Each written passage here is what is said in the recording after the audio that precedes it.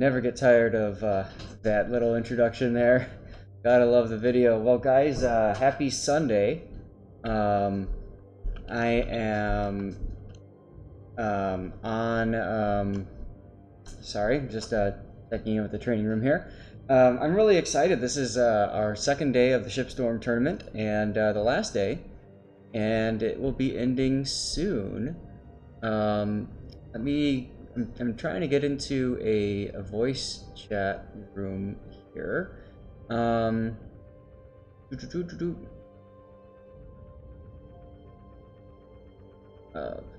Okay.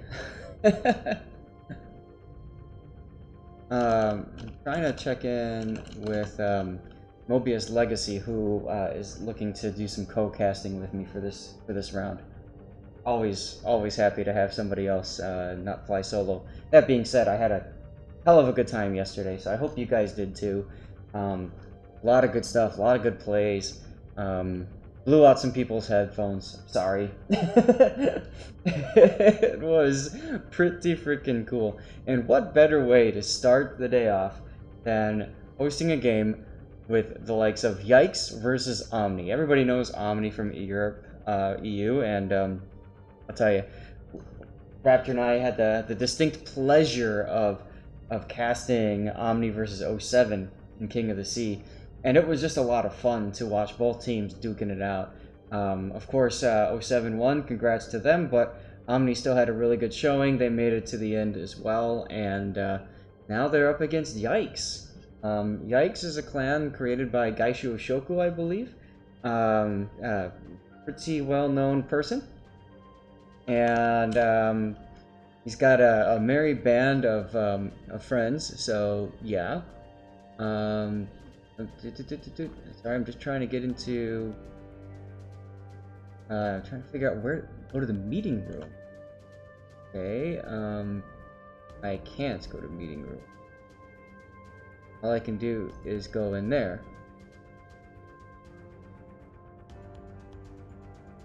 Anyways, people are going to start filtering in now, and that's going to be great. And I need to get the raffle ready to go. So here we go, raffle open.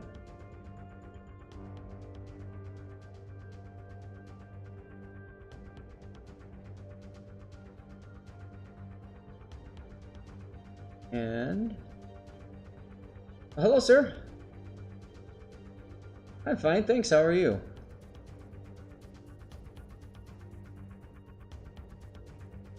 Oh yeah, I mean, I was just telling the people on stream, man. Like, so this, I'll tell you the story too, because it's a fun one.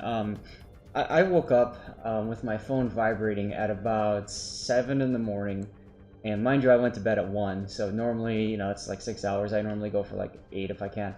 And I'm like, well, I'll check my phone. I checked my phone, and I think it was Duke or somebody said, hey, stream signups are up, and I'm like, shit.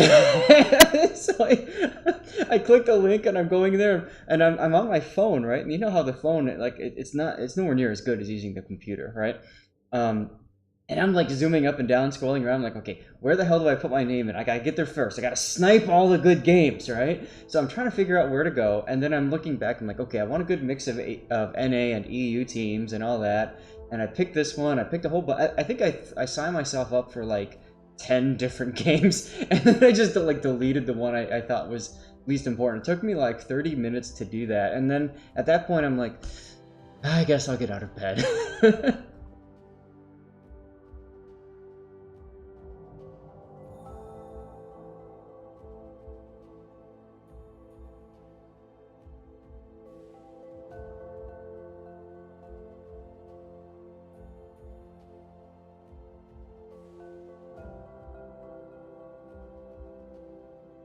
Oh wow.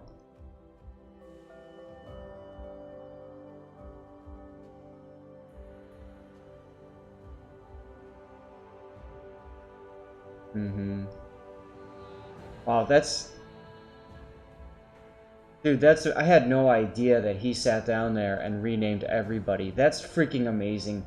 Like, my name, Lord Zath Streamer. Like, just the amount of detail put into that is just phenomenal.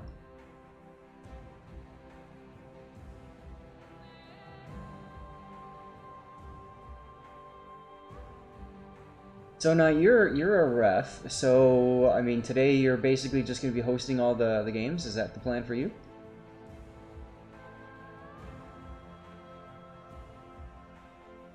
Okay.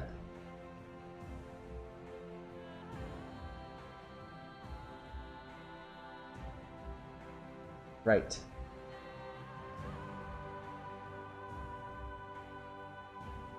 Death is ready. Yep.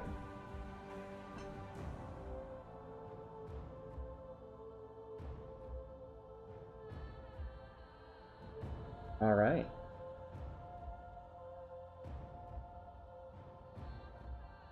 And before someone's computer dies.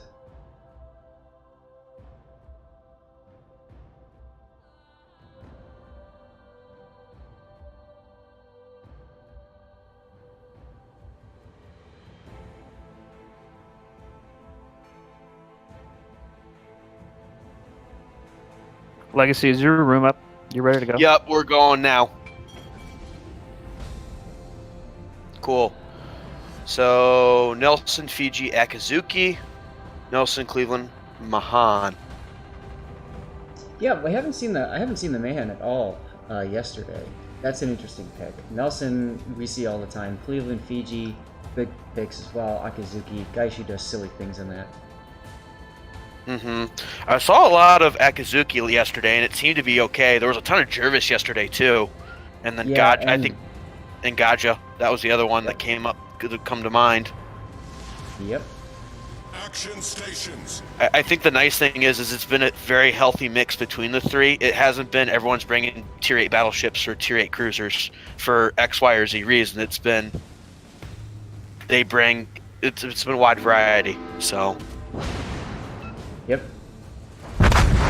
cool. Enemy cruiser destroyed. Taking on water quickly. I guess Hashidate OP. Just about. All right. So on my end, I have Akizuki heading towards C, I have Fiji heading towards B, and Nelson kind of splitting the distance between the two. Interesting play. So that's something I talked about yesterday on this map. You've got the choice of going one for each cap and try to grab the cap that the team doesn't go for, or kind of, doubling up on a cap essentially. And it looks like Omni is going for C. Okay. We'll wait and see how this develops out. Akizuki, I think Mahan outspots Akizuki, correct? Yes. By just Okay. a tad. It shouldn't be that much. Okay. So it's going to really depend a lot upon how these cruisers position. If they tend to get spotted, it's usually the DD that's got the least amount of support that has to back off the cap. Correct. Now the key here, I think, is Omni. I like what they're doing here. They're running their Cleveland just 1 kilometer behind the Mayhem. So as soon as the Cleveland gets spotted, he's going to radar, and that completely negates any sort of spotting advantage that the Akizuki may even have. And smoke advantage to run and flee. Correct. Plus the Mayhem can just pop smoke immediately, and Cleveland can hide behind it, and Cool. there's no radar to prevent this. All right, so I've got preventative torps coming out from the Akizuki over C. Cleveland's been spotted. Enemy force sighted on the horizon. Akizuki's opening up. Cleveland, has the smoke too. And then Yep. I'm guessing radar's up from Cleveland as well. Yep. So, and here, snoozing Mako shell coming in, just misses Ben on Beager with the Cleveland there. So it's 2 salvos. Third salvo coming in from the Cleveland. And that's about 8k off the Akizuki off the start of the game, which is not auspicious start, unfortunately. No. Not a very auspicious start. No. And then the normally Gaishu Fiji wins this is the decap coming in.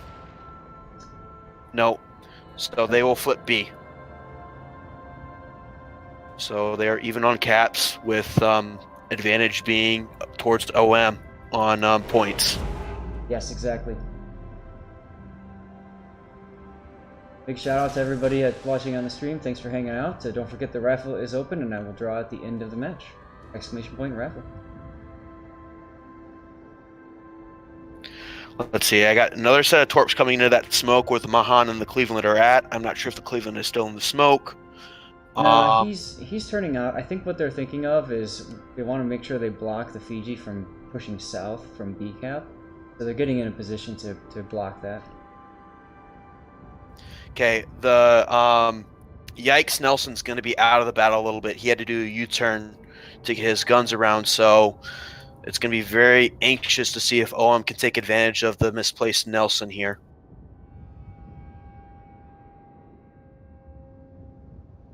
Yeah, we're just now seeing Fiji torps coming through the BC channel. Not going to hit anything. Okay. All right. And then I got another set of Fiji torps coming on the other side of the island. I don't think those are going to hit the Cleveland either. No, it looks like Cleveland got spotted for a sec there, though. Okay. He just took a couple hits in the back. So wondering if the Akizuki was the one that was firing at him. That was 8 Akizuki's rounds. contesting C now. Cleveland radar is still on cooldown. Yeah, but not for that much longer, and he's kind of positioning himself to radar as soon as it's available. Nelson HE coming in on Cleveland. Did a good 5K there. Yeah, I haven't been too impressed with Nelson's this. No, it seems like the Tier 8 battleship. Oh, okay, so Mahanen forcing the Akizuki out. Yep, there's the radar as expected. About 2K advantage on the Mahan HP versus the Akizuki. Mahan dodges next level from Fiji. Fiji smoking up now. And ooh, those torps. Akizuki's easily going to dodge those. Still, that forces him to probably go even more defensive than he wants to right now. All right, and now Akizuki is reversing back onto the cat. Mm-hmm.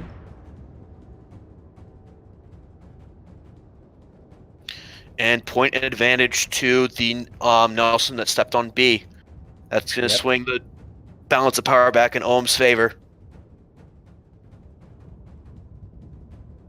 Keep forgetting Mahan's got that third torp launcher on the opposite side. Yes, and he's been doing a good job of utilizing it. Mm-hmm. Just for deterrence.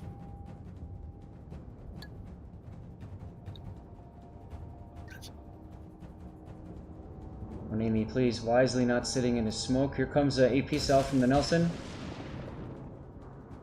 Dodged. Yeah. And AP onto the enemy Nelson. And about good 4K there. Mahan's pushing into C to defend. And Cleveland's there to support. Akizuki has to smoke up.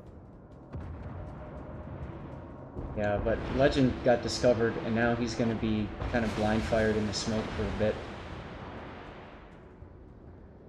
Nelson's got a good chunk of fire going on her. Looks like, I think, unless fire prevention's on, that's a single fire. Or that's two fires. Yep. Yeah, I like how Legend continued to creep up with the smoke at 1/4, just to make it harder for him to get spotted and more wiggle room as well. Mahan Torp's coming in. Akizuki's going to dodge. Nelson might take one on the nose. And will not take one on the nose. I like the Scorpus camp though. Hey, big bright and yellow just screams shoot me. Yeah. Now we've got Torps coming in from the Akizuki on the Mayhem. He'll dodge, no problem. So Gaishu spotted again. He's lighting up on the Nelson. Nelson's firing HE into smoke, or AP into smoke. And Aki's down to 8K. 7K. Yep. And look at the shot that 6K. Nelson has too. Ami Nelson's shot coming in on the Aki. 4K. Yeah. And Akizuki's lighting it up behind the island. And Island's blocking the shots.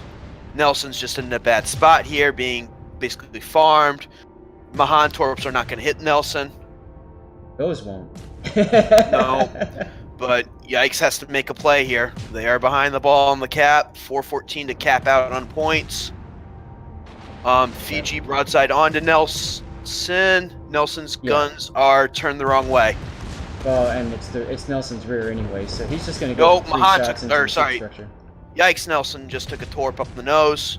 Yep. I don't know if that was flooding. You should be able to tell now with the graphics changes. Okay. No follow-up fires at right now, and he is undetected. That's the only reason he's not getting shot at here. Yep.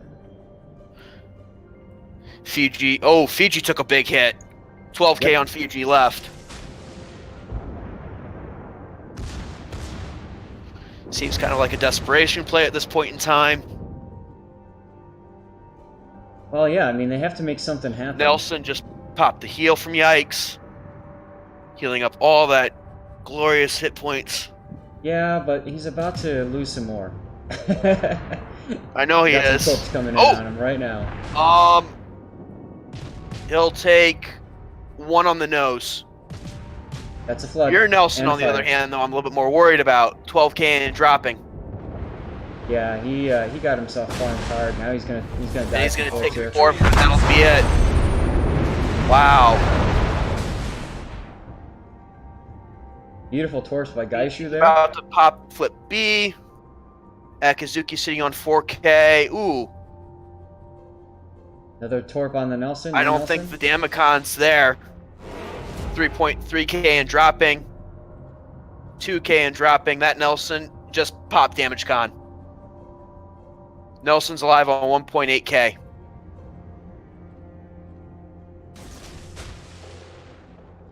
Akizuki's rotating over, I'm guessing to lay a smoke. While Nelson waits for the heal to pop up. Fiji's flipped B. Fiji is pushing towards D at this time. Okay, another torp hit on the Nelson. Follow-up torps from Mahan are going to miss the Nelson. Cleveland and Fiji. Cleveland's broadside onto Fiji. Yeah, that's a pretty desperate play there, but hey, it might work. I think advantage Cleveland right now. Fiji's down Yeah, to definitely. 7K. Gaishu's trying to help out with his Akizuki here. Fiji's got to smoke up or something. 4K Fiji. Advantage Cleveland there. Mahan's been spotted. Nelson's healed back up. Fiji about to go down. Fiji popped heal. And Fiji there it down. is. We are neck and neck with 4 minutes to go. Right now, Omni has a chance to win in 3 minutes if nothing changes. Nelson and Aki are about to step on C, though. That's going to change that balance of power. Yep. Ooh, Cleveland popped radar. Akizuki spotted. Nope, he's not No. spotted. Firing at Nelson. Nelson spotted. Okay. Yes. Interesting. Trying to get some of those little cheeky hits in. And another Torp salvo misses from Mahan. Torp salvo on Aki misses from Mahan. Got one more Torp tube that I have not seen yet. Yep, it's coming. Okay, and they're about to flip C, and I'm guessing a couple seconds here. Unless Mahan Legendary's- pops out in spots. Legendary's kind of in a Ooh, bad spot Torps here. are looking really good on Aki. Got him. Oh, no! Oh, he paid for that one. That, I think, was what they needed to secure the game. With, Well, look at the timer now. It's even. Actually, a slight advantage no, to slight Gaishu advantage from to Yikes. OM. And all that Mahan needs to do now is smoke up your Cleveland and spot. Yeah, And well, you're going to win on points. They have to... Ooh, yeah, it is even. Wow. Yeah, that's what I'm getting at. And if you look at it, it's ticking up for Yikes just slightly faster. Or sooner. So, OM has to make a play here. They have to get another kill, or they have to step on a cap. Even just stepping on a cap for like a second. I think will even do it. stepping on a cap is, yeah, going to do it. We're not going to point out there's 2 minutes of the game clock left. Holy crap! No one's going to point out. It's going to come down to... Yeah, that's right. So that's right. It's Omni's game to lose at this point. Then. What a match! Yup. What a match. That Mahan's going to need to make a play. I'm guessing if he was at C... maybe coming around the island. Nelson spotted. There would have been no reason for him to fire like that unless he wasn't spotted. Yeah, interesting. Cleveland's opening up. Cleveland's away then. Yeah. Yeah, interesting. So I think Yikes was expecting to see Omni go for B. So I'm guessing the Mahan then has got to be somewhere south of B, with Cleveland in the back, he's coming just in to see farming. from the side right now. Minute 20 left on the clock. Using Mako decides to shoot the island. Horns are blowing. There you go. Mahan's on C. That'll do it. Seal's the deal.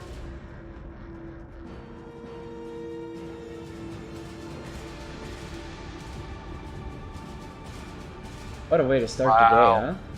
I agree. I think it was that Torp on Akizuki that won them the game here. Yes, that lucky rando Torp just did it. Yup, and Aki didn't have enough time to dodge. Blind fire came in from Nelson, not resetting the cap. No, he got a decap. Oh, he did get a decap. Yes. That's why Legend is like commenting there. What a brilliant salvo. That was more luck. 20 seconds left on the game clock. Yeah, Second. and that's all she wrote. Yup. Well, it's interesting considering I had the feeling that Yikes is going to pull this off. Omni's Nelson went down a little bit on the early side of things. Yup, but they got good damage trade for it, you know? Yes, Oh. and Snoozing Mako did a wonderful job of not dying. Wow. What a start to the afternoon. That is Indeed. for sure. So this was Group A, Round 1. This is a round-robin format, just to remind everyone. Every team in this stage will play each other once, and the top team in each group will advance to the semifinal. So OM got off to a good start with the win in this round. So Yikes aren't out of it, but they'll need to win the next two to have a chance of advancing, and hope that OM drops one. Absolutely.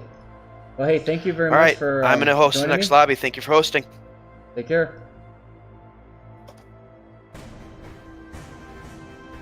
All right, congratulations to Omni for that win there. Next up, we're going to go with Rain and Dastard versus Lull.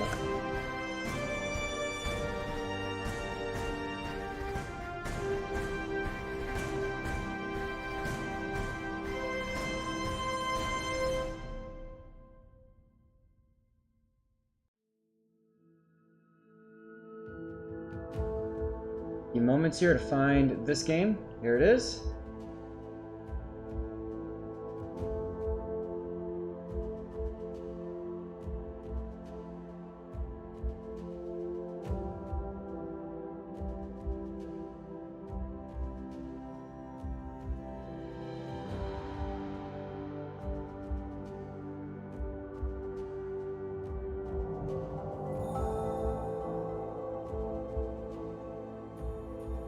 Okay, looks like I'm going to be on Team Raid. Set this up now. Way. Rad versus Whack. Rad. Whack.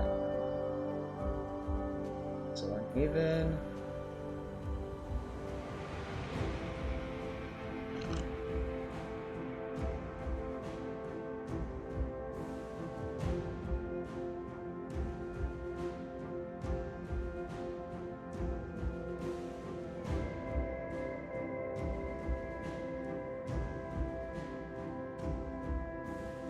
Okay, well, we're about to get started here.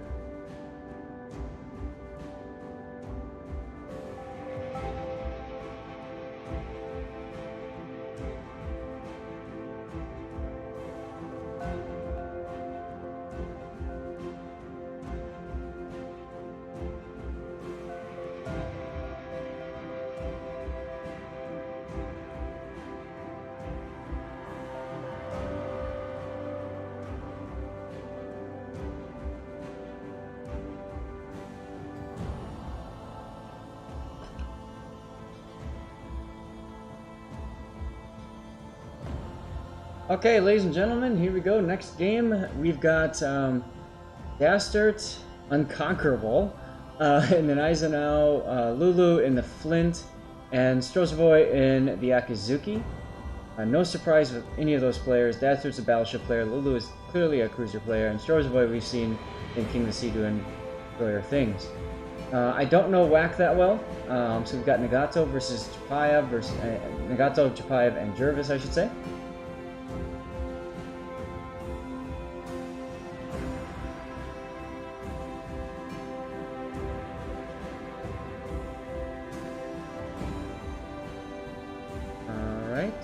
Should be okay. Here we go. Game overlay is set, and what we're seeing here is kind of a repeat of the last battle. We've got Brad going for B and C separately.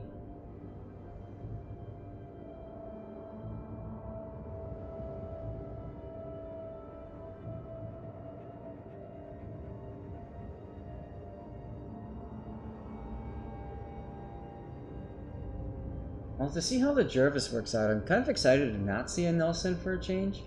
Gneisenau is... it's okay. It's got the secondaries and the torques, which is what makes it special, right? The Nagato is really good at killing cruisers, but that Flint... you know, it can overpen pretty easily. Now, Strozovoy here is going for... looks like the typical back into the cap, but also getting ready to flee if spotted. Keep in mind that Whaler's got a, he's in a Chapayev, so he's got that radar. So you gotta watch out for that radar there, that can be a big problem.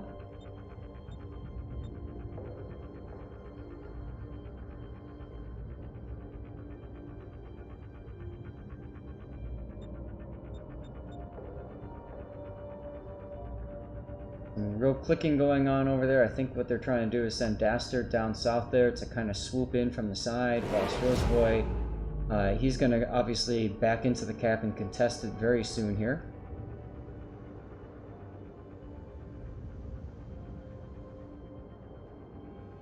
Meanwhile, Lulu is cautiously, very cautiously moving into C cap. There he is. Now he's going to just kind of sit there for a sec, take his time, and get ready to run. You'll notice that he's setting himself up to possibly get out if needed. But I think that they're expecting the bulk of the team to be over on the B side. And there's the radar. There's the smoke from the destroyer, and we see the Nagato opening up too on Strozovoy. Nope. No dice. But it confirms exactly what they thought, which is the enemy team has gone for B cap. And gone hard for B cap as well. Some blind shots in from Dastard. Oh no, these aren't blind shots. They were on the Chapayev just as the Chapayev left. No dice on those shots. Lulu, though, flips the cap on Seaside.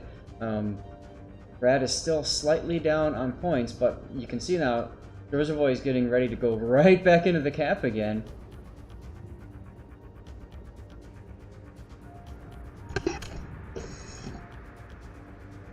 And we'll see what happens here.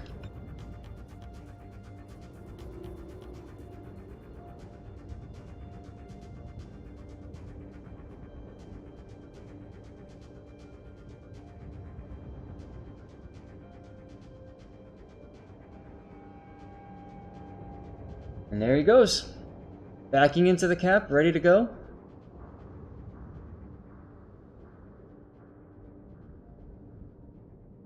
Whaler spotted, but not really much that's going to punish him here. There's the Jervis. Lulu realizes that the Nagato is probably going to come back up again. So he's getting in a position to kite away from there as he is shooting over the island, and Whaler takes a big hit from Dastard.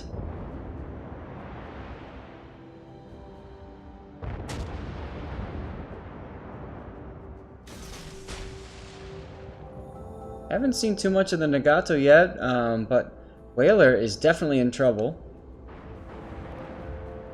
Here comes the next round of shots in from Dastard. 4,500.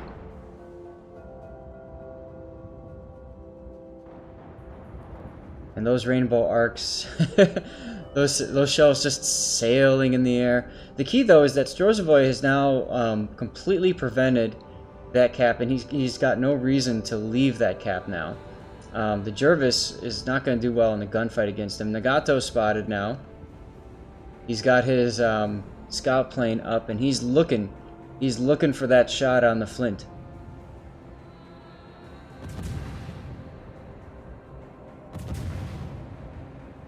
Okay, now we see the Akizuki. We're going to zoom to him real quick and see what he's doing.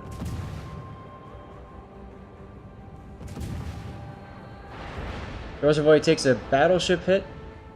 Also, the Chapayev shooting up. Ooh, the Jervis had to get out of B-cap. That's going to be huge. So now we're going to see Strozovoy slowly but surely gaining some cap points as he ducks into the island, reversing. Brilliant. To prevent from getting blind fired by Whaler. We're gonna get out of his view there so we don't have that. Oh, no. Lulu is also in the smoke, so we're gonna switch over to Dastard's view now. Clear off the screen a little bit. Now the question is, has the Jervis sent Taurus?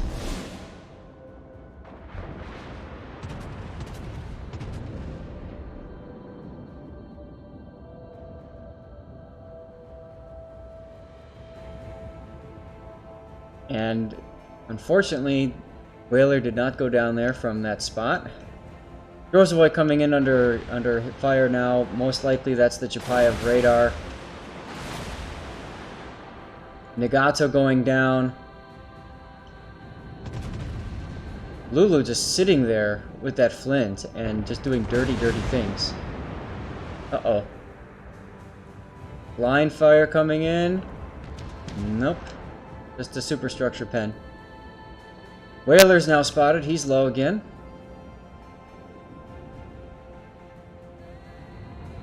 Rozovoy taking some hits. Oof. That's got to be radar. That's got to be Whaler's radar now.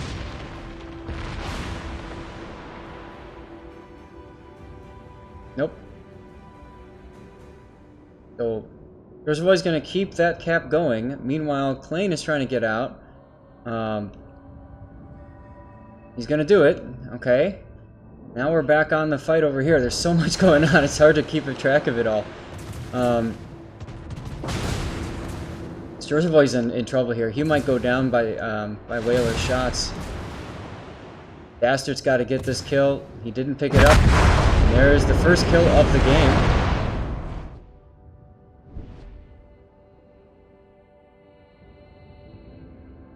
Now, interestingly enough, even with the kill, Rad is still looking pretty strong.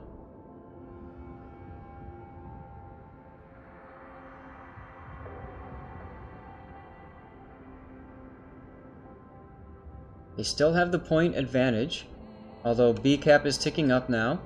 Nagato is spotted, so Dastard's probably thinking, I gotta get this guy out. Lulu now opening fire up. And he's probably going to arc those shells. Let's look at the angle he's got. Look at that. Beautiful arcs. Just right up and over. If Lulu can light this guy on fire, it's going to be huge. Now, Dastard's also got to be careful now for Jervis Torps. Might come in from the side there. So you can see Lulu is trying to move more into a central location to support his battleship. Here comes Dastard's shots. Yeah, decent hit, looked like an overpen or two, and that's about it. Those hit on the belt armor instead of the this tail section here that still has a lot of hit points. Lulu getting the fire on. Look at that, he's arcing the shells over the island. Beautiful shots. Plane forced to DCP. Back on fire again. That's probably gonna seal the deal for Klein here. So now Lulu, if you look at what he's doing now, he's getting in a position to push into B cap here and contest a Jervis. The question is, did the Jervis stay in B, or did he go north to A, or did he go south to try to get a shot on the Gneisenau? There goes Klein. We knew he was going to go down by the fires, which frees up Dastard to also maneuver. There is no escape.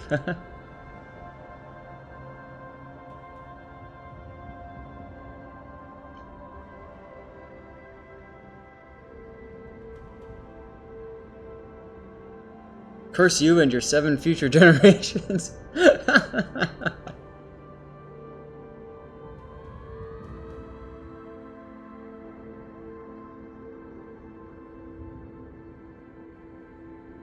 Oh boy, there's Whaler. Let's follow Dastard's shot. Let's see if he gets this kill.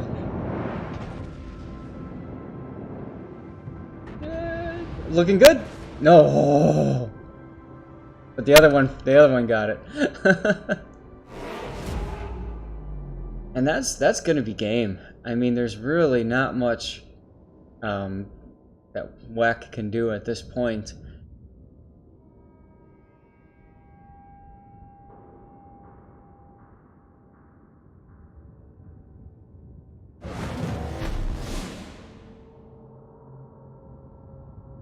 Big M, thanks for hopping into the chat there and helping get things figured out. Appreciate it.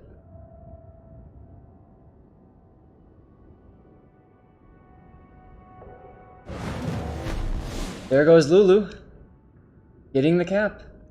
And Our victory is in sight. clearly the Jervis went to A cap.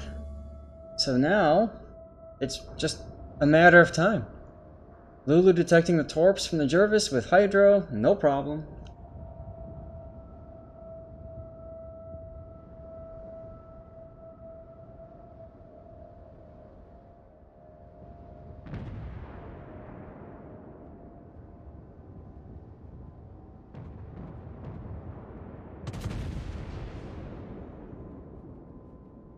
Everybody's just shooting at random. Just because they can.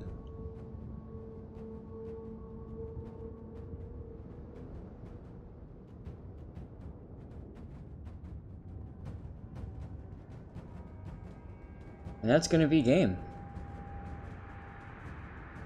Oh, there he is. Oh, he must have taken a torp or something. Maybe an active torp. 30 seconds to go. Going fishing. They're going fishing.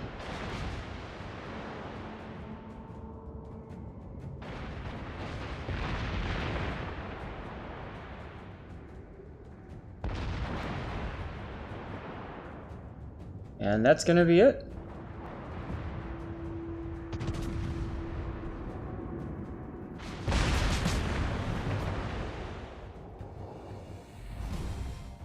All right. Well, congratulations, Rad, on winning.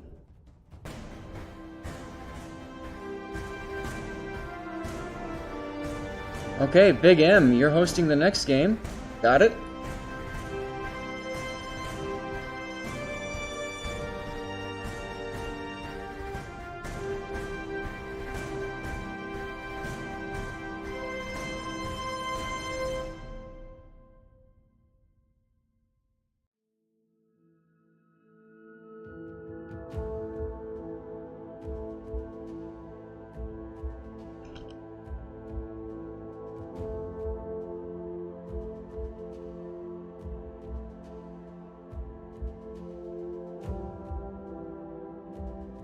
Okay.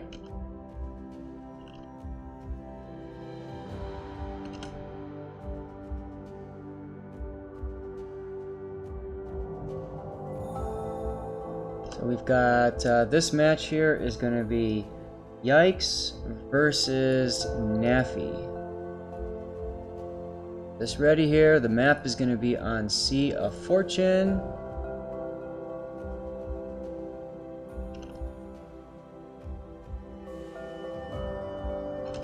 Okay. Looks like the team has mostly readied up.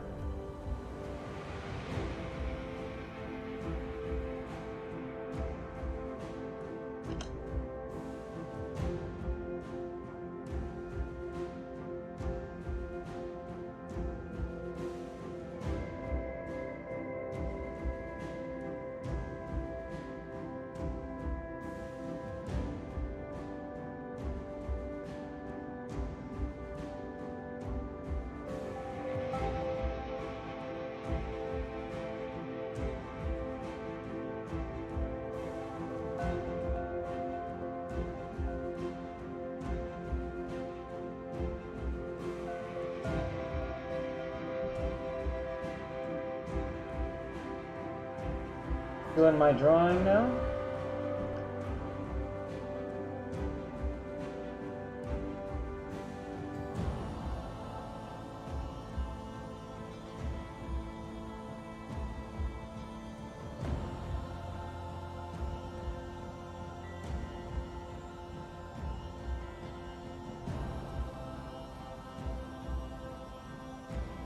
Congratulations to Dalibert. Raffle reopened.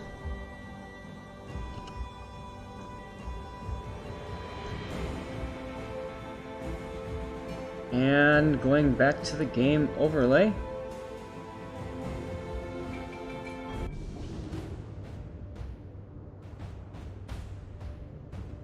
And here we go.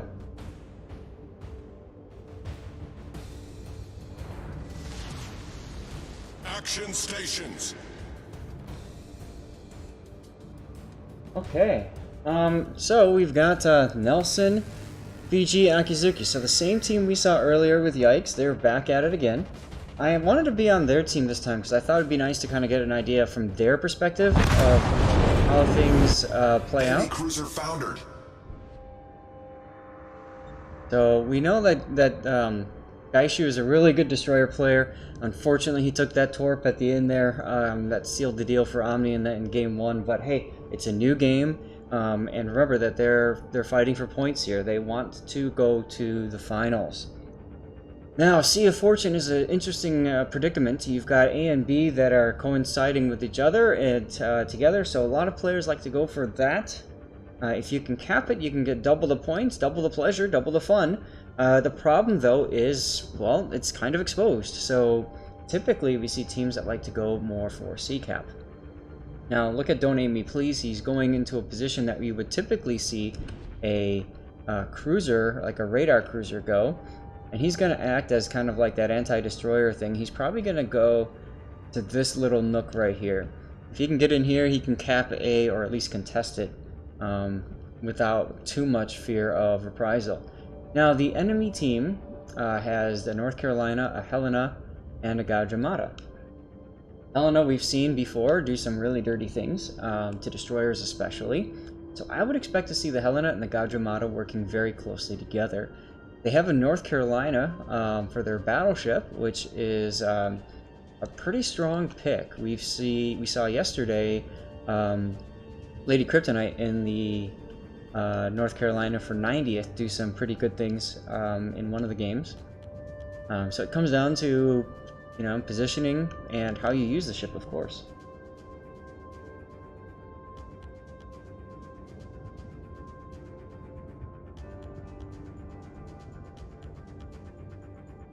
Okay, so Otto Xander has been spotted now. And I would expect to see shots. Here they come from the Mako, from Snoozing Mako, I mean, the Nelson. And, you know, the typical kind of, you know, little pens and stuff you get at the beginning. Nothing too crazy. But the fact that he's there and there's the scout plane, Gaishu might need to smoke up here or he's going to get spotted. Choosing not to smoke, he's just outside of spotting range, 3.9 kilometers. Damn, that was close. Don't Aim Me Please now firing torpedoes through the channel, hoping to get a quick little cheeky hit on their Gaja.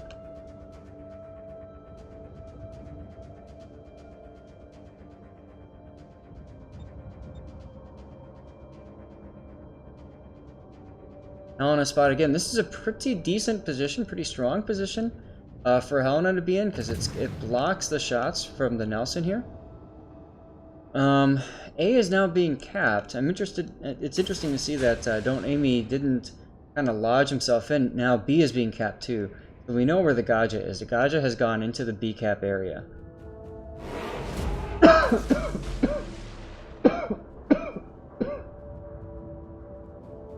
Sorry about that. A capped, B is going to be capped shortly. And that means we're going to have to see Yikes get a kill and probably try to push into one of the other caps. As Xander starts taking a little bit of damage from Gaishu, not too much here. there's the North Carolina. So North Carolina's finally been spotted. He's looking right there. He was expecting to see the Fiji Don't Aim Me Please come out and go for that cap, and now Xander's getting in on this too.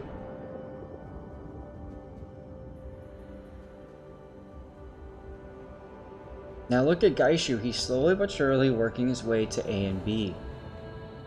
Meanwhile, Mako is still pretty far off. I think he's worried about getting focused early in the Nelson and going down. So he's kind of staying back. I think he needs to move up just a little bit, as Don't Aim Me Please decides he's not going to worry about going for the cap just yet. Look at that. I just want to take a moment and acknowledge and look at the quality of the detail. Look at that hole in the ship. Wow, that's cool. Anyway, back to the game.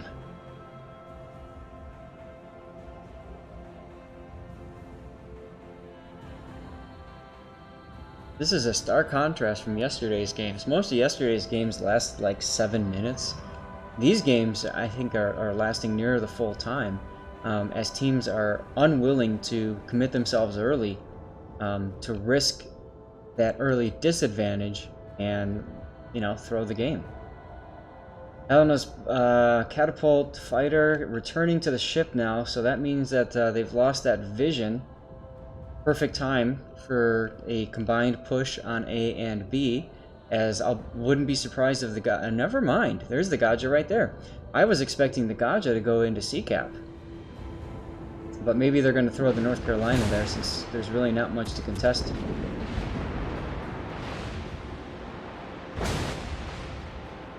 Gaishu taking a big hit there from North Carolina.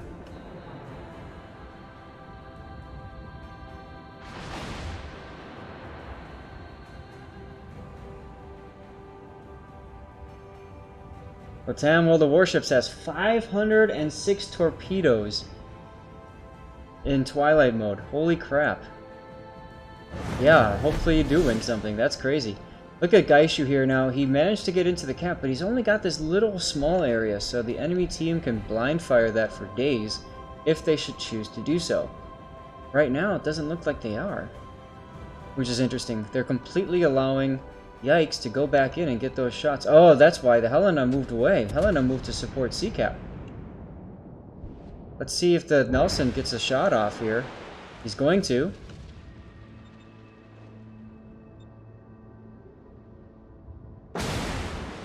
Like he's waiting. Sitting there biding his time. Yikes with complete cap control now. You can see how quick the points are gonna stream up here. We've got 4 minutes to go. Now that Helena, you see, there's the shots. Just as the Helena goes out of view.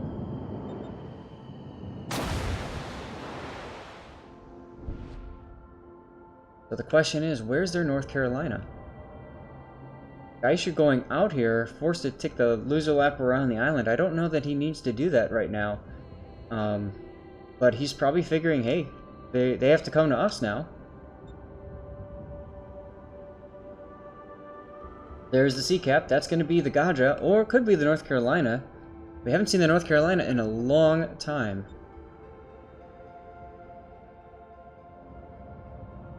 And that's where I think Gaishu coming in like this is going to hurt their team. They're going to lose some of that spotting at the beginning. They've got the valuable A and B cap, though, so they're still going to win on points, even if they manage to flip. Now, here are some AP rounds coming in from the North Carolina, which means that North Carolina is still there. So that's going to be the Gajamata that's gone into C-Cap, which is a problem for snoozing Mako. He's going to have to back out and find a way to make it back to his team without getting torpedoed. Meanwhile, Gaishu is going to come around, and he's probably going to spot the North Carolina soon.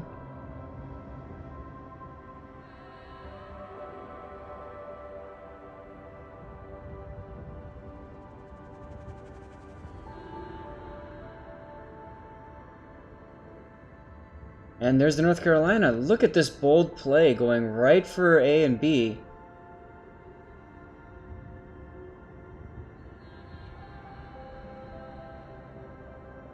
Gaishu, knowing Gaishu, he's going to take a couple of cheeky shots here. Especially with Wazalti not looking in his direction. There they are. He wants to distract. He wants to get... Yep, he wants to get those turrets turned towards him. Not working, though. He wants that Fiji. Helena now opening up. Helena's in a beautiful position between the islands right over here. He can arc over and not get detected. As Snoozing Mako is forced to kind of turn away because we don't know where those deep water torps are going to come in. Here comes the shells from the Nelson. Snoozing Mako getting some hits there on the North Carolina. That's very helpful, but they're going to need more than a few hits.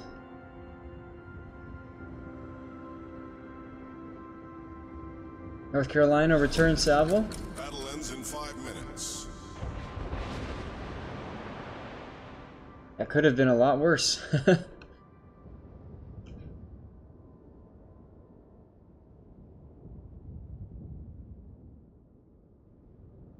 There's a North Cal. And Don't Name Me Please is kind of boxed out. He probably wants to back up and torp and stuff, but if he does, he's running the risk of getting hit by that North Carolina.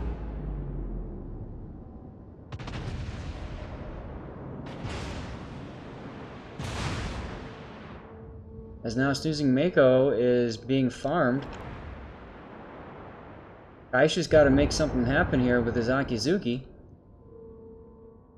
Planes going back up. That's going to be the Helena's planes. No. Could be North Carolina's. I think it's the Helena's. I think it's both of them, actually.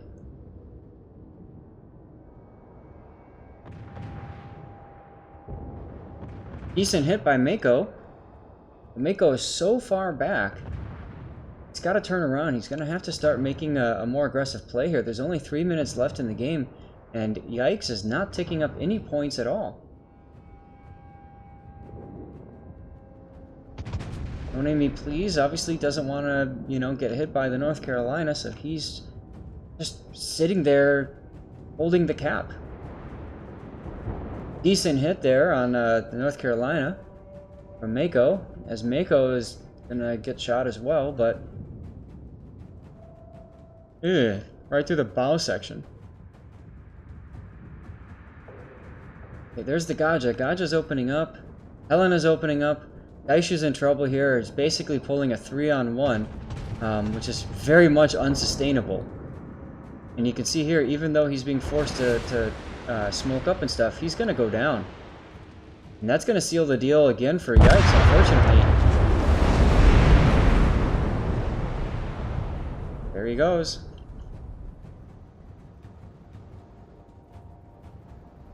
Unfortunately, the Fiji in this game was completely ineffective. And I think that's going to be a large part of the reason that they lost here. Yikes just not able to utilize that Fiji the way they wanted to. Don't Name Me Please using his smoke to try to give him some wiggle room to back up, maybe get some torps in or something. Meanwhile, he's keeping probably the North Carolina spotted via Hydro. That's my guess. Also, Snoozing Mako could be spotting him too.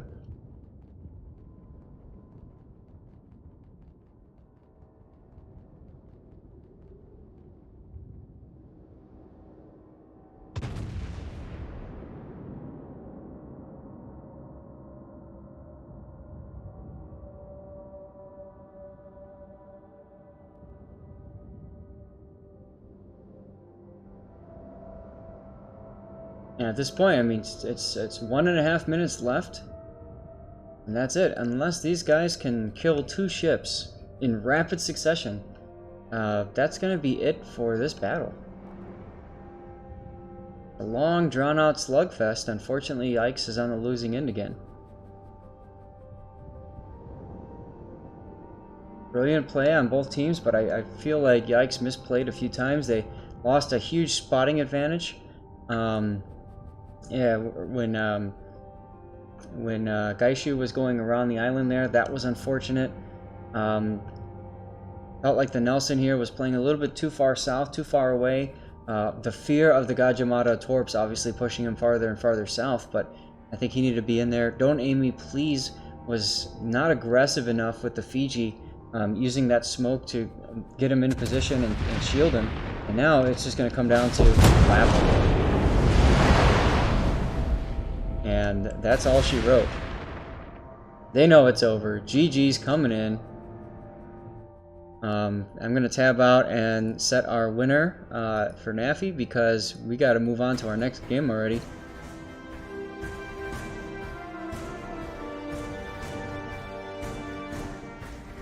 Congratulations, Nafi, on the win.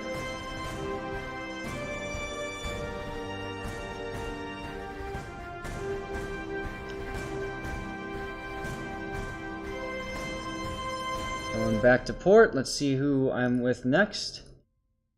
Next I'm with Guitarist Sting. 90th versus Poi BB. 90th versus Poi BB. See a fortune also.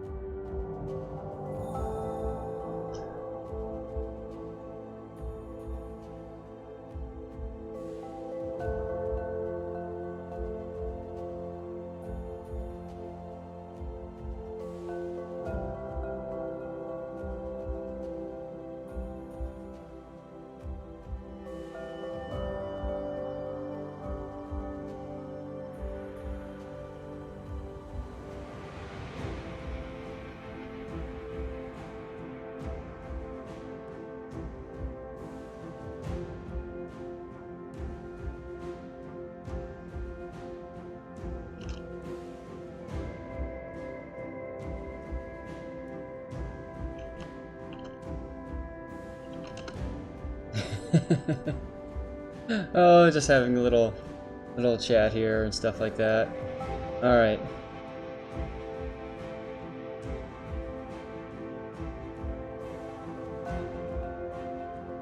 Got 90th Poi BB. And we're gonna go back over to the game.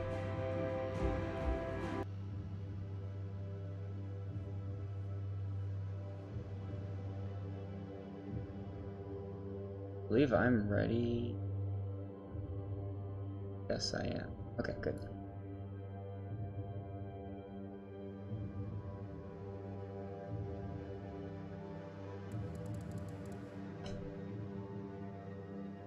Do my drawing. Ah, the Big M. You deserve to win, man. All the work you've been doing.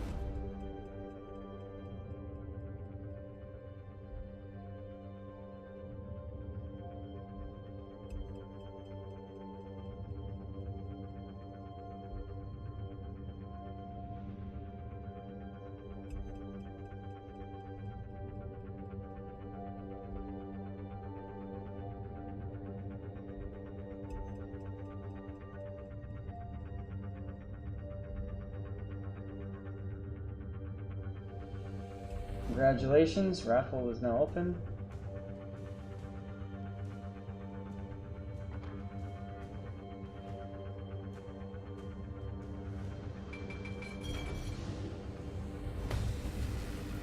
Okay, Shiratsuyu. We haven't seen that yet. No hitting ladies is lewd. Alright, well, we saw 90th yesterday. I wanted to see how they handle this, because I knew that Lady Kryptonite was going to take North Carolina, so we were going to see kind of, I would imagine, a similar kind of gameplay as what we just saw the opposing team that faced off against the Ikes last game.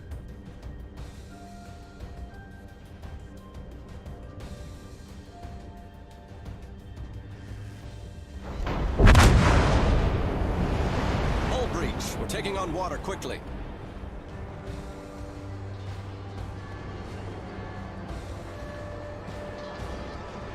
And you'll just have to excuse me while I don't understand why I keep on living like this, but hey, whatever.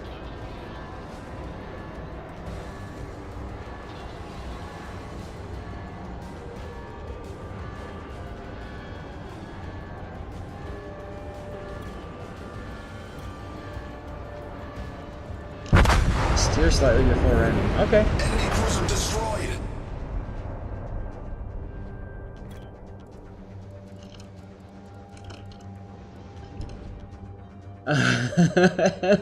Okay, so anyway, we got Wolvenstorm and the Gaja going for C-Cap, no surprise there. Devious Tyrant now going for, we saw him play, I think, over here last time, yesterday. Similar position that gives him some beautiful arcing shots. Shiratsuyu early smoking, most likely gonna hide a Cleveland in that smoke. So I'm sure that 90th is realizing this, recognizing it immediately and saying, okay, we have to figure some stuff out there. So, okay. That means Tyrant, you'll notice, is already kind of ducking behind the island here. He's expecting that radar from the Cleveland. Shiratsuyu, of course, has the tremendous torpedo burst power, and it's got a decent gun loadout as well. And it was recently buffed, if I recall correctly, the HE characteristics. The shells do more damage now.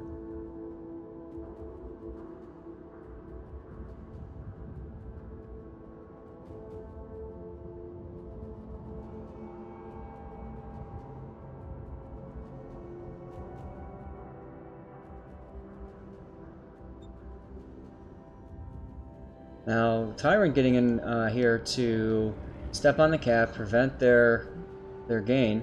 They're going to cap B, but Lady K is in a position to possibly stop that. Yep, she's got her shots angled there.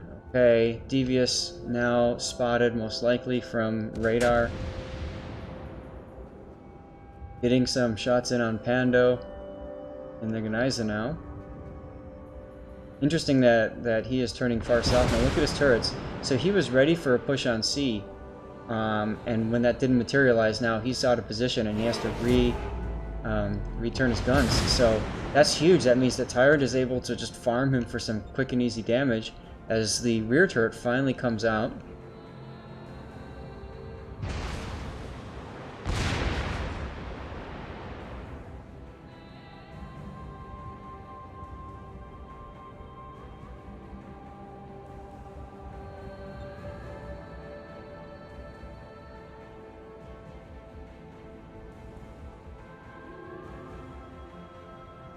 All right.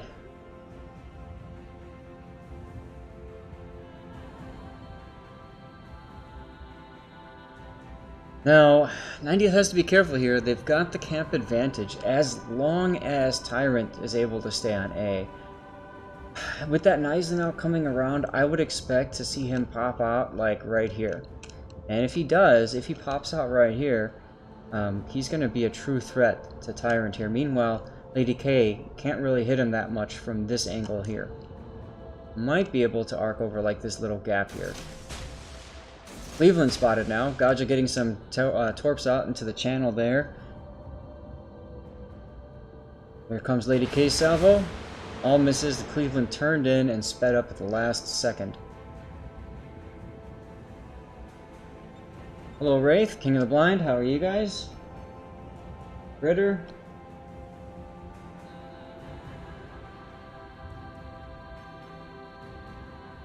Oh, there's the Shiratsuyu, Private Penguin.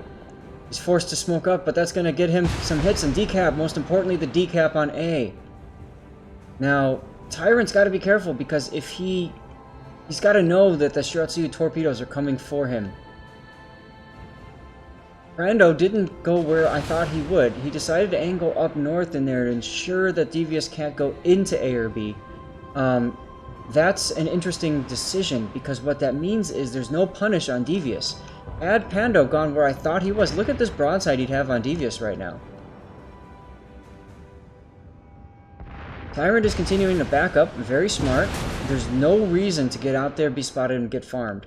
Meanwhile, Lady K knows that there's really no torpedo threat, so she's able to move her her North Carolina in a little bit more aggressively, which is desperately going to be needed. They need to take the pressure off of Tyrant right now.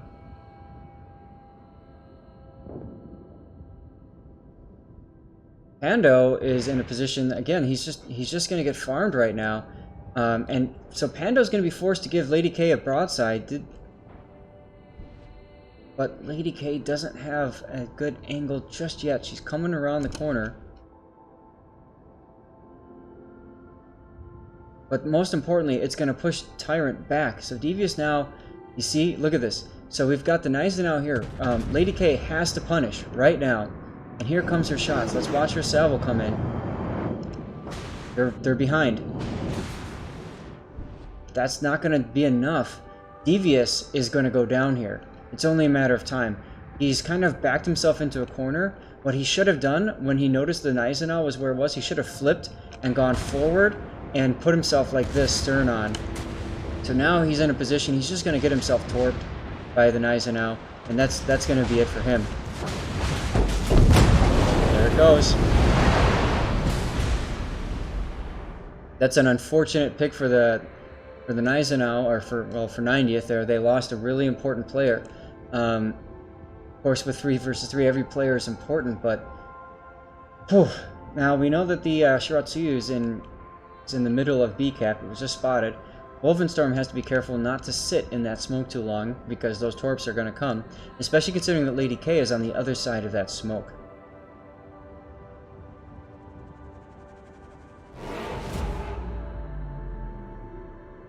And once again, A and B is owned.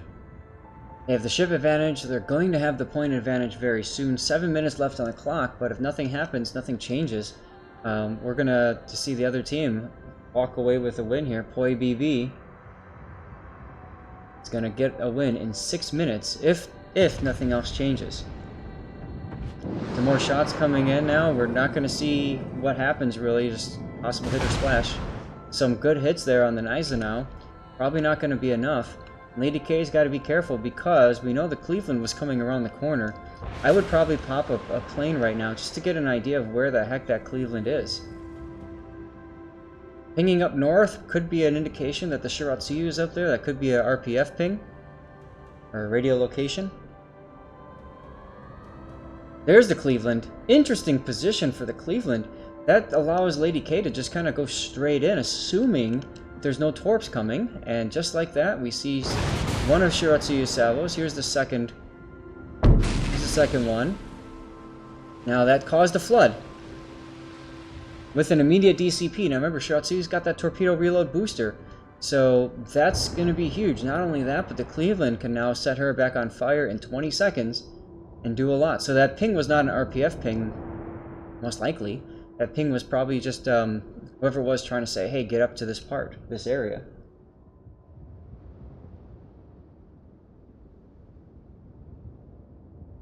Yes, I am casting alone today. I'm going to be picking up another caster for the elimination rounds, but for the round robin right now, I am just by myself. All by myself. Shiratsuyu detected. That's not good for Lady K. That means that we're probably going to see torpedo hits coming in. Here's the shots on the Cleveland. Nope. We're probably going to see torpedoes coming right up through there. Wolfenstorm almost needs to turn around and 1v1 the Gaja. Or not the Gaja, the Shiratsuyu.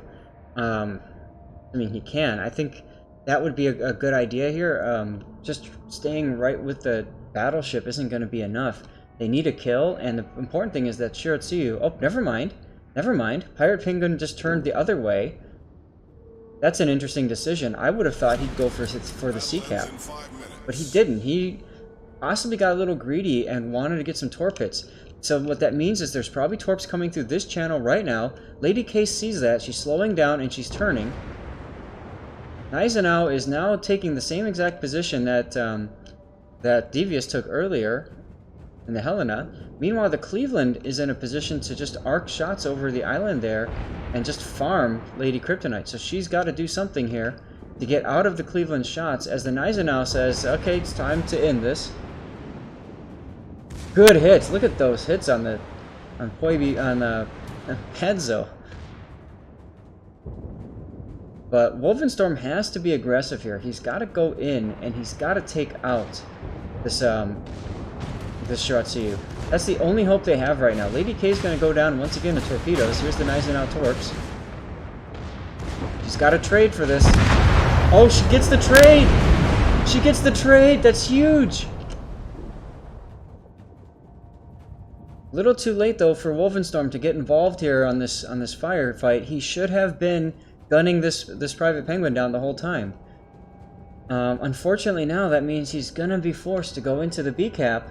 We know the Cleveland is there. He's gonna radar, all that stuff. But they have to do something. There's 3 minutes left in the game.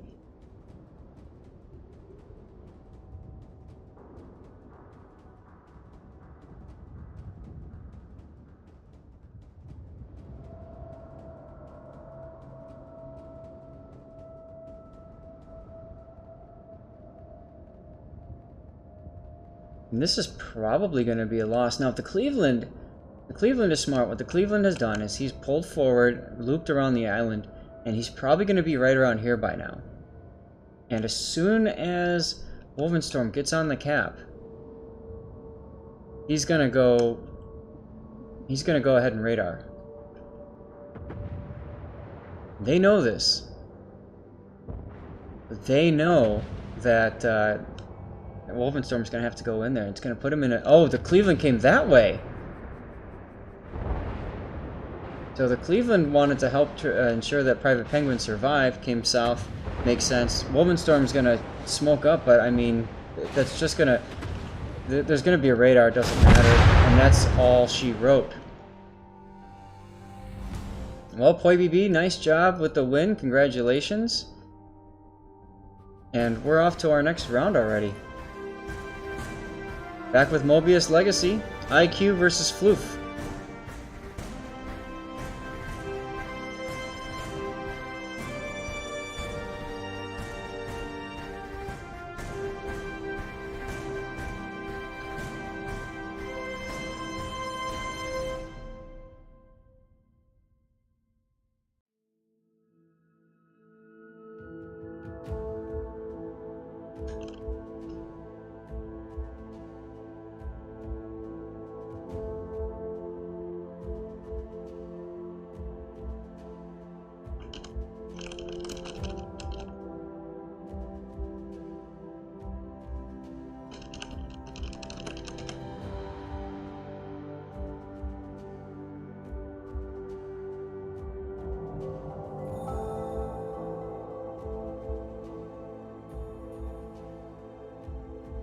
And we're off.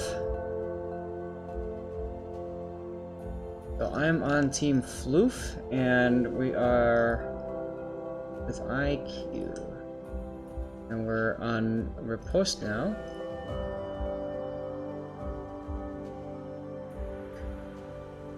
Hey, there we go.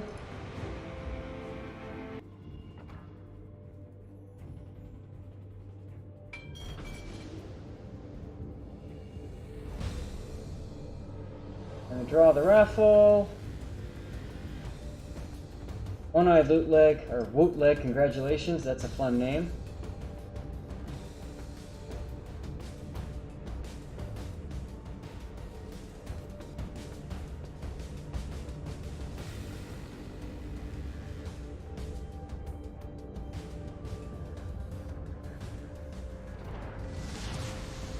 Okay. General quarters. Give him the code.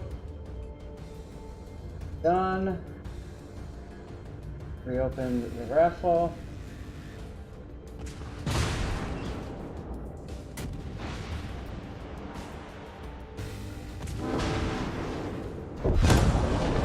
And here we are with Enemy Riposte. cruiser sunk. Now Riposte is that map we were seeing yesterday. It's kind of like a bit of a circle jerk kind of action. We often see a lot of everybody goes A on this side, the team of the South goes for B, all that good stuff. So in this game, we've got Finning in the Nelson, Chokaini in the Cleveland, and Michael Amadori in the Gajamada. We've got on the other team, John the Impaler in the Nelson, John the Ruthless in the Flint, and Big Rip IQ, or Big Rip, I guess, in the Akizuki. We saw the Flint do some interesting things earlier today. Will we see the Flint do the same? And can the Nelson prove useful again? It's been a couple of games we haven't seen the Nelson, and we're back on Nelson versus Nelson action. Chokaini obviously able to do some good things with the Cleveland if he gets in a good position.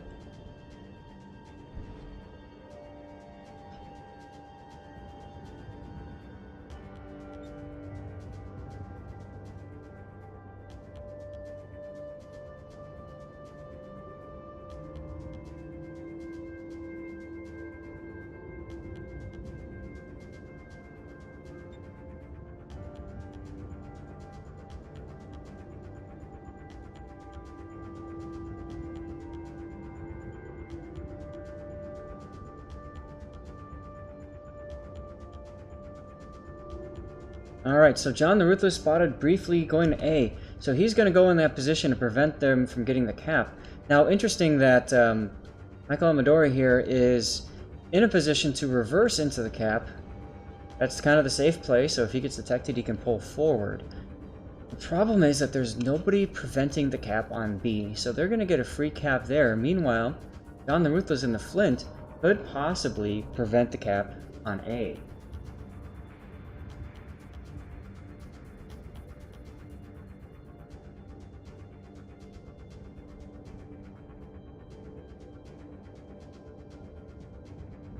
My kitty cat wants back up on my lamp. He's excited too. There you go. Interesting that B is not being ticked up at all. So the enemy team here, IQ, has all gone for A? Seems weird. Seems weird. And the reason I'm saying that is because what do you get from it? I don't know. Here comes torpedoes from the Flint. Flint is now opening up on the Cleveland. Nope. Oh, okay. So the Flint is just taking some guesses as to where Michael Amadori is. Michael, of course, not sitting where he was originally because that's the dangerous torpedo spot. He's going to the island because he's figuring that the enemy wouldn't bother trying to shoot that way. There's John the Impaler now in the Nelson. Gonna trade shots with the Cleveland. Decent hit on the Cleveland. And now we've got the Akizuki here. We're gonna kind of spectate a little bit this fight. This one's gonna be a huge one here as Shokaini is taking some big hits and dishing out some punishment too. Now hopefully he's gonna put his Hydro on to try to detect the Akizuki torps, because he has to know the Akizuki fired at least one of the racks of torps. Aki, of course, has his torpedo reload booster.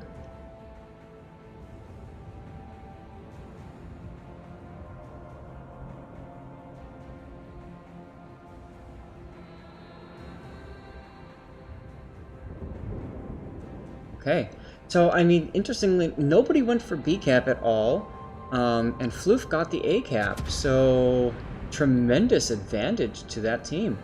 Amadori now smoking up Finning. That's a good idea because now it enables Finning to kind of sit there and not get farmed. He'll take interesting every now and then opportunity shots on John the Ruthless. As a matter of fact, he's probably waiting for that right now. Let's see what he's doing. Yep, he's looking, he's ready. And he's just outside the Flint's torpedo range too, so John the Ruthless here might go down. Finning is waiting for an opportunity now. He's waiting for, most likely, the Flint to turn in and then back out again, as now the other Nelson just got detected, so he's got to... Finning has to plan this out very carefully.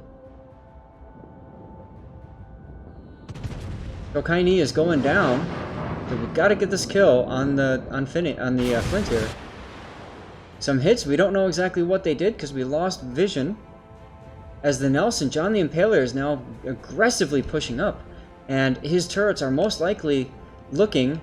Nope, not yet, but they're coming around. He's gonna go for that cheeky shot on Chokai-Ni, and it's probably gonna kill him. No! But he's gonna go down by the Flint anyways.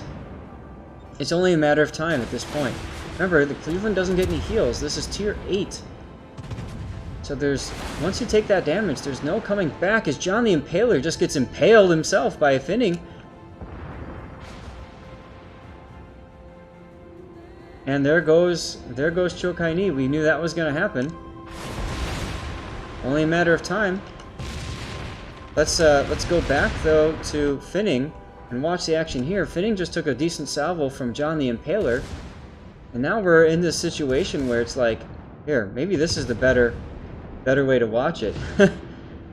As top down as we can get. Let's rotate around this way here. Yeah, that's better. Oh, Finning, no! Finning is slowing down. He's showing too much side. Look at how much damage he just took. He's going to go down here very quickly.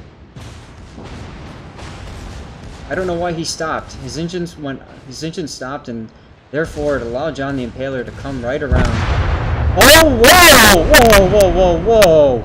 Whoa! Okay. And just like that, Floof wins. Whoa!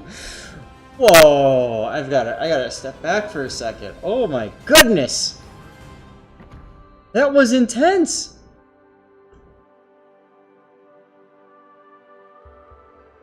Oh my god! That was amazing! I didn't even know that was gonna happen!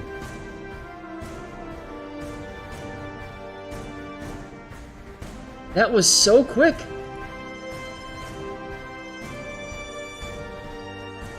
What a battle! By the way, guys, don't forget about my clip contest. I should have said that earlier. Top 3 clips from today and yesterday get community contributor containers.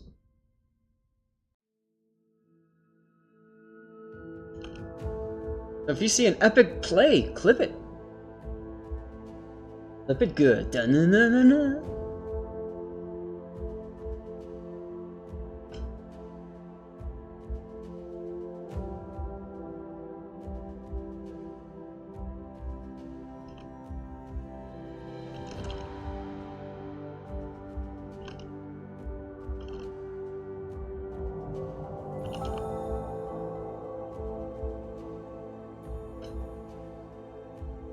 Alright, so now it's DAT versus 90th.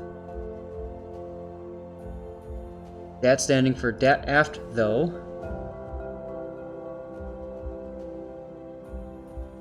And we're once again on riposte. Now this is the last of the round robin stage, and then we're gonna go from there into the other setup here, into the elimination stage.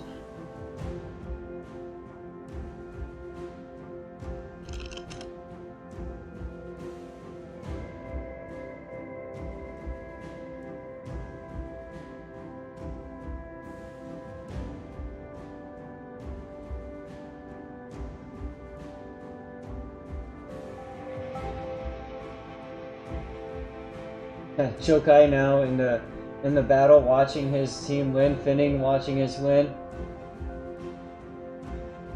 And Garrett Quantas, congratulations, son. You have won.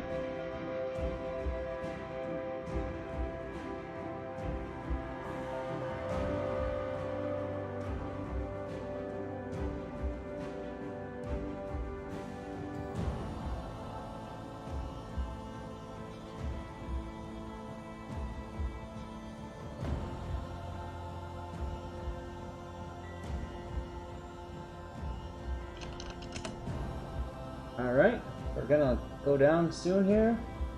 See if I can find Garrett Quantas in the chat.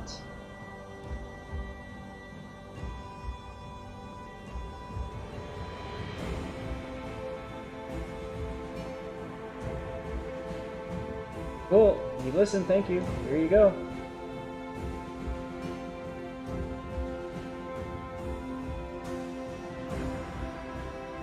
And now we're dropping. This has been amazing. There's like no time in between matches. I know some of the players here have been forced to wait a little bit as we get some delays, but I'll tell you what, stark contrast to yesterday, where we had a little bit of time, we had to kind of sit and wait.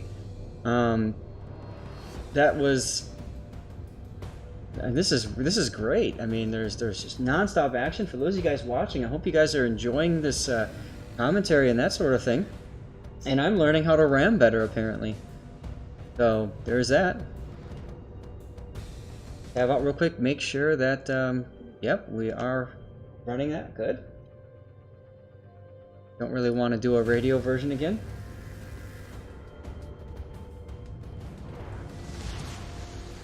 General quarters.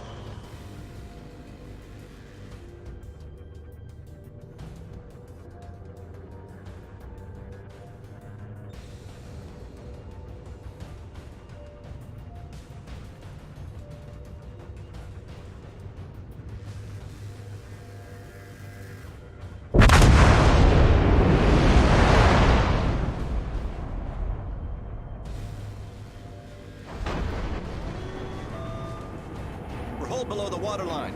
We're flooding quickly. I don't know. Oh, whatever.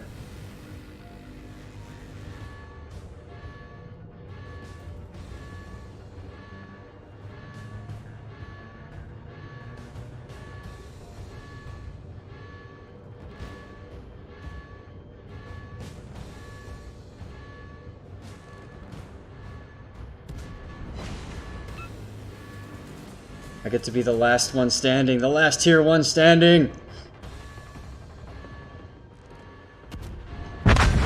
Yeah! Enemy cruiser foundered.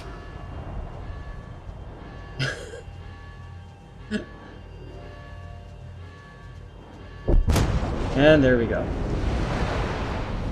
Alright, so we casted both of these guys yesterday. Interestingly enough, we've got Wacko now in the Cleveland. We saw him doing some pretty good things in the Destroyer yesterday in the Moss. We got Skull now, instead of in a cruiser, he's in a Destroyer. This time he's in the Shiratsuyu, looking like he's going to be the spoil play over at ACAP. Meanwhile, we've got Kazol in the Gneisenau now, getting in position to support his team in case Devious decides to do something a little bit different. Now, interesting here, Devious has changed to a Cleveland instead of the usual Helena. Lady Kryptonite has been forced to give up her North Carolina and therefore go to a Nelson. And of course, we have Wolvenstorm in the Gajimata again.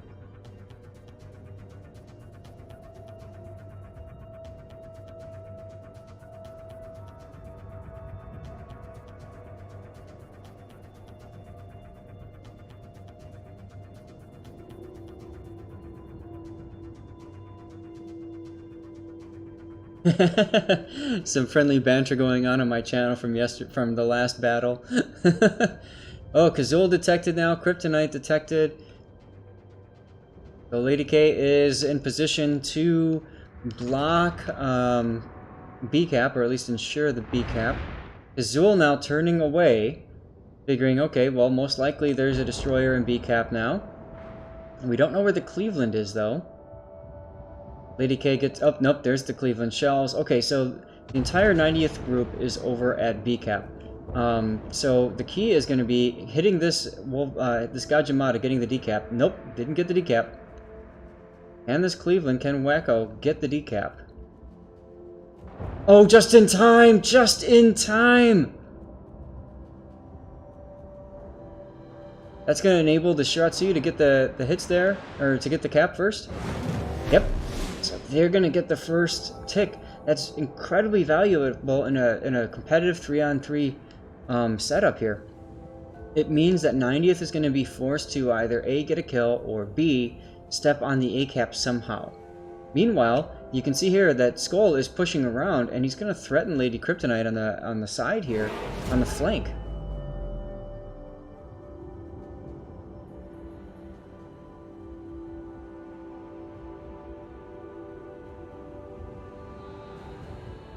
And they have a disconnect. Now, we have a ref in here. I think Duke is in here.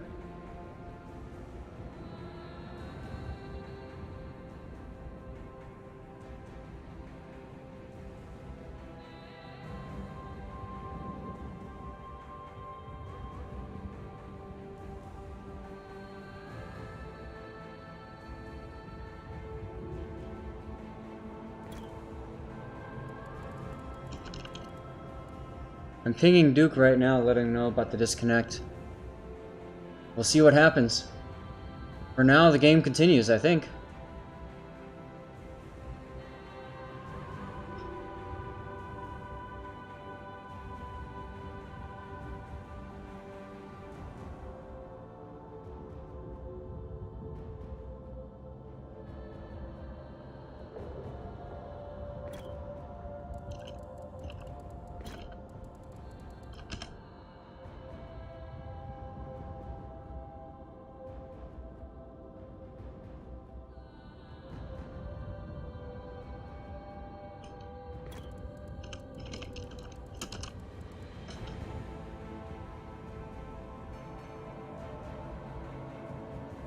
That's unfortunate. Duke says to continue because there was damage.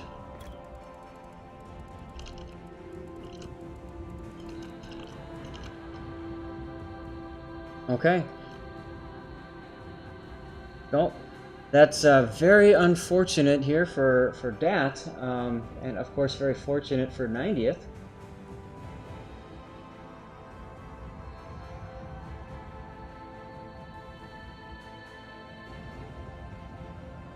And now that's going to force Wacko and Kazul to play a little bit more defensively here.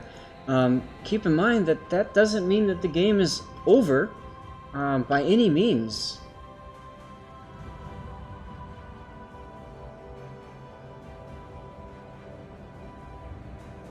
Also, just a heads up, it sounds like they're going to postpone the elimination stage by about 15 minutes, just possibly due to a little bit of delays here and there.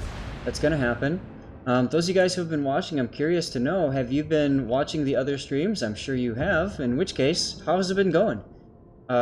Some interesting games? Have you been enjoying the other streams that have been going on?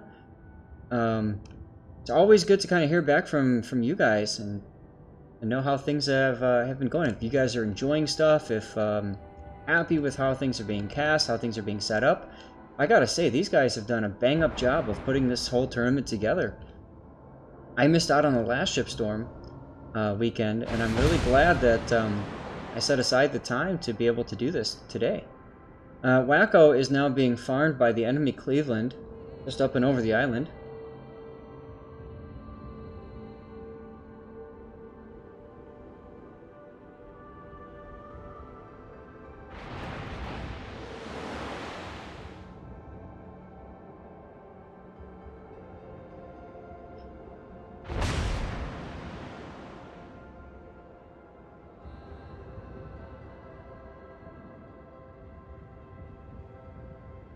And Kazul now, okay, so there's deep water torps that are coming into Kazul, detected by Mr. Wacko's Hydro.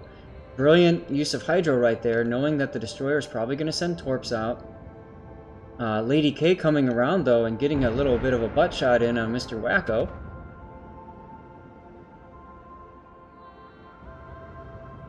Easy dodge of those torpedoes. Sci-fi camo, fun camo. Dark camo, so it's really good for competitive. I'll tell you what, those black camos are really good for like clan battles and ranked. And all Lady K has to do is just kind of sit there and, you know, take pot shots.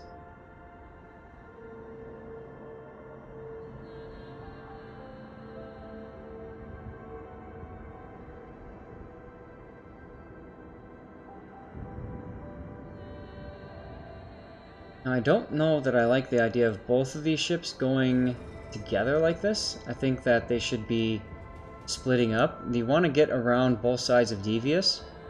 By Wacko sitting here, yes, he denies Lady K a shot. Here comes that shot on the Niza now. But more importantly, that simply allows Devious to turn away, which is exactly what he's doing right now. In a situation like this, you really want ships to go on both sides of the island, because then you force out the ship here, and then you defeat him in detail. Then you move to the next ship. And that's especially necessary right now.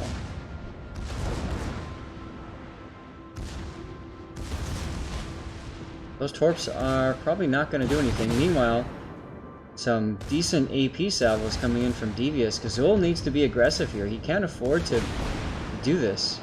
He's showing broadside not only to Devious, but also to Lady K. Lady K reminding him that she's right there.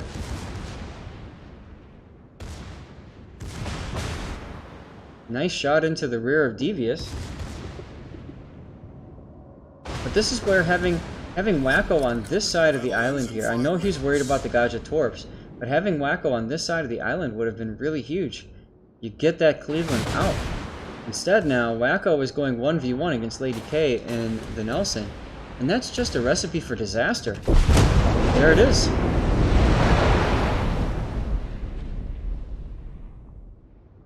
Lady K with the kill, that's all she needed to do, and this game is all but over. Hey, wife aggro.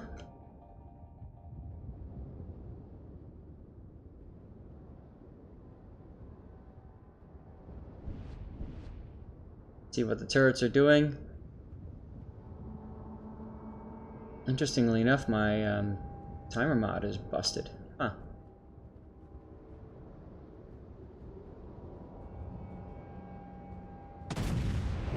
And of course, we know the Gaja is probably maneuvering for torpedo hits on the Gneisenau. So, yeah.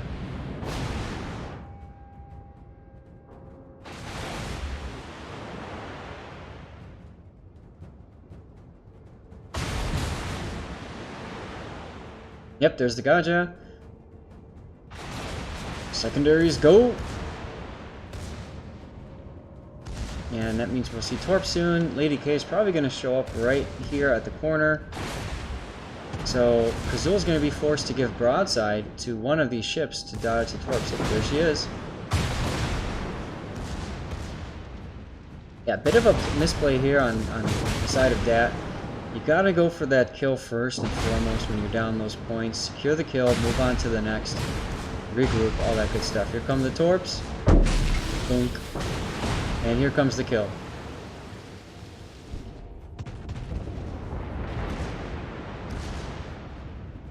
Ready for the duck sounds?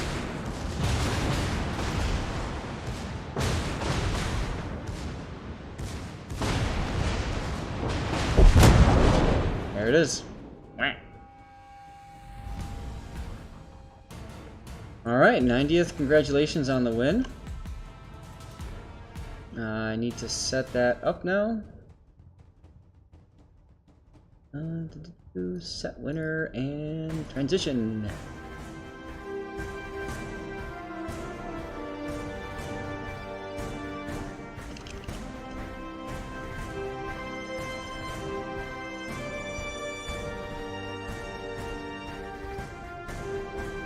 People are saying they're really enjoying the casting, the commentary, the streams. That's good to hear. That's great to hear. Hey, give me a moment here. I'm gonna check in with the elimination stage here. We've already got a room up. I didn't.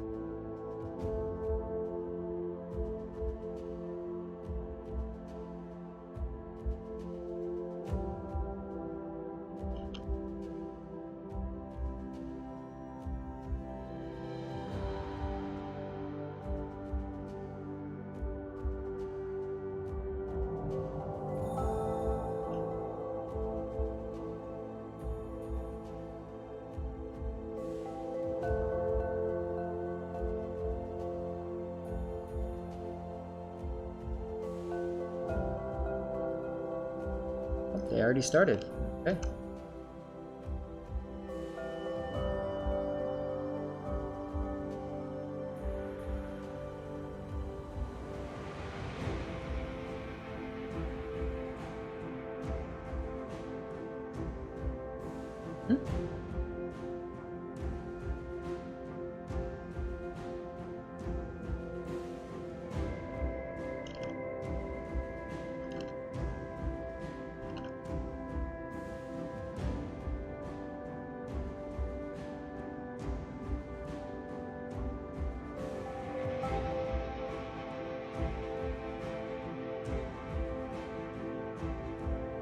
Gonna go on BRB for just a couple minutes.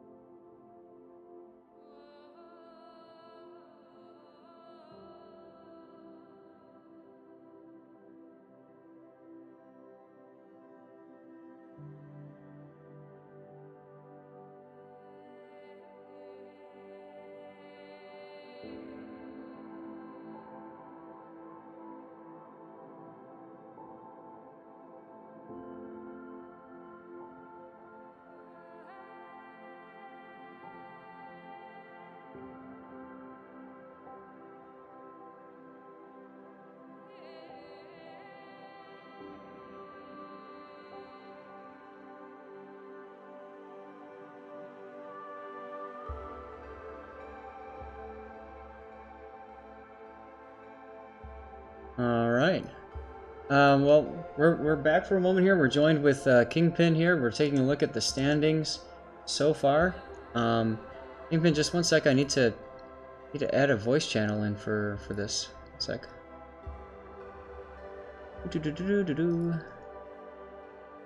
E.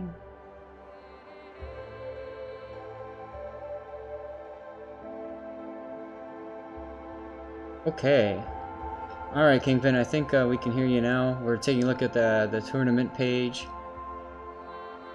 Yeah. So right now, in Group A, we've got a three-way tie.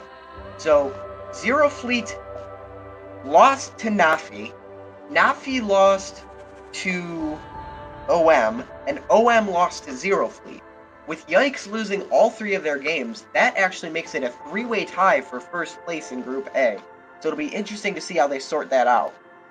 In Group B, we're just waiting on the official results to be tabulated, but Rain and Dastard loses to Mummy, so that's going to make it between Yeah the Boys and We Are Clueless to see who advances out of that group.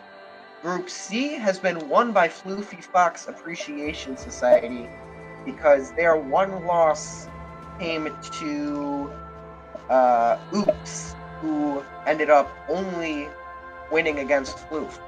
So Wheelchair's one loss came to Floof, which means that Floof will advance out of that group. Group D is going to come down to the game between Omega and Poi BB. Both 90th and DeadAft have been eliminated, so both NA teams are out. So it's going to come down to whoever wins between Omega and Poi BB. We'll have the tiebreaker to advance out of that group. So it's been really interesting, the games that we've seen so far today. Yeah. I mean, I'm surprised that Yikes lost all three of their games, to be totally honest. That's something I did not see coming. I will be 100% upfront on that one. It was I'll tell you, it was interesting to see that first game, Omni versus Yikes. Unfortunately, Daishu took a torp, and that ended him, and that completely changed the game. Yeah, so we had an unfortunate torp taken in one of our games as well. I mean, that just completely changes the complexity of the game. Yes, exactly.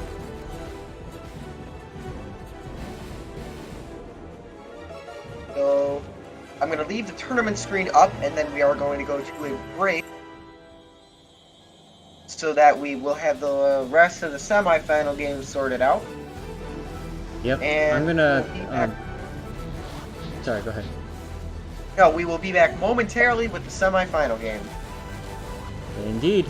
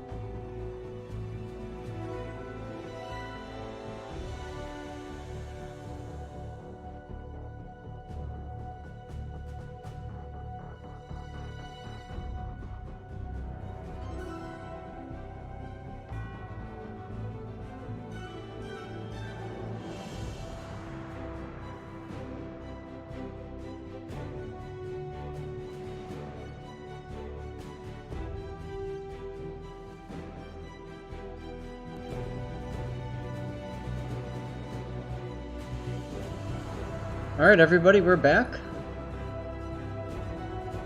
Kingpin, you're streaming as well?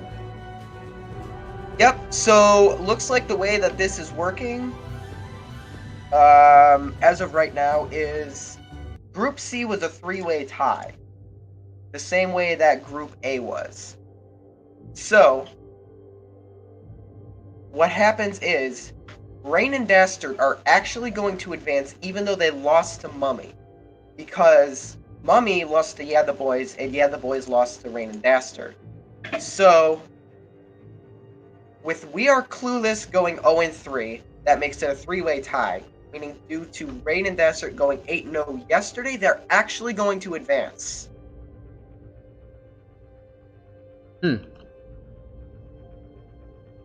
God, I love tournaments. Because the head-to-head tiebreaker doesn't matter in a three-way tie, which is questionable, but understandable.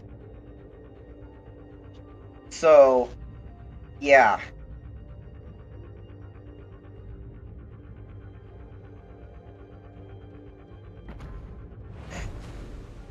Well, it really sucks to get bounced like that if you are,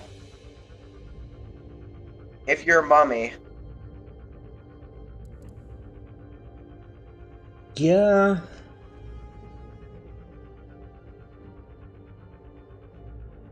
But hey, on the bright side, that means their day's over.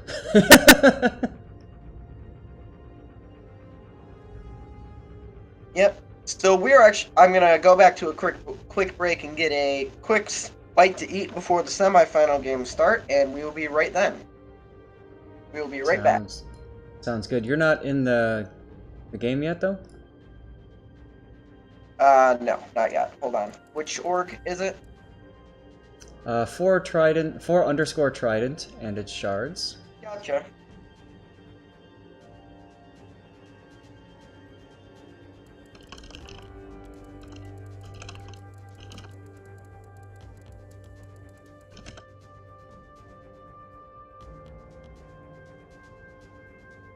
Okay, guys, so we're just getting a couple of things figured out here. We're about a minute away from starting. I think that the Team Wargaming is here. I don't know if we're gonna have another streamer come in or not. No, we're not. So it's just gonna be Kingpin and I and Team Wargaming. So that's kind of cool.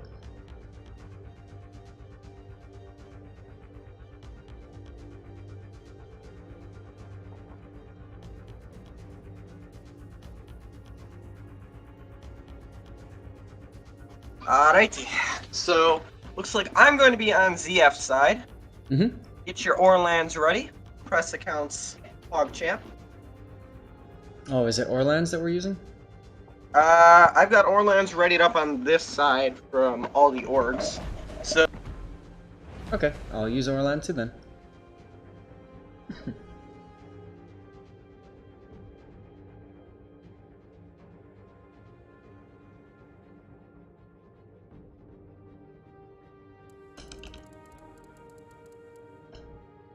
Okay, do me a favor, just post in chat you're ready to go.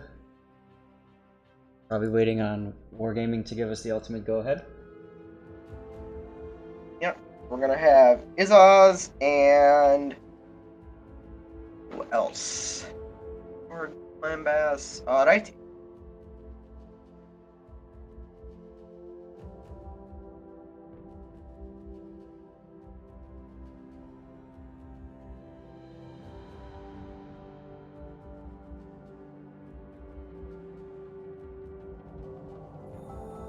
Now, this is a best of 3, so we've got possibility for 3 games. You guys are looking on my screen here at the 3 map shards, followed by, God, I can't see, by Ring, and then followed by Trident.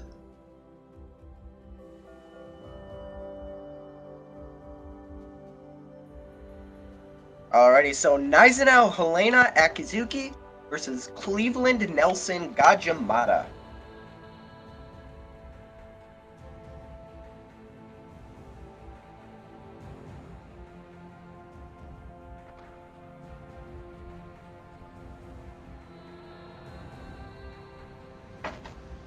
Alrighty.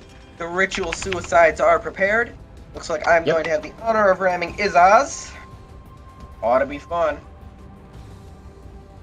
My 8 viewers versus the official Ouija stream's 3,000. I'll tell you what, it was pretty freaking awesome yesterday when they raided me afterwards, and all of a sudden 3,000 people just showed up my channel. Hey! Battle starts. 8 viewers are aiming 3,500. Hog champ. Oof. Hey now, there's no bots. There's no need for that rudeness.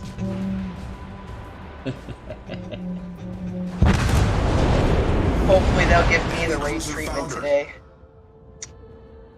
A man can dream, can't I? Alright. Right? So, Akazuki Helena and Nicenao of ZF are making their way towards the B cap. Actually, looks like Nicenao is heading more towards C. That's interesting. Well, that makes sense, right? You want the bulk of the forces to deal with the B cap while your other ship gets the easy quick cap. And the question, of course, being which ship do you send to the safe cap to possibly flank around. Now, Floof's side of things, we've got the Gaja going to A. Chokai is doing what we've seen Chokai do before in the Cleveland, which is getting in a position to block the cap on B.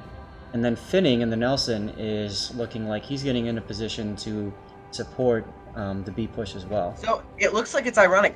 These two semifinal games are both NA versus NA and EU versus EU. Yeah, I was wondering when people were going to notice that. So that's going to guarantee that the finals are going to be NA versus EU, and the third place will also be NA versus EU. So that's great. Smoke screen being laid for the Helena, as Akazuki is starting to peel off. And then we've got... So it looks like something's capping A. I'd assume that's the Gaja, because that was pretty quick. Yeah, and of course that's going to get them that point tick advantage, assuming that they're able to prevent B from being capped as well. Chokai now, they saw the smoke, so Chokai is getting into a position of safety from that smoke screen. And it looks like Finning is just kind of taking his time and getting ready to shoot should he need to. Yep, and Wicked Worm making his way into the B cap.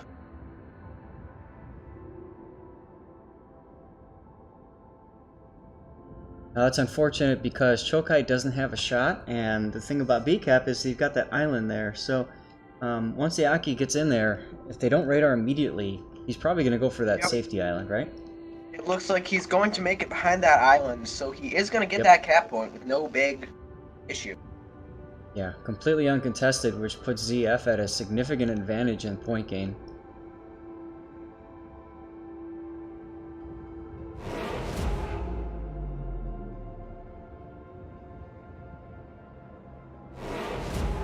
Now, with B and C being capped for ZF, that's going to actually give them the points lead in just a few seconds. So yes, Doyle's exactly. Knife now is actually going to be pushing down through C into E. So what's happened here is ZF has actually cut off half the map, or, well, not half, more like a third of the map, completely from Floof. So no matter what happens at B, ZF can just fall back to C, and they'll still have at least one cap guaranteed. So that's a pretty good opening move. Yes. I do like, though, we saw Akizuki Torps going on both sides of that big island, and they just barely missed Chokai Ni, who stopped just in time. And now B is contested by the Gajimata, but there is still a points lead for the side of Floof because of how quickly they capped A. Yes, exactly. We see some shots being traded now between the Nelsa and the Nizenau. Alright, so Wicked Worm is stalling the capture point progress for the Gaja of Floof. And now the Cleveland is spotted of Chokai Ni, and Doyle is turned to angle away, but that Cleveland would be broadside. No, guns aren't turned. Nelson and Cleveland both go unspotted. I'm really surprised that Chokai is spotted and that he didn't pop his radar. Because if he's spotted, that means that the destroyer is spotting him. And it means, looking at the point game, the destroyer's out of the cap now. I believe he's going to try and safely make it to that island. Yep, now he's behind that island. who's once And we again know- spotted, and this time it's the Helena, or possibly the Helena scout plane. It's the scout plane. I was just going to comment on that Oh, because boy. that gives Chinese away his outside. position. Very lucky to not get punished there.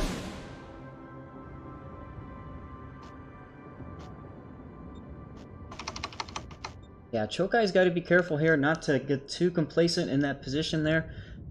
Here come the Torps for the rear. They'll miss, no problem. So Doyle with the blind fire on the Cleveland of Chokai Ni. I believe That's that's a decent hit. I saw him say earlier that that was a mistake and it's supposed to be Chokai Kai Ni, but Oh well. Ouija must not be weeb enough with these PAs. Can't really blame them We're there. just gonna call him Chokai Ni, and he's gonna have to deal with it. If he has a problem, then he can file a complaint. And they'll be like, okay, no press account next time. Finning is putting himself in a position to prevent the Eisenhower from going around Doyle, which is good.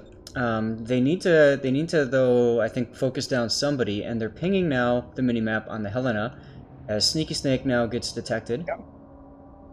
Yeah, so Sneaky Snake's detected, and I don't believe he can win this fight without help. But the thing is, there's an Eisenhower all the way out wide to help him with a good line of sight. Now, Cleveland is pretty angled, but he does get overmatched pretty much everywhere.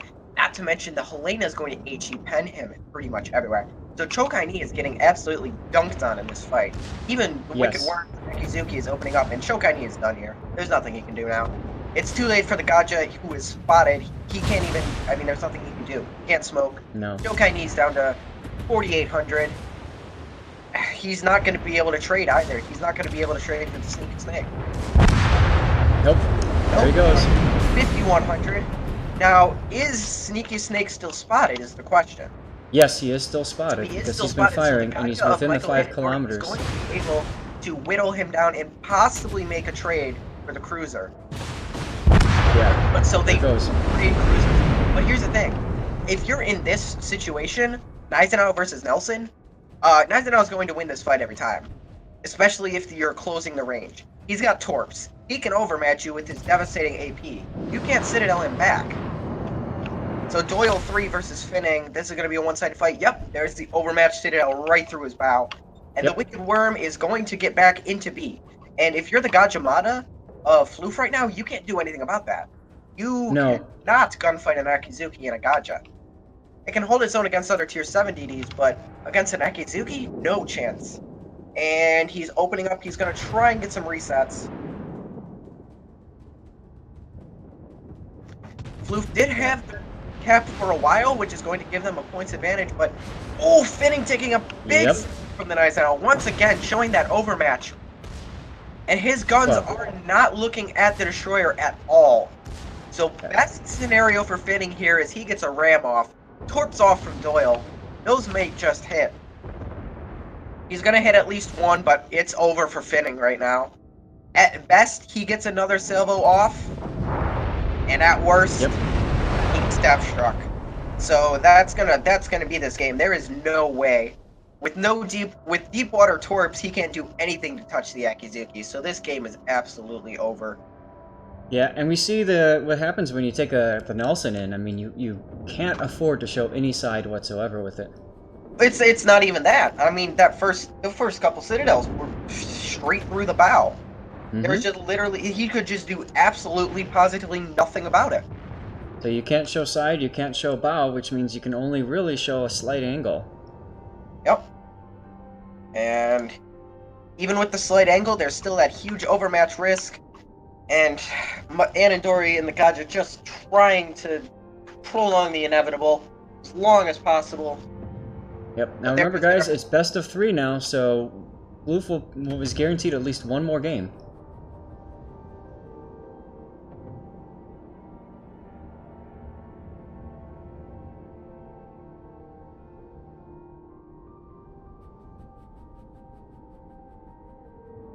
And the GGs come through. They obviously know it's the end. They know it's a matter. Guys and out torpedoes at the end. Ultimate. The ultimate embarrassment, torped by a battleship.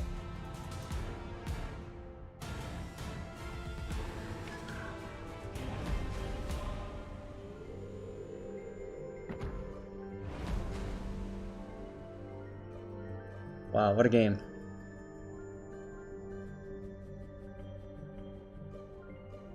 So, the Zero Fleet winning game 1 against Floof.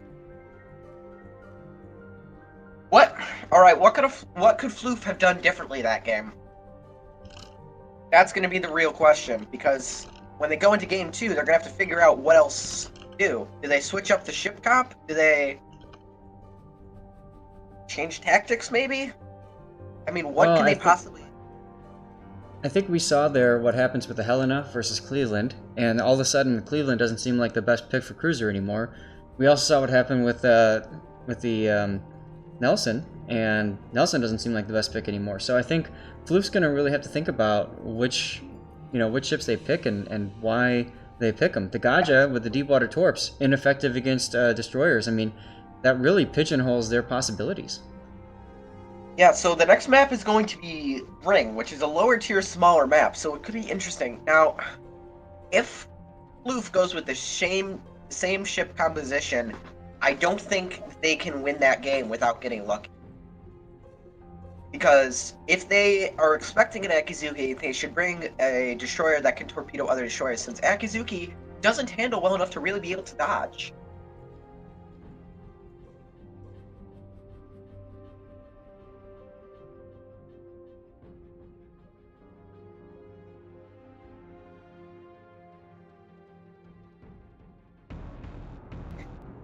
It's funny, when I rammed Izaz, it was 7 viewers ramming 3,500. Feels good, man. Yeah, sounds that's unfortunate. Big shout out to Sea Raptor. Thank you very much. He's helped me secure a few more codes to give away to people on my stream.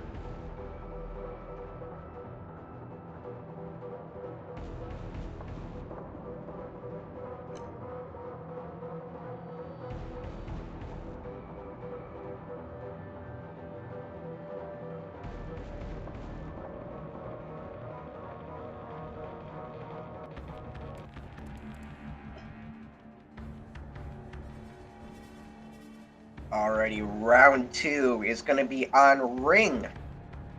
Smaller map, and...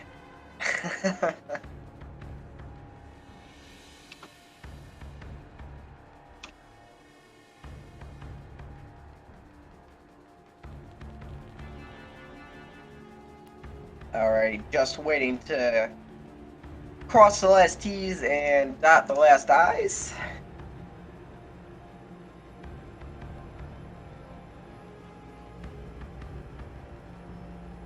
Congratulations, Roger Pot, on winning the raffle.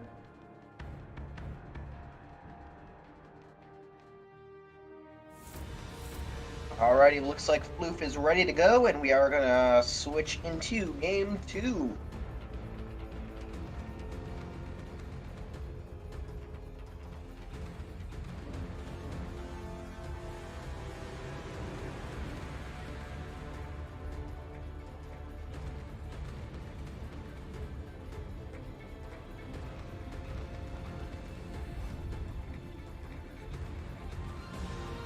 Again with the Nelson Gaja Cleave. It just... Huh? Last game it didn't work, so why wouldn't you try and change something up? Is it because you've run with it the whole tournament and at this point it's too late to... If it's what they're used to and what they feel most confident in, that's important. Because a lot of times it's the player, not the ship. And so I think they're looking at it and saying there's got to be a tactical misplay that caused the defeat. And obviously they're not going to make that same misplay again.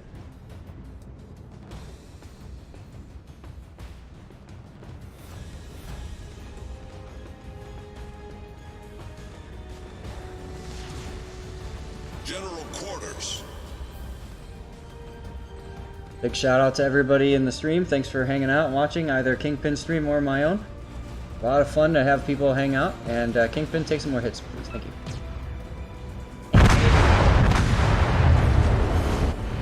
Cruiser foundered. And poor Trident, the lone soul having to ram the poor bot.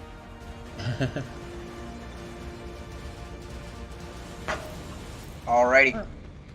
So ZF looks to be sending all their forces over towards C.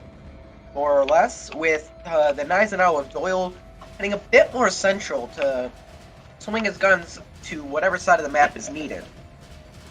This is an interesting play on the side of Floof here. They're not going for A like you would expect a team to typically do. Instead, they're actually heading to B and C.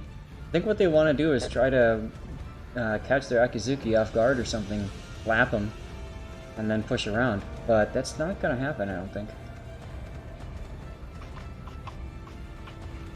Well, it'll be interesting to see. The Akizuki is just full speed to C.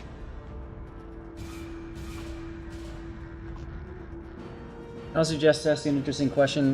Those of you that are listening in on my stream, I've got my 1 year anniversary special on YouTube, and I'm going to be picking the winners for that next weekend, because I'm out of CCT codes, so I'll do it next weekend so I can make sure to reward people with that kind of stuff. Remember, you can win a Tier 8 premium ship just by nominating a really useful video from my channel.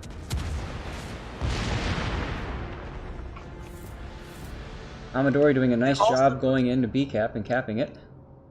Yeah, so they're going to cap B straight away, which gives them an advantage. Also, Lord Zath is going to put in a good word for me when I next apply to the CC program, right, Zath? Please? Oh, I've put in several good words for you already, my friend. So it looks like they're rushing. Cleveland is into C, and Gaja behind him, but there's now no... Okay, so Cleveland is once again spotted. And the scout plane goes down. So the scout plane was actually pursuing most of the spotting from the Helena.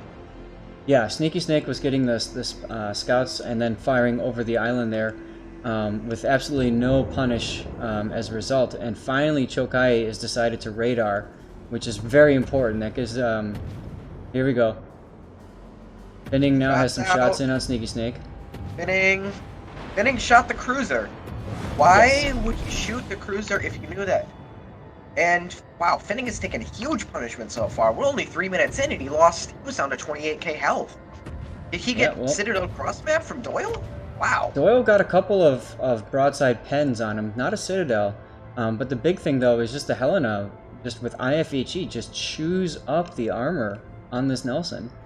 So you can't let yourself in a position there. It's a pretty big deal. Mm-hmm. And Doyle is now going through and capping A. Sure. So the important thing for Floof to decide now is, okay, they've clearly got the advantage. How do they maintain that advantage? Where is ZF going to go next, and how do you block it? Well, they know the Gneisenau is in A, because the Helena and the Akizuki have been spotted down south. So if I were them, I would pull the Nelson north, possibly to the C9 or C10 area, and I would back the Cleveland up, start HE spamming this Gneisenau. You have to focus fire, especially in a 3v3. It is absolutely vital. Your focus fire has to be perfect. Yep. Gneisenau been spotted now, so that's, I don't think Chokai was ready with his guns yet. Nope, he's still turning his guns. Yeah, and the Gneisenau is now turning into B. That's interesting. So, if the Gaja... So the Gneisenau has his fighter planes up. So if the Gaja has torped, it's possible that they could hit.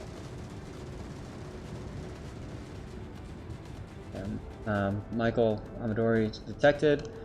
Those scout planes are now going to come back to the Gneisenau pretty soon.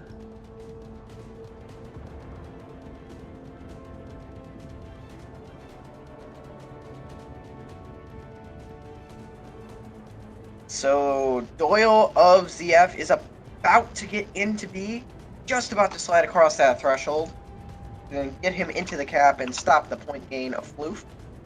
Yeah, meanwhile, looking at all those scout planes that are up, clearly Sneaky Snake has put himself in a position south of B to punish Michael Amadori once he gets detected. Just spotted by one of the scout planes. Uh-oh, this is not a position you want to be in if you're Michael Amadori. Ooh, he's gonna reverse out to probably... He's gotta try and reverse out to get torps, but with no radar? There's... I don't like what Floof is doing here. I don't like it. They've bunched all their ships up in about 2 grid squares once again, and Chokai takes another huge sailboat. They don't have any crossfire going right now. That's an absolutely massive thing. Nope. I mean, shots are out on the Helena, and Doyle is being forced to back off because of the torpedo threat. But I can't agree with this. Chokai is getting punished heavily, and for what in return? They're getting nothing in return for the huge amount of HP that Chokai is losing. Yeah, they managed to get a torpid on the bow of the Gneisenau. That's going to cause a flood. Michael Amadori has wisely not fired his second round of torps yet. So so he's going to rush out in front of the Gneisenau and try to get a permaflood, which, if he does that successfully, will probably kill the Gneisenau, which is something they need to do because they are very likely going to lose Chokai here. Oh yeah. 400 health, he's undetected! Are the Akizuki shells gonna finish him? 9 health. He's at 9 health. 9! There he goes. Not enough. So shots from the Helena after it goes dark, and there's Michael Amadori. Here it is, here's the rush. BBAP denied! Good night, Doyle. 1, 2, 3 torps. Is Doyle gonna torp him back? Oh, overturn, maybe, no, oh! Beautiful dodge, beautiful dodge! Torpedo beats from Amadori, but is Doyle's secondaries gonna pick him apart? He's down to 8k. Is Doyle gonna flood out in time? Is Amadori might not survive this. This is huge. Considering that Sneaky Snake now has shots on them, Amadori's gonna go down. Amadori might trade for this. He's firing his guns. I know. If he fires his guns, the Helena's going to keep him spotted. Yep. This is a massive misplay. Yeah. Is Amadori going to get unspotted in time? 500 health. The 583. coming in from That's Sneaky. not enough. Not enough. Are they going to blind fire him? No! He survives. That's massive. So. Nope. Here it comes. Oh, almost. The Gaja of Amadori needs to run, needs to get out of A, needs to get out of B, and get to A and cap it. They have a huge points lead, but they don't have the caps lead, and that means that if nothing changes, ZF will win this game still. Yeah, now, it's worth noting, Amadori's got an opportunity here. He can just go straight up to A and get the cap. He absolutely needs to do that. He needs to get to A as fast as possible. He needs to escape out of B. He's still not been detected, which is good, because as soon as he gets detected, that's going to be it for him. Mm-hmm. Now, of course, Sneaky Snake knows that this is going to happen, so he's popping his scout planes now. We see them coming up. Popping his planes to... But if I were Amadori, I would be going with the northwesternmost escape of B, because that puts you farthest away, and the Akizuki and the Helena are now chasing. Akizuki's about to get into B, and the Nelson is completely ineffective in his current position. Yes. He's in no position to shoot anything. And there's Amadori! And there he goes! He's not fast enough! And that's huge. That's game. Massive. And now the points are gonna swing to CF. 2 deep water torps have been spotted. There's the other set! Sneaky's taking them! 1, oh no! 2. Sneaky! Oh, what a pick! Oh, that's what a massive! pick! Now we know why Amadori didn't leave the cap. But torps are out from Wicked Worm. Finning needs to be very careful how he rounds this corner. Oh, those first torps won't do a might not thing. be the fastest destroyer, but it's still fast enough to outrun a Nelson. Nelson's turning in. Is it going to be quick enough to avoid the torps? He'll No, take he one on takes the bow. one right on the bow. That's huge. Akizuki can just burn him to a crisp now. How much can Finning heal is the real question. More importantly, can he kill the Akizuki in 2 minutes or less? 2 minutes and 47 seconds until this game ends on points. Finning is going to get into the B cap, but he cannot catch the Akizuki. And the Akizuki could just play Ring Around the Rosie and just cap whenever he does it. I don't see a way for Loof to win this. No. I One mean, what can you possibly do? You're in a 24 knot battleship against a 33 knot destroyer with a speed boost, who's huge mistake by Worm. He's being forced to burn his smoke screen because he would be spotted. He is only 5.5 km away from the Nelson right now. He would be spotted if it wasn't for this smoke screen, which which would be a massive mistake. So the scout planes from the Helena are keeping Finning spotted while Wicked Worm peppers him with his 100mm shells. And that was something I was just about to mention, is how important that scout plane is for the Helena. It's like if you've watched Hero's meme build about the Des Moines with double scout plane or spotter plane, we're seeing the exact same thing happening here, where the Helena's got their double catapult fighter just spotting everything from the beginning of the game to the end of the game. Yep. And the GGs are coming in from Floof. They know there's no chance to make up this point differential. This is going to be ZF. After dropping a game to 90th in the original Swiss stage, they managed to still claw back enough points to advance to the internationals, and it's going to be enough to put them in the final game. Mm-hmm.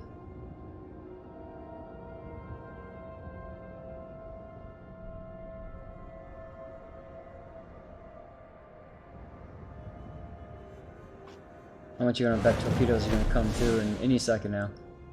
Yeah. I'm willing to bet Wicked has moved past the island. He's just waiting for Finning to come right around the corner. Torps are coming through his smoke. Yep, there he is.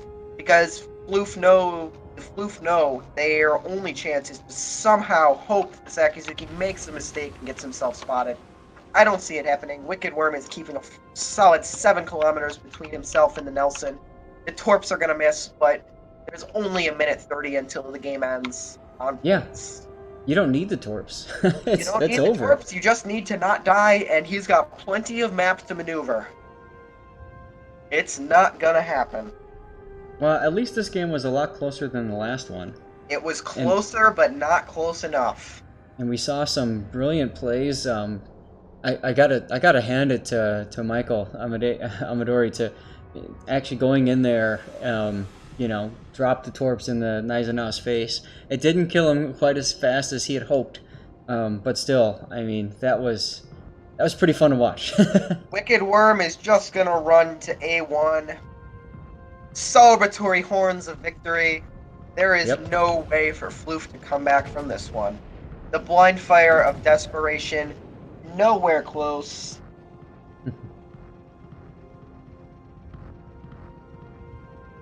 But at least he's saving his star. Get to that last cap.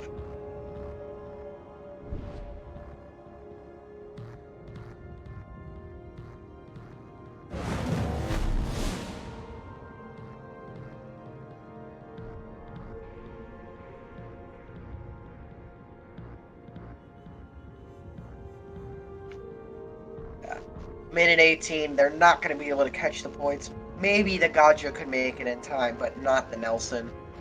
Minute 10, game will be over far before then, and this is going to be a victory for the Zero Fleet. They will advance to the finals, and Floof will play for third place versus the loser of Omega and Rain and Daster, who advanced due to their seeding from the Swiss stage. Yeah, what a game, what a series. It was a little bit quicker than I had hoped for, but hey, it's all good. More blind shots, ineffective. Most he could hope for would be a lucky detonation. But unfortunately, he's not shooting at me, he's shooting at the Wicked Worm. And the only person who detonates in situations like this is me. Yeah, mostly.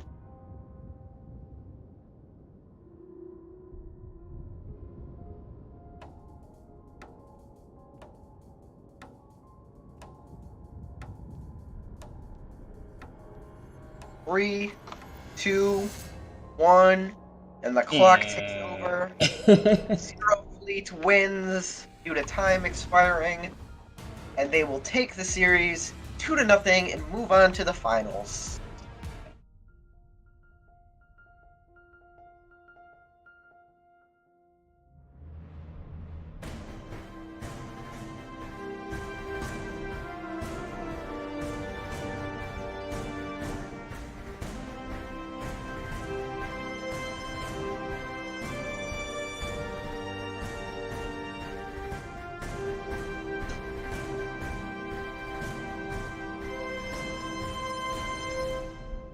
All right. What's your preference for this next game? I picked this one, so you pick this one.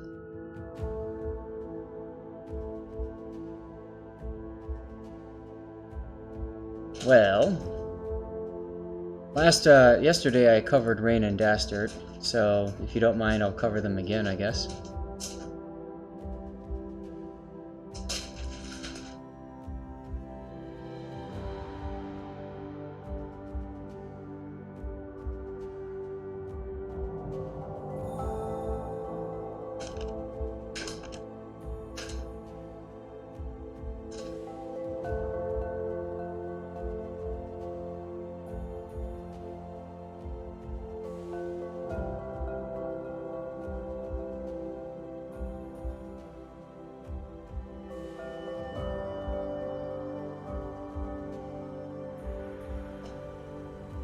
Yep.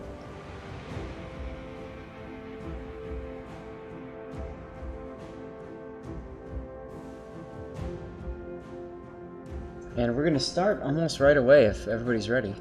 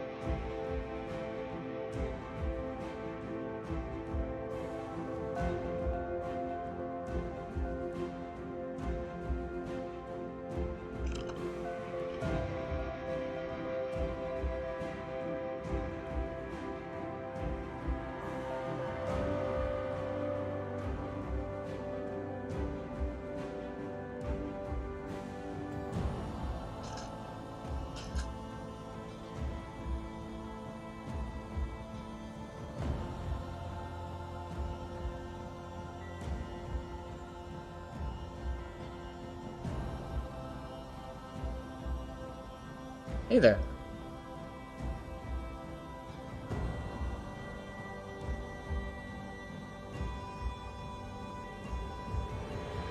Was Alameda?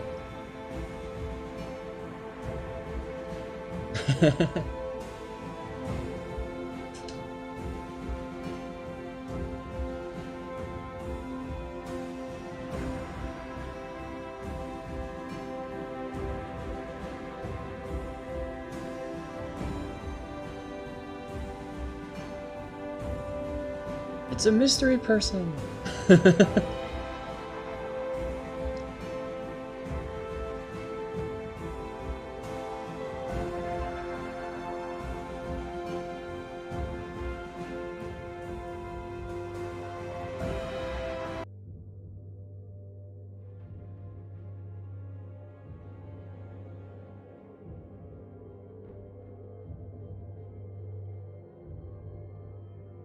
Let's go there and make everything a little easier, shall we?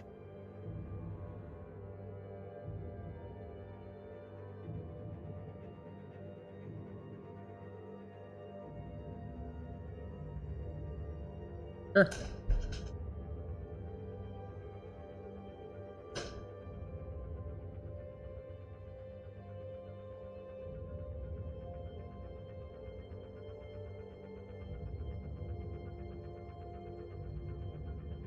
There we go.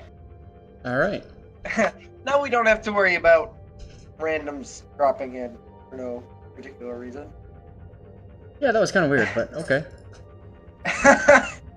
Yeah. You'll be required to submit your papers later, but it's just simply a formality. There we go.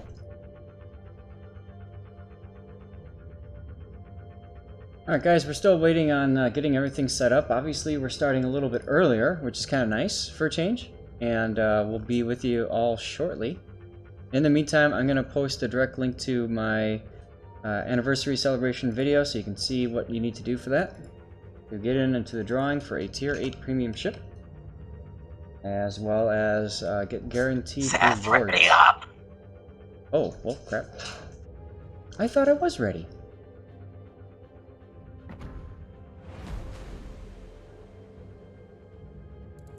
Good job.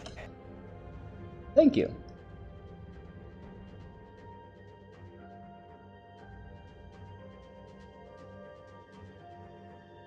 Alrighty. Game 1 of semifinal 2 is going to be Rain and Dastard Lowell versus Omega.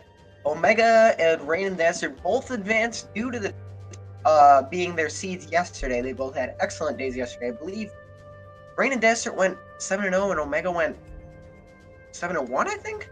I don't know. Something like that. Alrighty. Naizenau Cleveland Gaja versus Naizenau Flint Akizuki. So, Rain and Dastard running the exact same comp, and it looks like nobody remembered they were on a Flint. No heavy cruiser. Feels bad.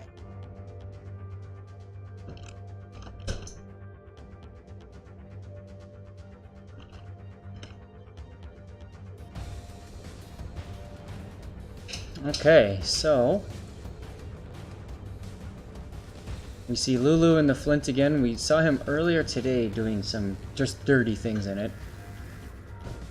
Naizenau versus Naizenau. I think this is the first time I've seen Naizenau versus Naizenau. That's exciting.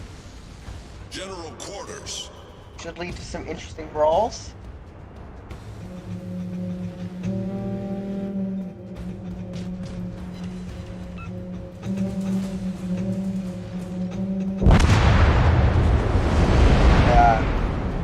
Everyone except you ran simultaneously. The real feels Enemy good, cruiser man. foundered. The important thing is I just learned how to ram a bot finally. And die immediately. That's exciting. Good job! So we've got Embratinus from Omega sweeping down to A early. And then we've got Blood Legend and Angel Stone moving up more centrally, more towards B. On our side here, we've got the Akizuki Astrozovoy going between B and C right now. Lulu Snail is heading towards C cap. I would expect him to cap C. And Dastard is moving kind of mid over B, just kind of north. Yeah, so each team is gonna take a quick cap. A on the side of Omega and C on the side of Rad. Just a quick reminder for those of you guys on my stream, in order to win, you have to be following me. I've picked a couple of people last round that weren't Omega followers, is so gonna I cap was first. They unfortunately sent their unable to destroyer give you a prize. To the open cap, that's gonna get them the quicker points. Yes, indeed, absolutely. But we've seen how quicker points don't necessarily mean we win the game. Yep.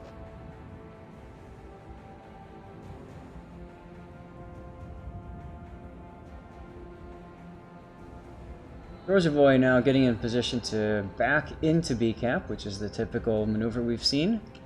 And it's important to note these are both EU teams, except Dastard is a North American player. Yep, hence the name Rad instead of just Rain. Rad is Rain and Dastard's LOL. Because, yeah. So we have Team Omega LOL and Team Rain and Dastard LOL. So, Yes. tell exactly how seriously this is being taken, Kappa. Yes. LOLs for everyone. Hey, we're all having a good time.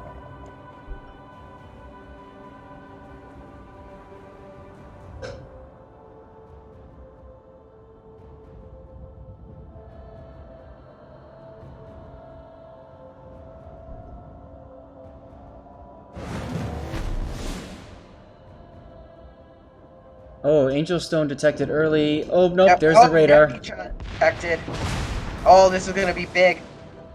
Nevny's going to be able to reverse around the island, but shells are going to come out against him.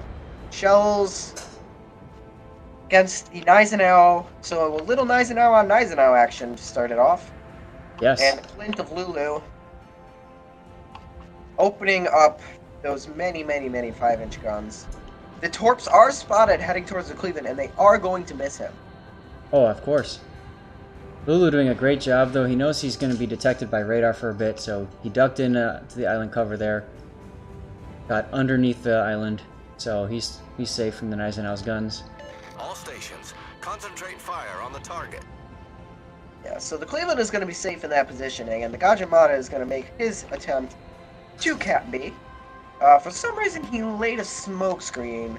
I think he was expecting the Akizuki to stay spotted for longer, And Yeah. the torps from the Akizuki have actually forced the Nizanao way out of position.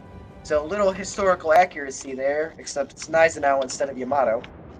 And he does Lulu get a still shot. just took a big hit. Yep, no significant damage, but Flint only has 26,000 health, which is something that you definitely need to keep in mind. Yep. I'm assuming he's perma lit right now by the Cleveland's Hydro. Yeah, the Flint is not going anywhere anytime soon. He's spotted by Blood Legends Hydro. But Yep. he's safe enough behind that island that in this 3-out-3 nobody has angles. Yeah, the only problem though is it also makes him ineffective in this engagement right now, whereas the Gaja's got the ability to get those flank torps in on Dastard. But Omega has secured the second cap, so that is going to give them the caps lead for the time being. Shots coming in from Dastard on Blood Legend. Woo! Nice hit. Yeah, about 9k-ish. Roosavoy now getting back into B-cap. Yeah, so he's going to contest that. Oh, and he's in from the other side. That's interesting. He is... Yes. I do not believe he is within Cleveland radar range, actually. No, but he opened up now and got spotted before he was covered, so he just took an unnecessary hit from the Cleveland. Yeah, that's going to be a pretty big chunk. Most importantly, it slows down the decap process, or the capture process, and prevents any sort of vision for the team. So now Rad is completely blind. Yeah, so Torp's out on the Flint, but I don't think he's going to push out far enough that those are actually going to hit. He is continuing to creep forward. And he's going to be forced to creep forward. Ah, oh, Torps are going to hit. Oh, There's one. Big Torp hit. The Torps are hitting! Just 600 health. dodges. That's huge! So the Flint is firing, but the Gaja smokes up and he goes undetected.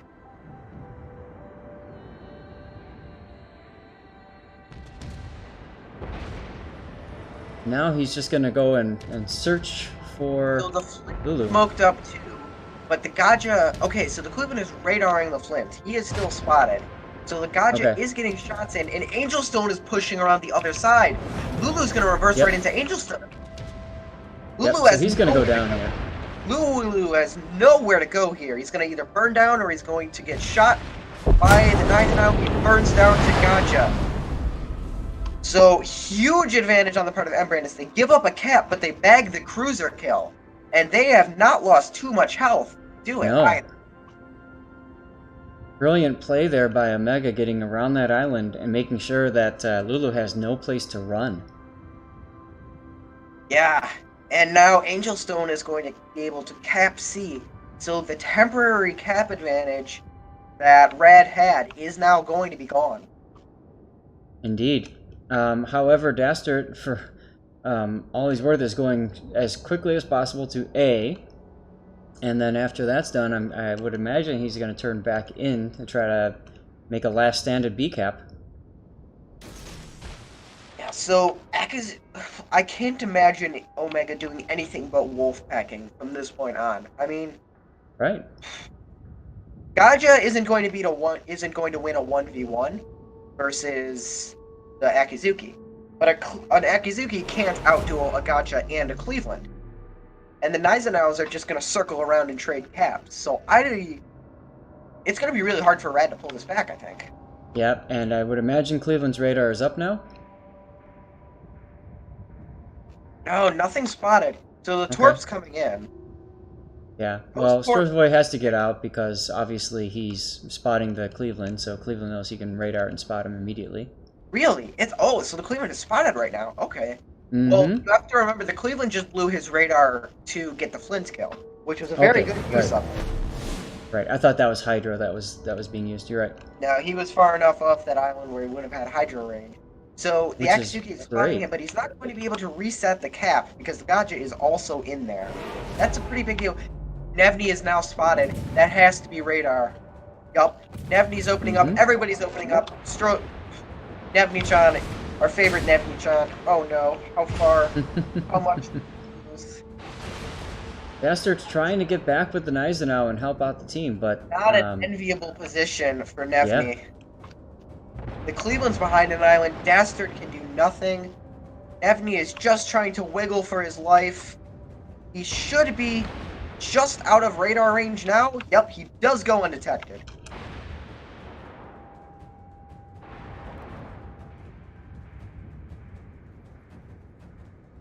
Now, in this kind of situation, Bastard's going to have to make that big play happen, whatever that play is. He's going to have to trade 2 ships for his 1 here.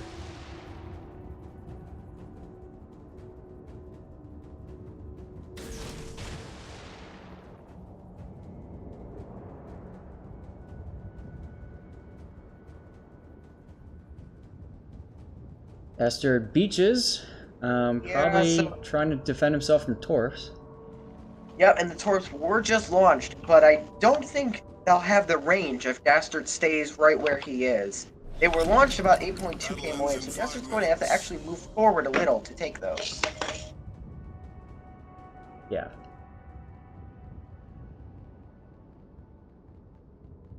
My guess is he was trying to draw those torps out. Oh no, he's starting to move forward now, though. Dastard is moving forward now. The torps should be spotted very soon. There's 1, there's 2. First set misses. Is he gonna find the battleship-sized gap? Oh, he found the battleship-sized gap. Squeaks through. Battleship-sized gap, as always. Well, the Gneisenau is really thin, and so that's one of the nice things for it is it's really hard to torp it from the bow. The enemy is about to win. Yeah, but now, I mean, now those torps force Dastard out, and he's just desperate here. They're trying to shoot something, anything. Nevny is smoking up. He's trying to gun down the Cleveland. This is really not a situation that you want to be in if you're RAD. Yeah, but it's the only situation you're dealt with now, so you're gonna have to just deal. Because they lost the Cleveland so quickly. And the torps from the Gneisenau, those are not looking too far off on Dastard. If he keeps rushing towards that island... Oh, yep. Oh, they there spotted they are! now, but it's too late. He's gonna take 1 the bow. Do clip him right on the bow. So that's gonna make him use his damage control. So now the Gaja can just light him. Huge mistake by Dastard. That's the desperation, though. That he knows he has to do something, and he's gonna try. I think he's gonna try and rush forward and torp the Cleveland. Yeah, I'd like to see Storzovoy getting out of that smoke at this point and just trying to spot. There he goes. He needs to just get his guns in right now. Like, just start shooting. Yeah. Dastard is absolutely going to go down. The only question is, does he manage to take the Cleveland with him?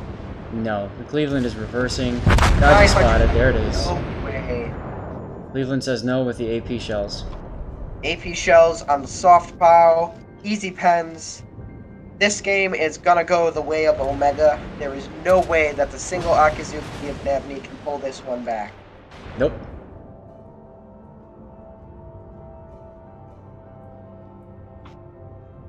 That means we'll move on, of course, to the guaranteed round 2, and then we'll see if we have a round 3 afterwards.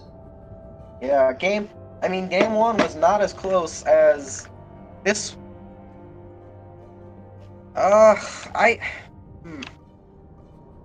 This game was definitely not. It wasn't more one-sided, would you say? I mean, up until the Flint kill, this could have gone either way. Nevny is just finding to get this over with a little sooner. That's a sure sign that they've conceded the victory. It's going to be Omega for the win. Oda Mortis' representatives taking game 1. Yep. I think Lulu just mispositioned there. He took that unfortunate torpedo, which sealed the deal for him. Yep. And Akizuki does go down. And that's going to be it for game 1. Omega LOL taking game 1 over Rain and Dastard.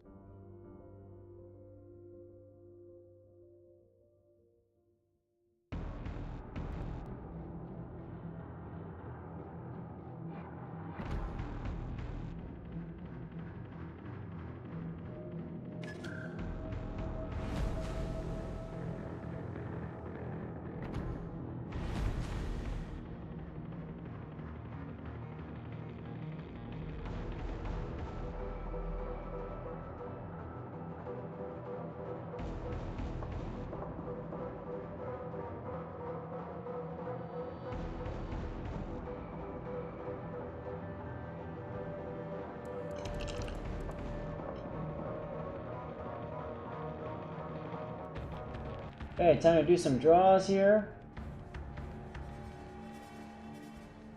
Congratulations, Ziggy.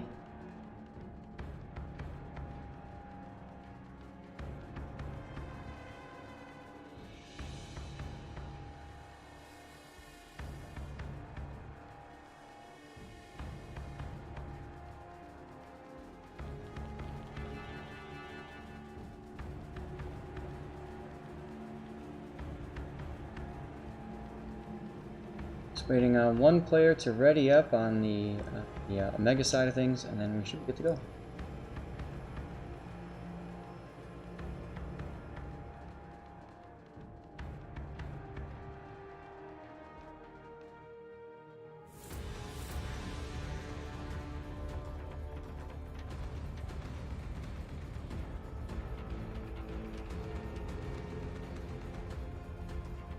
What's Sneaky Snake doing in here? Is he gonna watch?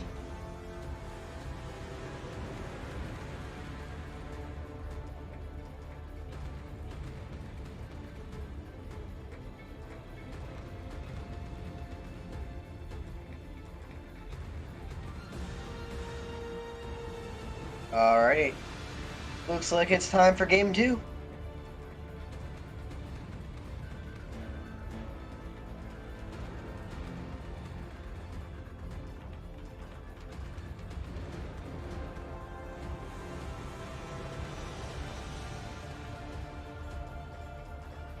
And here we go.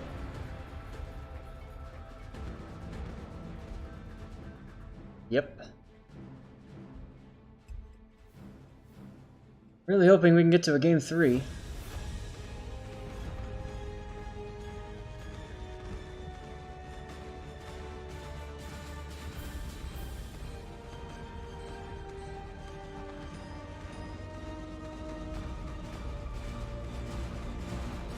Alright.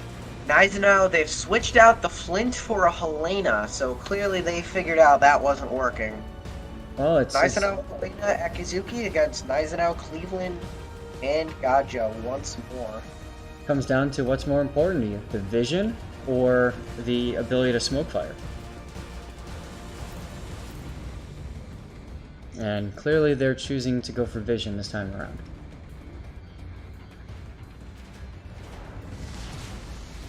Battle starts.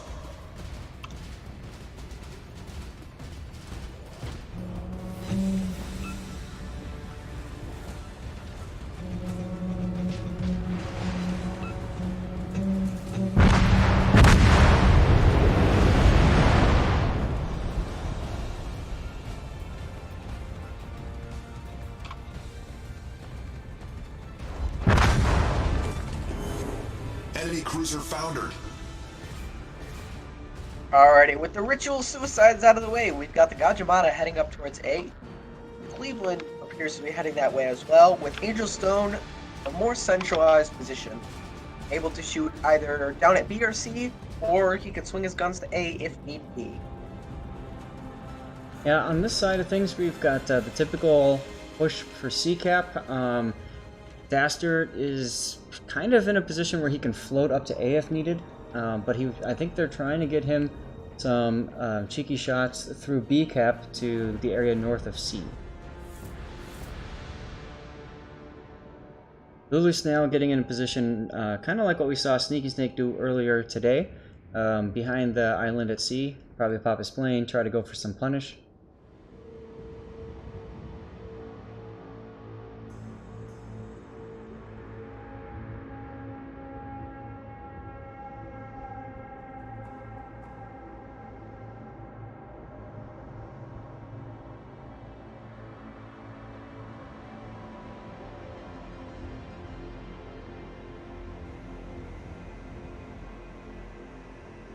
And there's the catapult plane, immediately spotting the Gneisenau. Yep. There's that vision. Yep, so Dastard Unconquerable is spotted on the side of Rad, as the Gajamata is starting to turn a little bit farther out. He has launched his torps, but unless Dastard turns in, it's very unlikely those are going to hit. Yeah, I don't know that we'll see him do just that, but who knows?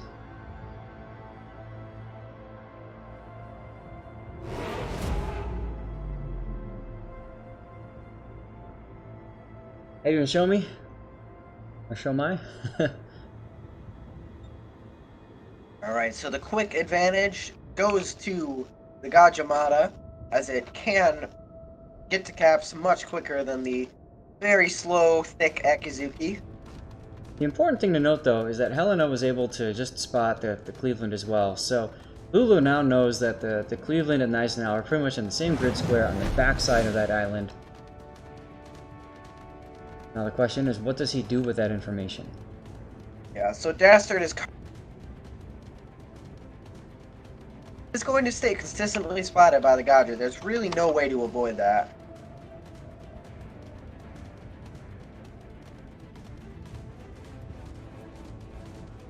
Planes coming up on both sides now.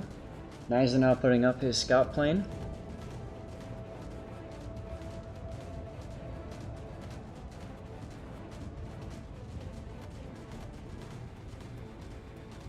Angelstone is starting to come around the corner there. Dastard's got to have a shot. There it is. He takes the shot. Here's the thing, though. The Cleveland is sitting literally right in front of him. And the Cleveland takes most of the damage from that set. Wow. And now the Helena of Lulu Snail is spotted. Gneisenau's secondary is opening up, clipping his friendly superstructure. And Lulu takes a big shot. Bunch of pens through the bow there. Stern, actually. Lulu made a big misplay there. He got himself beached, and it's obviously taking him a long time to get out of that position. There's the first launcher. Is he going to get a torpedo reload boosted second salvo off? There it is. Those are spotted as well, and they are going to miss. And the Akizuki was momentarily spotted down south. Yep, Cleveland's Hydro coming in very helpful here.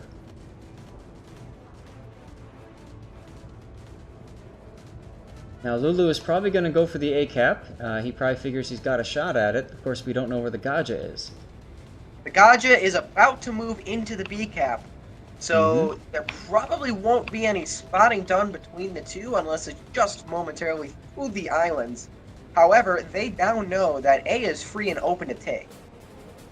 Yep, meanwhile, Cleveland and Gneisenau are heading into C-cap, so all of a sudden, there's no point gain for any team. Yep. And the Helena is moving into A, and he is going to cap that uncontested. The Gaja is probably going to get B uncontested, but it's very unlikely that the Gneisenau or Cleveland manage to actually do anything more than stall C.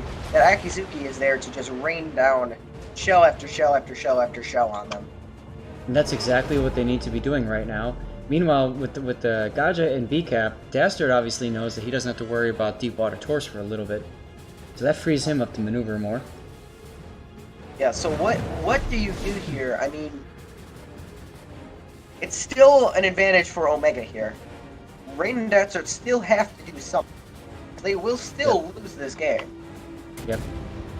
The HP is more or less even. I mean, it's a negligible difference. Is Lulu spotted? Lulu, nothing is spotted right now from Rad. Okay. Lulu was able to get some cheap shots in for a little bit there. Strozovoy is now turning around, and he allowed himself to get really far out of the fight, but I think he's afraid of that Cleveland just appearing and blapping him. Dastard needs to get back into this fight. Yeah, it's really time for Dastard to get and start working on it.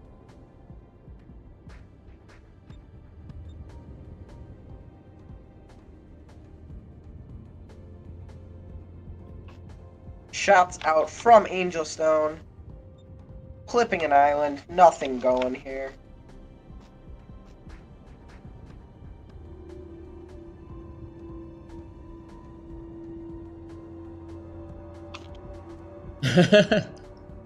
Jebaited. The memes. That's the thing about all of these top clans, is that they are a bunch of memers at heart. If you couldn't tell by the names, Omega LOL and Rain and Dastard LOL. Yeah, well, more importantly, they all know each other, you know, they're all just here to have fun. So, that's great.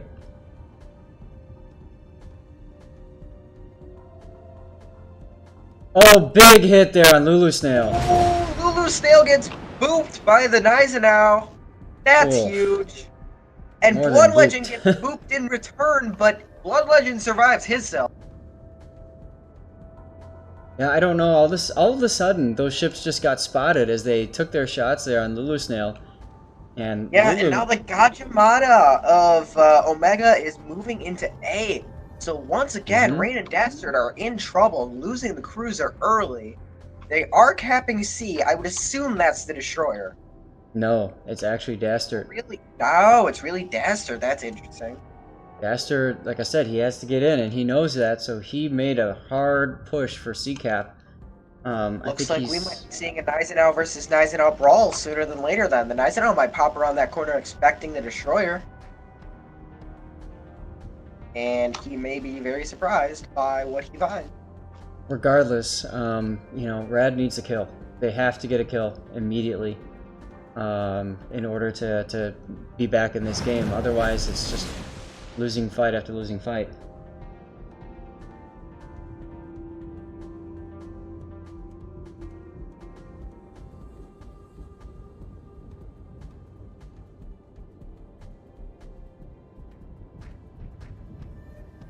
So, the Naizenau of Dastard is now spotted. Scout Yes. AA shooting on the scout planes. Angel Stone spotted too, saying hi. Of course, the big question is, where's the Cleveland?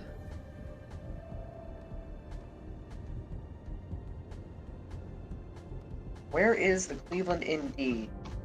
Well, the Cleveland is right behind the Gajimata in A. Which means if they want to get B, they're going to have to go through Angel Stone. I mean, he can just sit there and be installed until the end of time. They're going to have to push Exactly. through him eventually. There's only 3 minutes and 20 seconds before they will... Oh, and the Akazuki of Nevni is spotted. Completely whipped. Angel, that's the problem with Naizenau. 6 guns, German dispersion. You miss. A lot. Yeah, beautiful torps though by Angel Stone, predicting Rosevoy going there. Yeah, it was very close. And now the smoked up Cleveland is starting to work on Dastard. The enemy is about to And win. it's desperation time for Rad once again. Battle ends in 5 minutes. Yeah, battle ends sooner than 5, Mr. Announcer. Dastard taking chunks. I mean, the HP isn't that far off, but the positioning and the caps is what is really going to be causing the issues here. Yeah, once again, Dastard beached there. I don't know why he did that. Yeah, the choice of Naizenau is really coming back to bite them in the ass once again.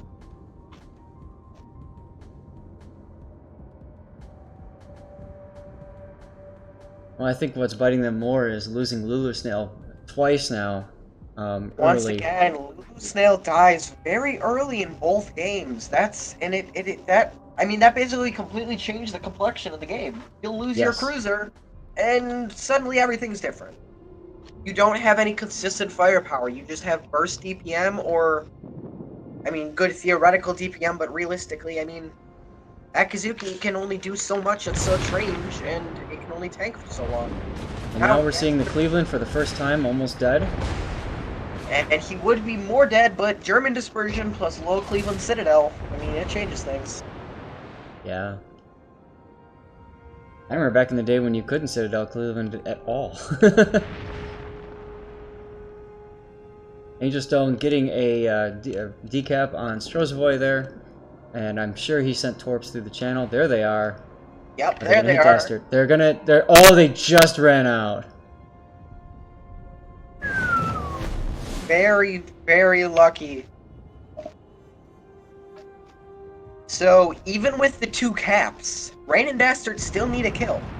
Yes. Dastard and Evnichan need to push through this channel and bag this Cleveland and somehow find a way to live through it.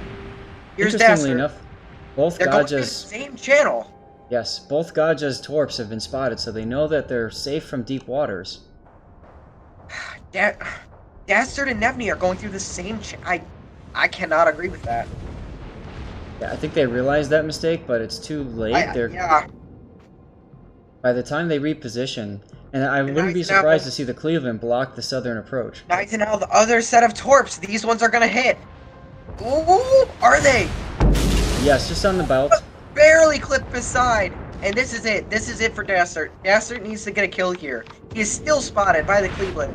Nevny needs to rush around and bag this Cleveland now, or else this game is absolutely over.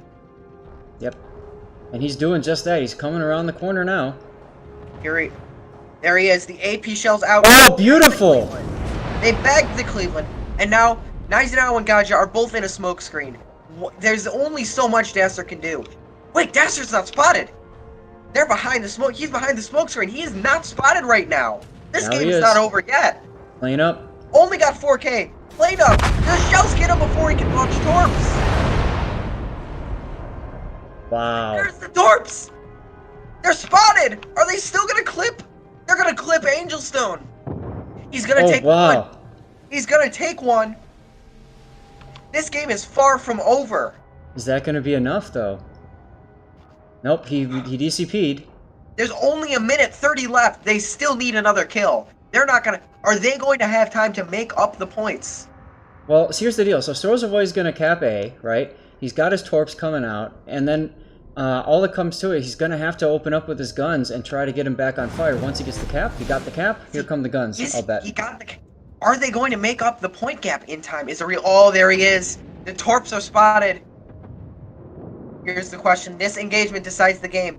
Can Nevny kill the Gaja before he is bagged by the Gaja and Naizenau? Naizenau's still is off. Nevny is not winning the health trade, but it's close enough. This isn't over. The Gaja smoked up. The Nevny smoked up. This is... If this Naizenau doesn't get the kill... 800. 800 points! There's only 30 seconds left. Are they going to make up the cap in time? Oh my god. Can they make up the point differential? I don't think so. It's going to be so close. 3 every 4 seconds. It's going to be very close. They know what they need to do. Nevny resetting Angel Stone. It's going to come down to the wire. No, I don't think so. If they had 3 caps, it could be, but with them on A cap now, 10 seconds, nope, it's not enough. 10, 9, 8. Desperation salvos. Nothing doing. Omega's gonna take it. And they get the cap at the end, too.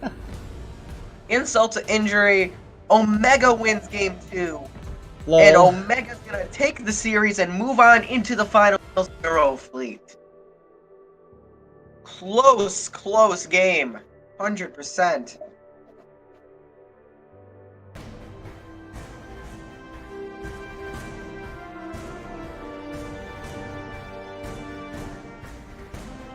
Mm-hmm.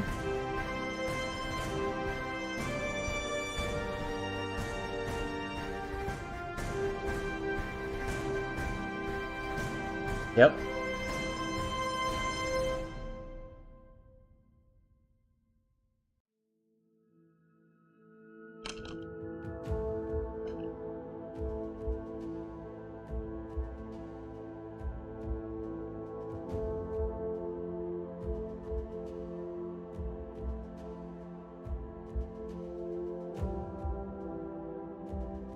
Yep, exactly. So, I'll be right back myself, guys. Take care.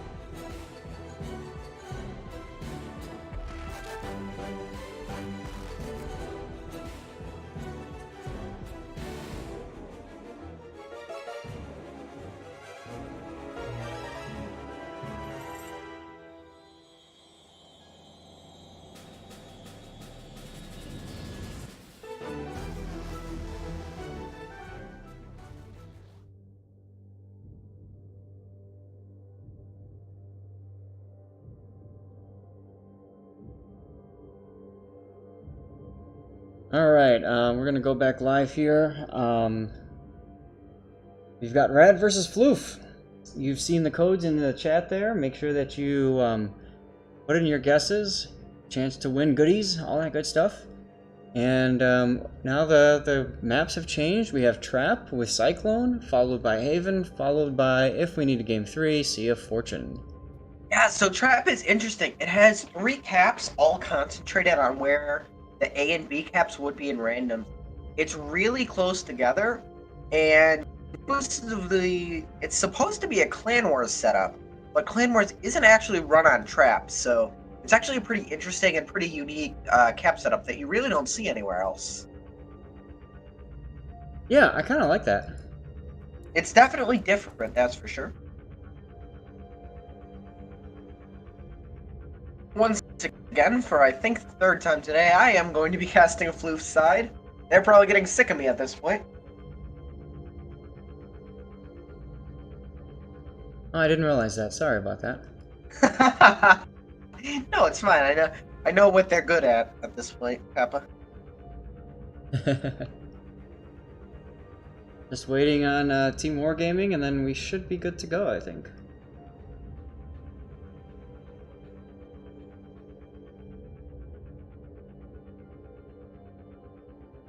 So yeah, it'll be interesting to see what happens with Trap and how it works. You know, you've got some choices. You know, going all the way to C though really cuts you off from the rest of the game. So you have to be careful not to do that. I think most teams are going to go for A and B.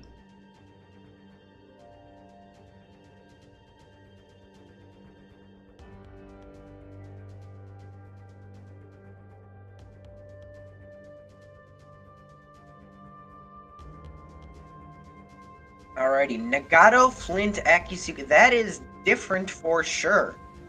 I mean, Oh, yeah. earlier they were running Gneisenau, right? And now they've switched over to Nagato, so more of a standard and less of a brawling battleship. That's going to They put them at also- a big disadvantage. They also removed Lulu. Yeah, So Lulu has our been... Flint is Mr. DC'd.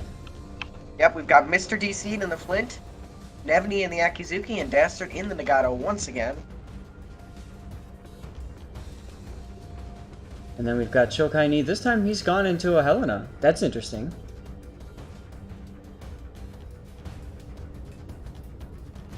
I think didn't we see him in the Cleveland last time, or was that 2 games ago?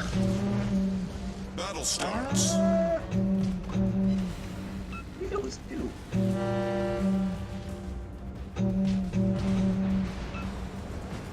Don't fire at your allies. Don't fire at your enemy cruiser Perfectly destroyed. timed ritual mass suicide. Always is a feels good, man, especially when it's that. There's 3 simultaneous, just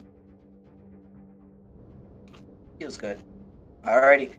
So Floof, the Akizuki appears to be making headway right towards the B cap to start off, whereas the Helena and the Gneisenau Finning and Shokai Ni respectively are moving forward to the islands more towards C. That's an interesting move.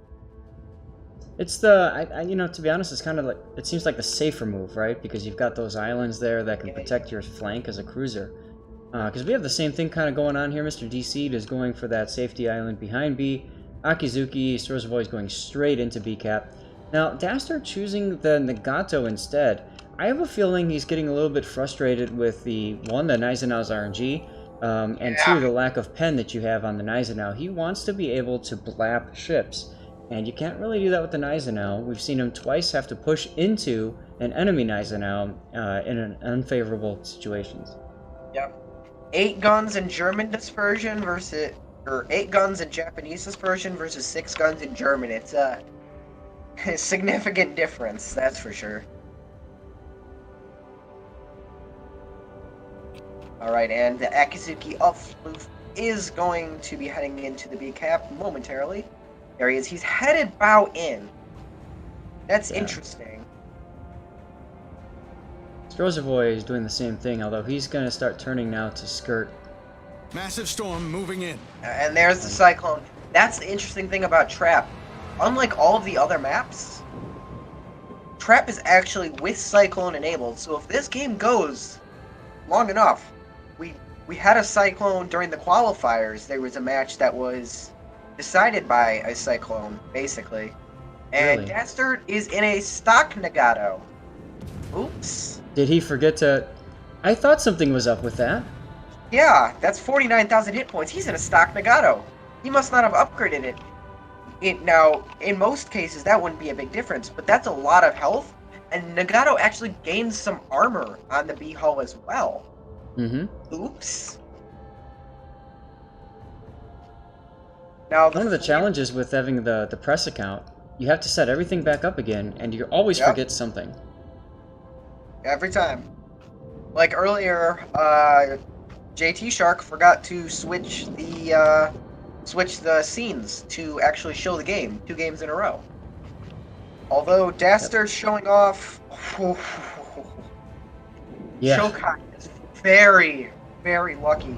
He's pushed out with no support. I don't know what he's doing here. He's sitting in the middle of a cap, waiting to die. Why?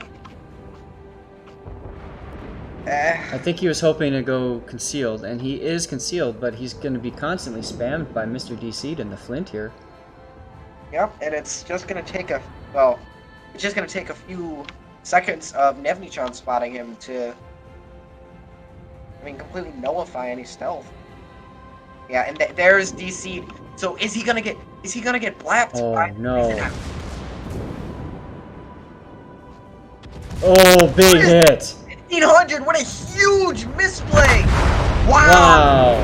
Get away with a trade there. That absolutely should not have happened. Massive mistake. Floofs. Floof should have just lost their Helena and not gotten anything in return for it, but a huge misplay leaving the smoke that early by the Flint is just gonna cost them heavily. Yeah, it's the lack of vision that they had there. On Dastard in the Nagato, all missing, showing off that German dispersion. Wow, that was a huge thing. If they had just traded, if they hadn't traded the Flint and just had killed the Helena, that would have meant a huge spam advantage. Because Gneisenau is coated in 25mm armor, being a Tier 7 battleship. So the IFHE of the Flint could have just penned that all day, every day. Meanwhile, Strozovoy is losing this back and forth with Michael. It's amazing. The blind fire. Yeah. He's being forced to retreat and get out. Yep, gonna have to leave the cap. Shots in once again from Dastard. The blind fire ineffective, and picking the stock hull was costing Dastard here. They are now at a very large HP disadvantage. Amadori is not resetting. He's not using his guns to reset Dastard for some reason. His smoke screen is still up, though it is fading. So they're gonna cap C, and I think that Amadori is going to wait to the last possible second to reset Dastard at A. You know, it's something I run. Oh, there's Nevny! Oh, this is big. Yep. Right here. Who's gonna win this gunfight? Slight HP advantage on the way of Amadori. Ironic. Yeah, until Dastard salvo. Boom! Boom! Dastard. Yup. Das just goes in and pounds Akizuki. So, Gneisenau versus Nagato and Akizuki. This is going to be interesting. Gneisenau's got to go full bore here, go straight into B. He doesn't have much he does. choice.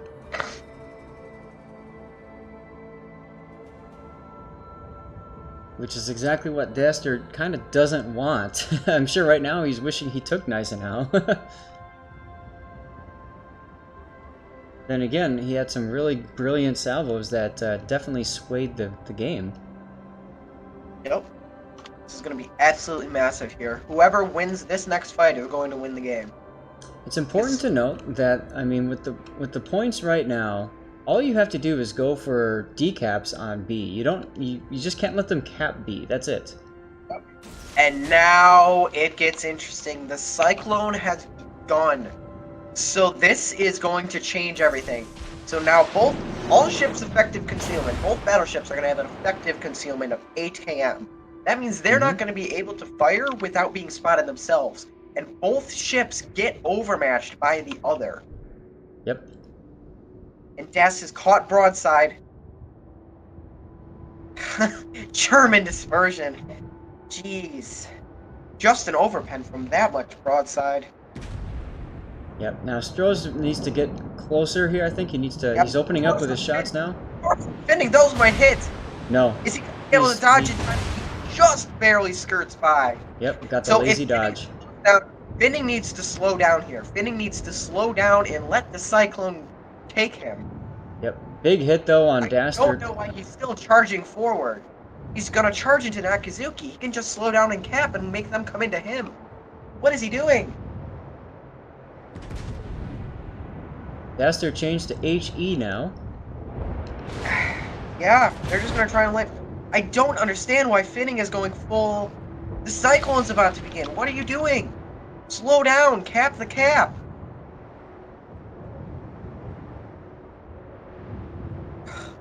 He probably thinks he needs to get a kill in order to make the change here. And I have a feeling he wants to get into a position to blap Strozovoy. Meanwhile, Dastard has once again beached. Strozovoy's low enough where... I mean, if he gets spotted, he's probably going to be done. But, right. I mean... I don't know. I don't like this move by Finning. He could have just sat back behind in the B cap. See, now the Cyclone starts for real. Yeah, I mean, that's pretty much throwing away any advantage you can get from that Cyclone. Finning's gonna go Citadels go down. once again. He dodges the Torps again. He needs to get a heal off or he's done. This is it. Nope. Why? Why would he rush forward? Oh, I don't understand it. Just a big misplay there.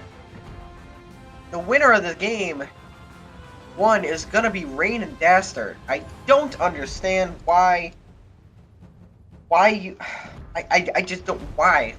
I don't understand why you would go forward there. Why would you not go into B? How much you want to bet Dastard's gonna disappear all of a sudden?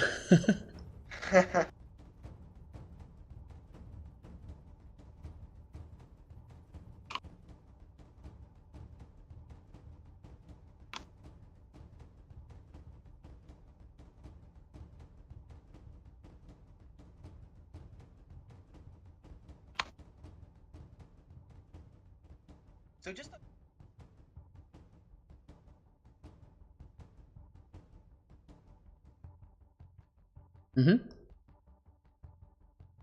And he has returned.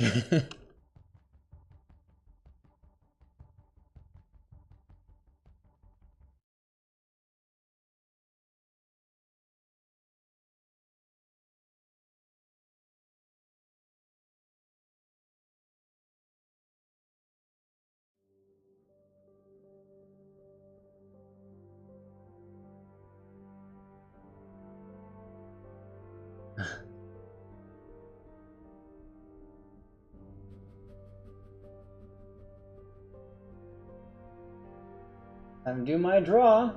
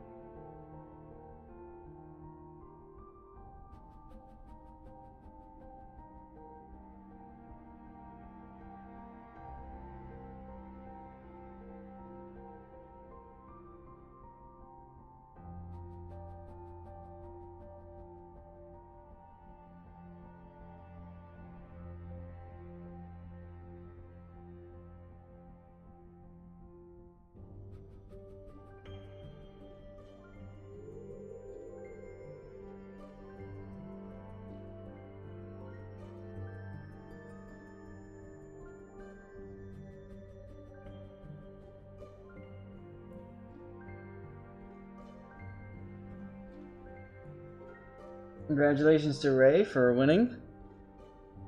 Raffles reopened.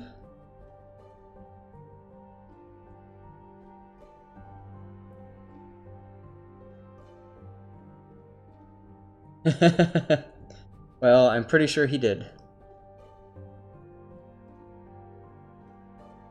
If it was stock, that means he also had the slower engine too. Ugh.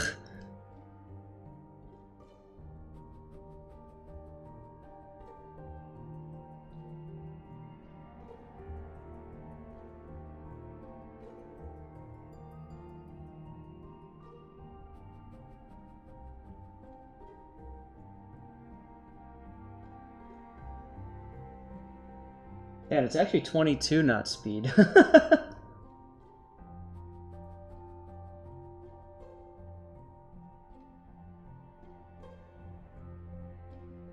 Yeah, 25 is the upgraded.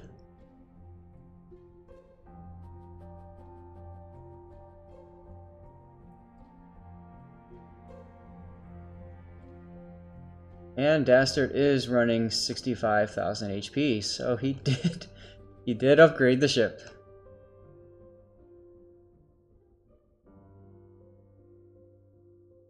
Alright, so we see on this side here, Red is going to both caps, B and C, and positioning Dastard in support.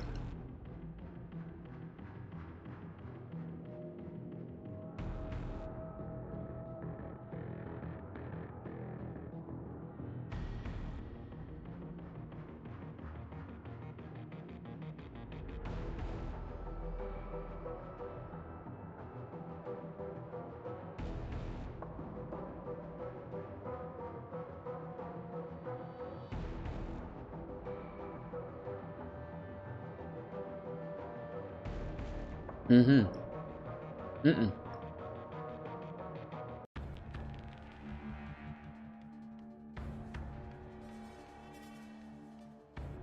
The big question is going to be, is Strozavoy going to get detected here? So he's about to get to B. And if he does, will he get blapped?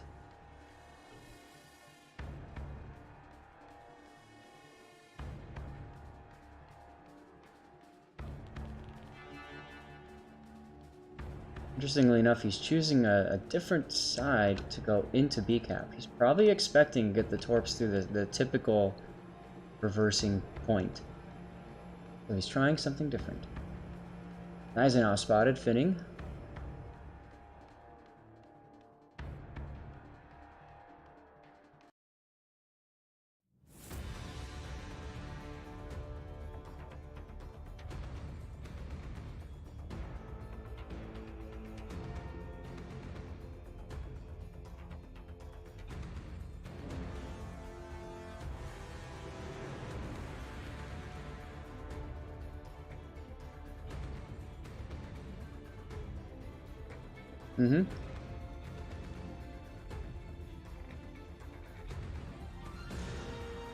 I actually like the curve first.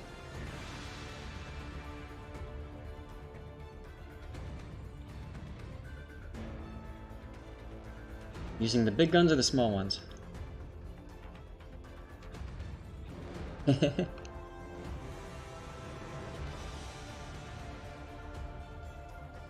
Right?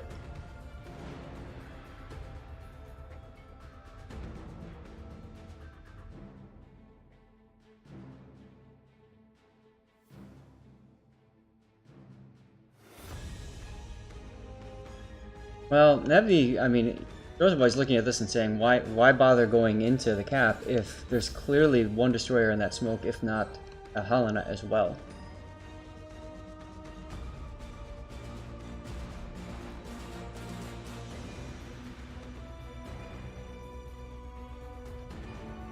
Because Rad has not seen the Helena yet, so I'm sure they're trying to say, okay, we don't want to overcommit and then lose, you know, Strozavoy right off the bat.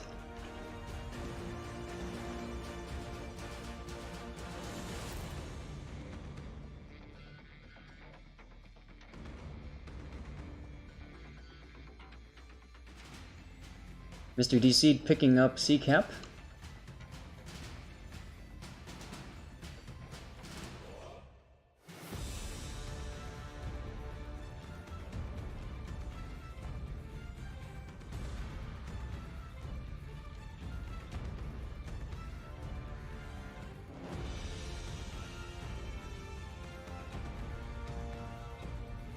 Yeah, that is kind of interesting, but...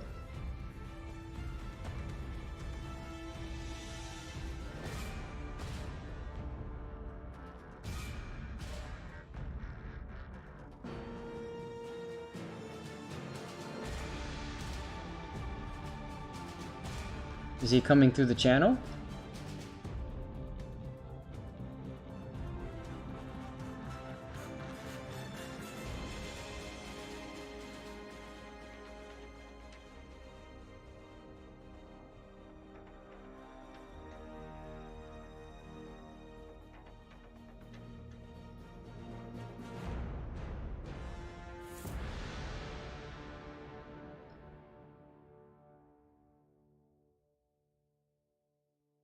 No. Helena's been spotted now, Chokaini, but Dastard doesn't really have a shot on him.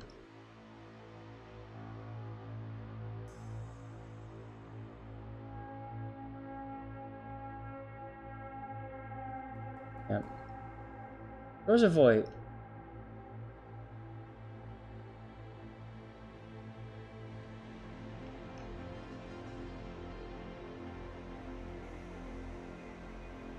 Shots out on Helena right now. Not much.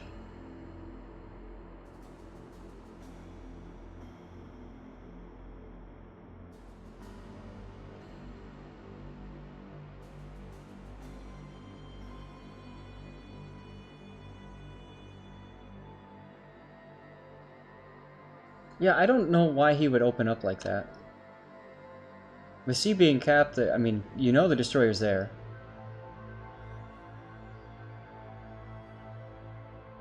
Exactly.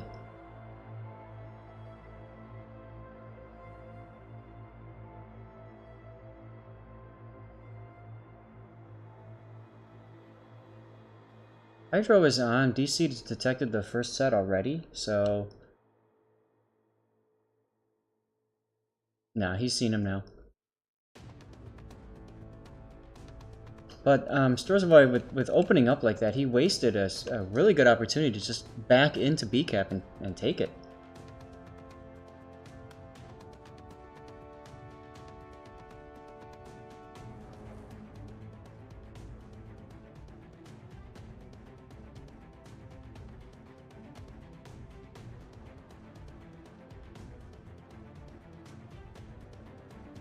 Yep.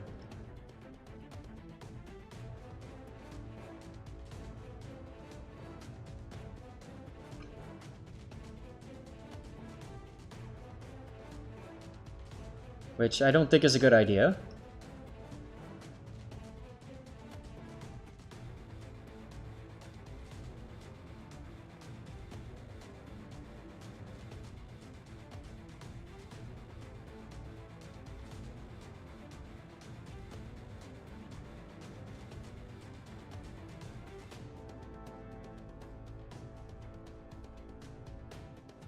Well, I mean, he's got a smoke, so he could use the smoke and start pew-pewing. Clearly, Chokaini is looking at the Helena, or...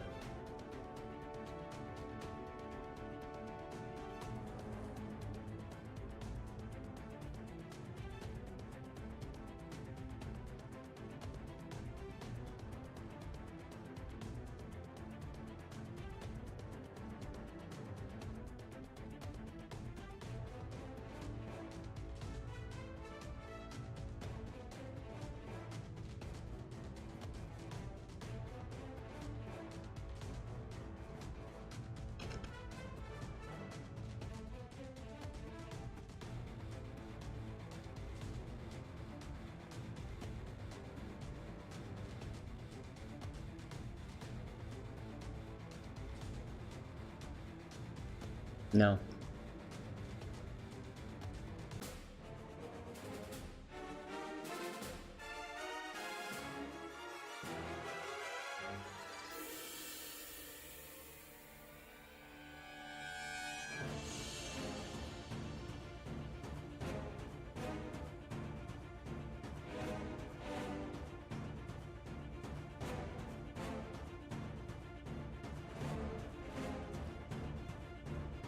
Yeah, the important thing though is that they've pushed Dastard back a bit. Oh, nope, he's gonna get a shot on Chokaini now.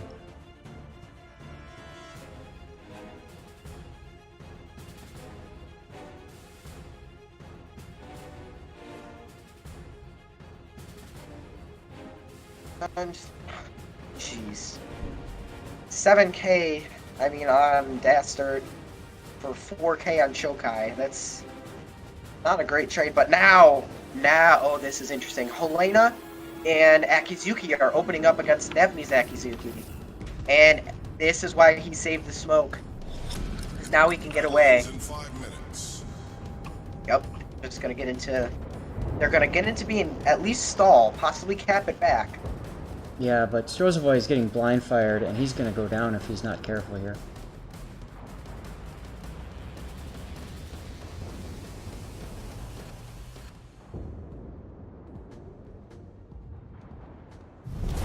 Our victory is in sight.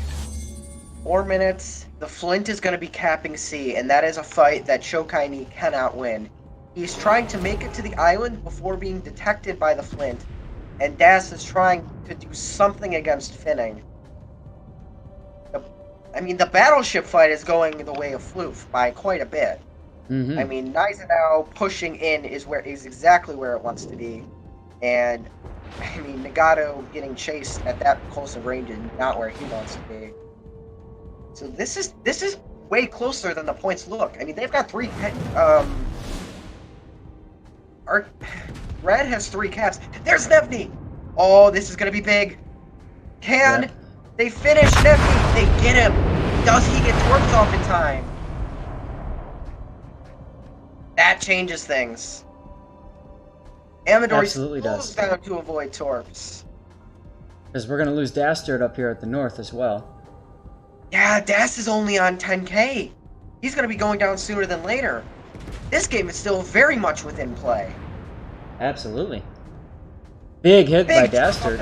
Only 10K though. And Dastard is just border humping to say he's border humping for his life here. But Chokaini is very, very low. And that Flint is still it's still on quite full health. This is really way closer than it looks from the scoreboard right now. Yep. Nagato's HE secondaries coming in. They need to send the Helena to cap A and slow those points down. Because if the Helena gets spotted by a Flint, he's dead. And Finning needs to finish Dastard before he gets farther out of position. Shots out, 2K. That's it. 2,400. He cannot get enough damage to save his life. The HE secondaries are penning him. He's going to take a big step when we finally finish his Das off. And that's going to swing the points back. So the points are now in favor of Floof, and the Helena is smoked up. And most importantly, Flint. there's only one ship left. Flint. The Flint is going to take some big salvos, and torps are out against Mr. DC. It's 1 versus all right now. He's unspotted. Are the torps going to hit? Does he have Hydro? Torps have now been detected, and he's going to dodge. He just slips through. But here's the thing. Chokaini has to go to D now. Oh man. Does Amadori have a reload booster? That's the real question. Because if he does have a reload booster, there it is. He's trying to blind fire to reset the cap, and he does! Yeah. Beautiful decision. Completely blind. Wow! Very, very good blind fire on. And now the Flint smokes up.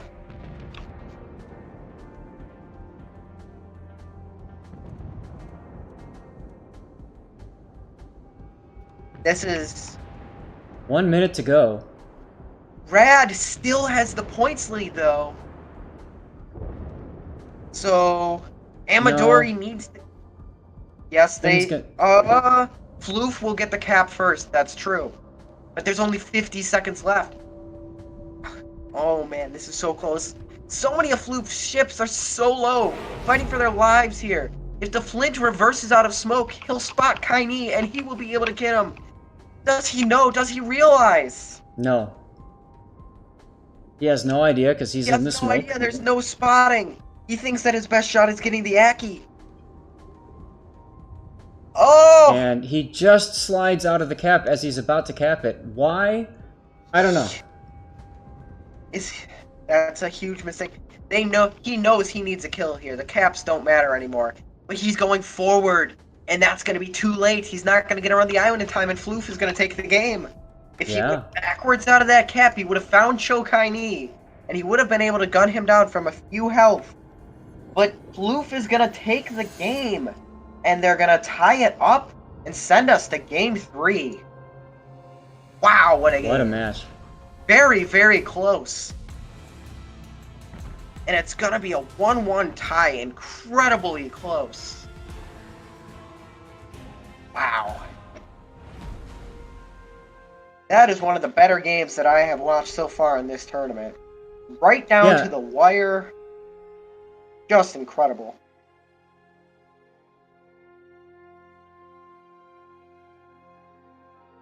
Yeah, it was back and forth for a while.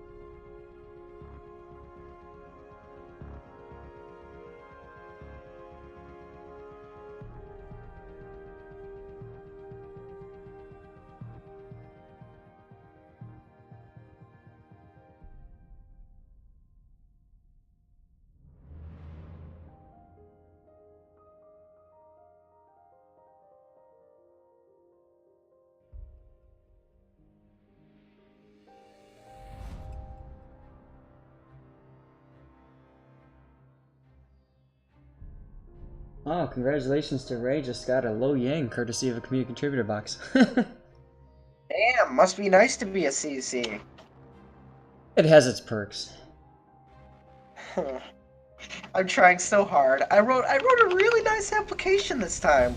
I can't wait to get the PM from Fem and Emily saying it was denied again. I gotta stay positive, man. I quadrupled my audience since last time, at least. I'm almost at 300 followers. It's fine. Starshield had like 120 when he got CC, so, you know.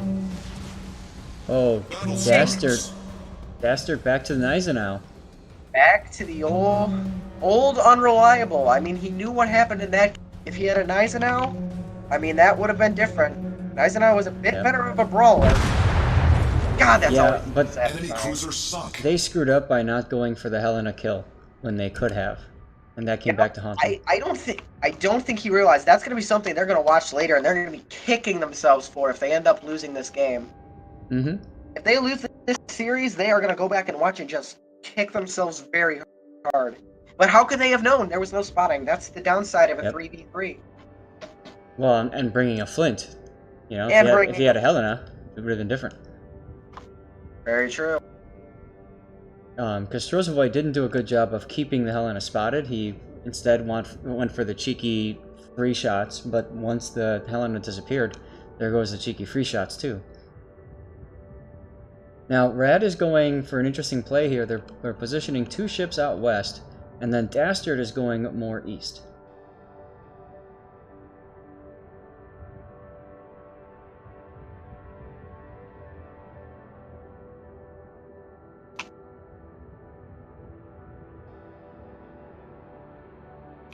Yeah, so the Akizuki is heading to C, and the Helena is going to be in a central spot on the outside of A. Basically the standard Moskva Clan Wars position, where you kind of sit on the outside of A and wait until it's safe to poke into the cap. And Finning is sitting right in H8, perfectly centralized to shoot at either cap if he needs to. Mm-hmm. That's where he wants to be. The key's going to be spotting the cruisers early and getting that blap early. Yep.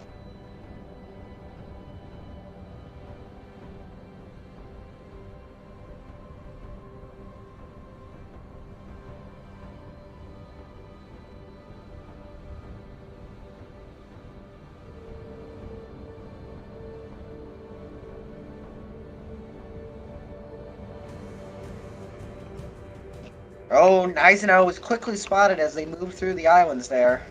So now Amadori knows that Dastard is moving at C. Yep, there's the Helena's catapult fighter.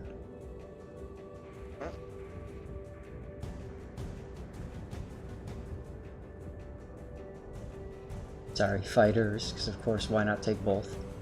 I mean, there's no real reason not to. Specialized Helena captain.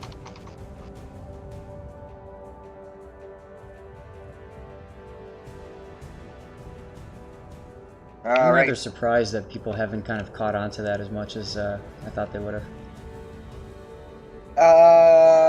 Something, overestimating the average player, something. So Amadori is now reversing into the C cap, which is very good. And Starozvoy Nevny has been spotted at A by the Helena scout plane. Looks And like he's not going to be sliding out of the cap. Nope. So he is going to stay in cap A. Yeah. And Surprisingly, he didn't shoot down one of the catapult planes. Didn't he? I only see one. I think he did. Oh, okay, maybe he did. And the other one just disappeared too, so either... Yep, there it goes. I mean, manual AA on an Akizuki. I mean, Yep. sniping scout planes, Kappa. So shots out towards Finning. And German dispersion, lol. And Amadori is now launching torps at Dastard, who is moving into C. He launches both sets concurrently as soon as they're up with the reload booster. That's definitely something quite interesting. Maybe he would be better served waiting for a flooding attempt. Yeah, because Das is just going to turn in now. Well, yeah, I mean, you know, Oh, going he for might that. take... From the second set, there's two stacked very close to each other because low random torp RNG.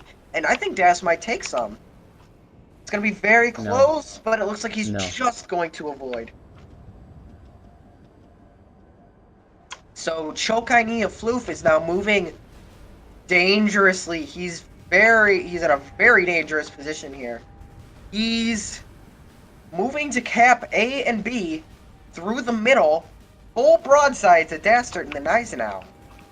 But Das just blind fired at Amadori, so he's going to get into B and A. I think, yep, he's going to be able to get there safely without much return fire. And now the Flint is spotted for the first time, and Floof is Finning is about to be in a world of fiery pain.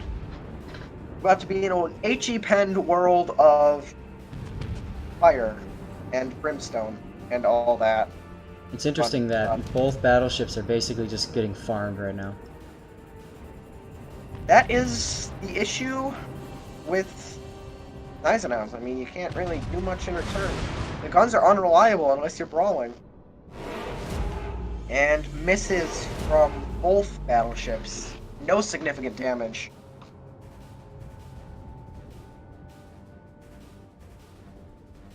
You know, I'm surprised in this entire tournament I haven't seen a single Bismarck.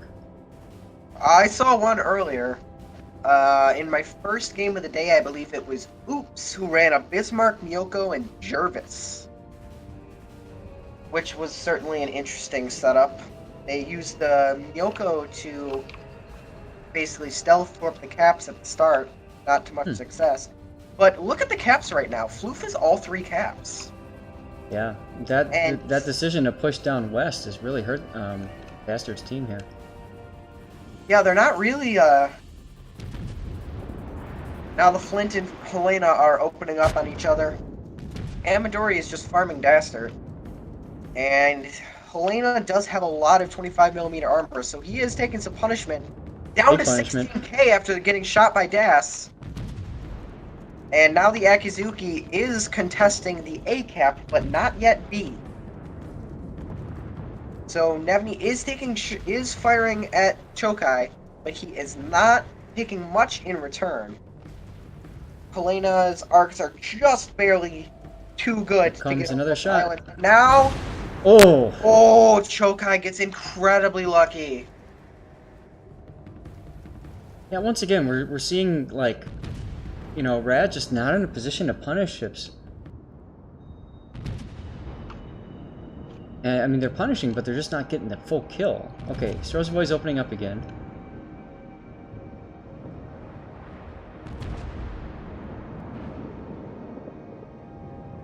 There he goes. Chokai's going down. Just hanging on, and there he goes.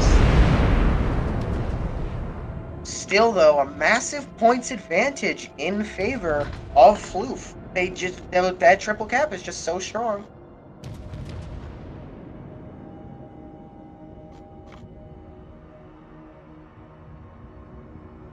Finning is being forced to move out now, so they are going to capture A. And now, well, I mean, now Das can just push right down into AV, don't you think? Mm-hmm. I mean, what's really stopping him?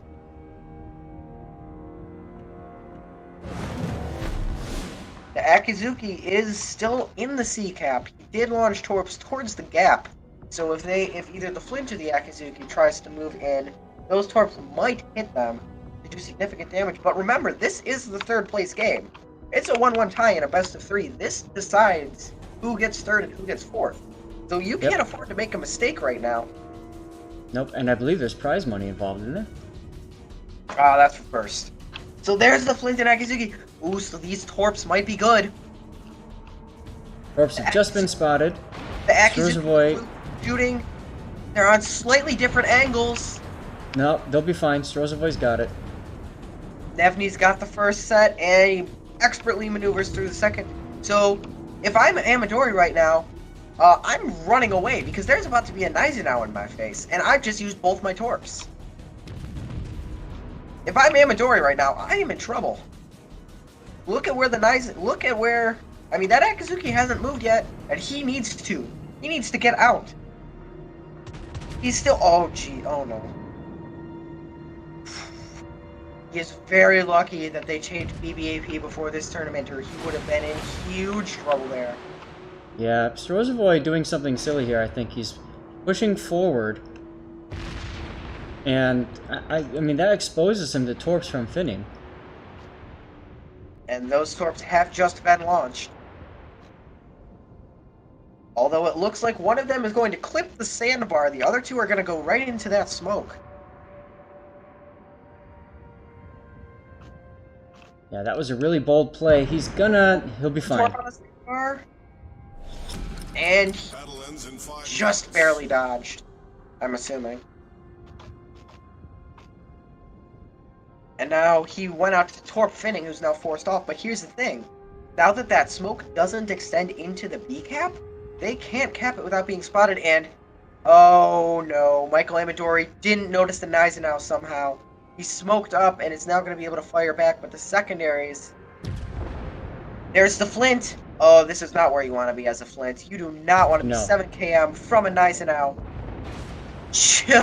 German dispersion. Yeah, Jeez. I don't know why he'd come out like this. That's a really... I mean, they're starting to get desperate. There's only 4 minutes left. They've got to do something. Now that he's taken the Naizenau's attention, I'm thinking, yep, there's Nevny. They're going to open up and try and burn down Finning here. If they can burn him down and get into the B cap, they're in a very good position to keep this game. Amadori's down to 9k. The blind fire from Datsard is doing work.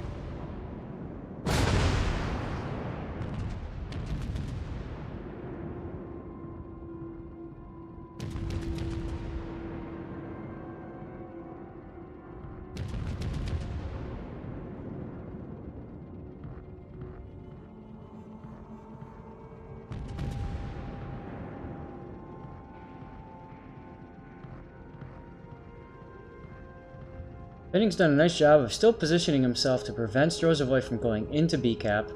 Michael is now... He's now on low enough health where a lucky shot could be enough to finish him off. Yep, and now he's being detected by the planes.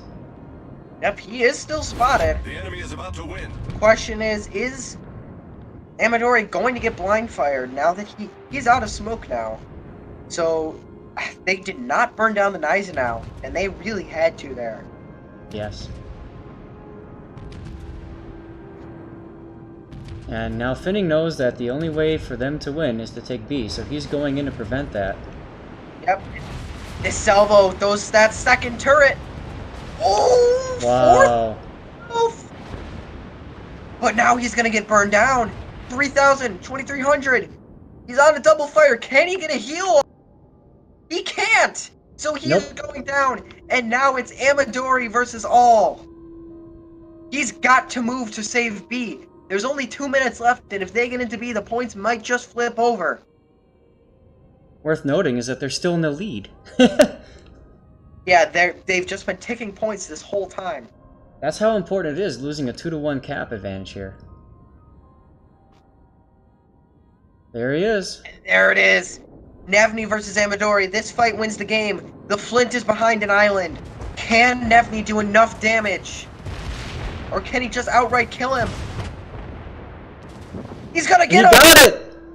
Red Wow. saves the game as Amadori loses the gunfight. The winner is Rain and Dastard. Wow. Totally red, man. Totally red. Absolutely radical. Haha, the puns. Wow. Amadori. Feels bad, man.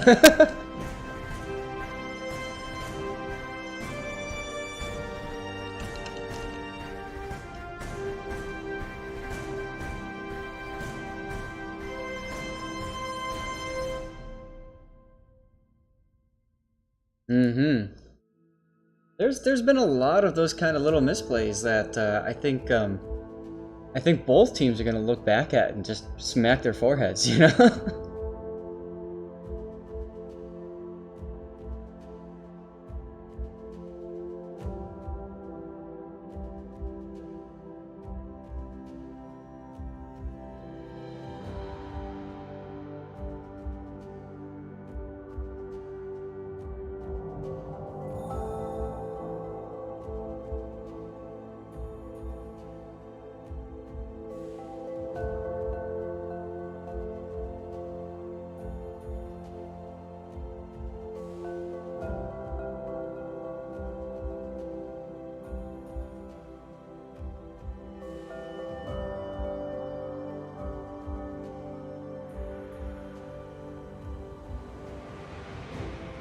Well, congratulations, Trophy, for winning.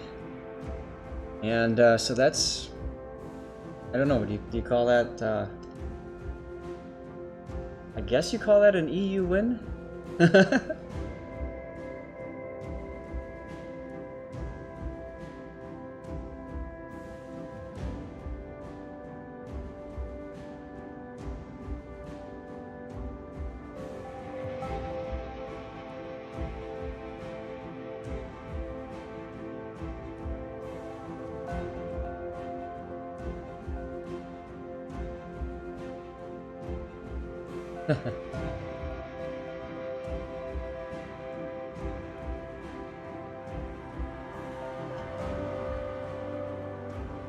Yep.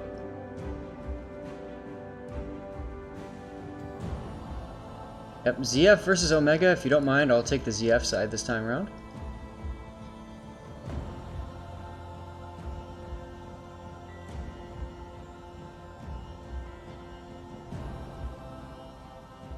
Alrighty, just waiting on the teams to ready up. What do you think we'll see here, ship comp-wise? I mean, ZF has run the Akazuki. Sneaky Snake is gonna be in the Helena. I'm sure of that. We'll probably see Akizuki. Loyal for Gneisenau, most likely, once again. Yep. So, winnings here, a lot of the teams are going to be getting coal, some camos. Fourth place wins doubloons and a tier 5 premium ship of their choosing. Third place wins 4,000 doubloons and a tier 6. And they also get World of Warships t-shirts. God damn, I wish I got one of those shirts. I'm just sitting here with my Let's Battle Tour shirt from Connie at Ohio, D-Day, Ohio last year. Now let's talk about second place and first. This is where it gets interesting. Second place, 4,000 doubloons, 1 ship of each for tier 7 premium ships of their choosing, and World of Warships hoodies. Now these hoodies are pretty freaking awesome. I have one and I love it. You get wait. Does the CC get one? Does if what? so, does a CC get the hoodie? You gotta get me in there if so. No, well some did from earlier, but I got one as a special gift from Wargaming for doing one of their surveys and stuff like that. It just came in a box and I'm just like, oh my god. I have done every survey they've ever sent to me. Where's my hoodie, Kappa? This was a special one where they came and they actually came and interviewed me at my house and paid me it was like 150 or 250 in cash for like an hour and a half of my time, just talking about why the game is so important to me as a player. I know a lot of people didn't feel. Hey, Wargaming, if you're listening, I'd love to do one of those. It was amazing. I'll tell you what. There were a lot of people that said, "I'm not letting some random person come to my house," and I loved it. I thought it was great. They got to see the setup. I got to talk to them about why it was so important. I got to share with them like all the cool things that I've won, like t-shirts and stuff like that, and all that. I don't think Wargaming would be interested in my setup. It's literally about 3/4 of my room, with the other quarter being bed. So I know that we're about to get started here.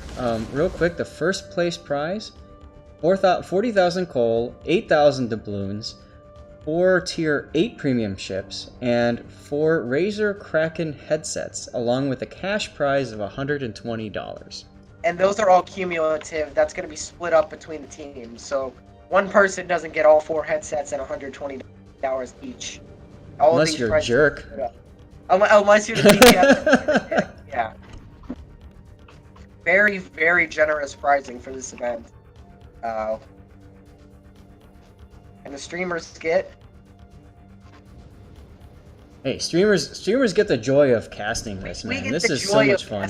For the 10 people who I love so much for watching me instead of Flambass and Izzo. You guys are the best. That's not ironic, by the way. I'm so happy whenever people actually watch my stream. It makes me feel good inside. 3,000 years of philosophy for that. Anyway, on to the game. So Omega seems to be heading more towards A. Battleship, as always, is going to be sitting middle, but the Gotcha and the Cleveland are going to be heading more towards the A-B side. So more open water and less island cover, so I'm assuming the smoke is going to come into play very quickly. Probably. Now, Sneaky is doing the opposite. He's going for the island cover and the lull arcs over the island. He just popped his catapult fighters. Wicked Wyvern is in front of him in the Akizuki. He's probably going to take the long way around the island and head into C-Cap. Now, the Gneisenau Doyle is actually heading south towards A-Cap. Interesting. Well, he's going to run face first into a destroyer and a Cleveland. So that's never really something you want to do. Never really somewhere you want to run. Never really where you want to be in a Tier 7 battleship, especially one with the noted accuracy issues Massive storm of moving the Gneisenau. And there's a Cyclone inbound. So, like we've mentioned earlier, Trap does have Cyclone enabled, which has come into effect a few times in the tournament. Or we've seen people completely throw away the advantage it provides. Ahem, Finning. Hello, that's you.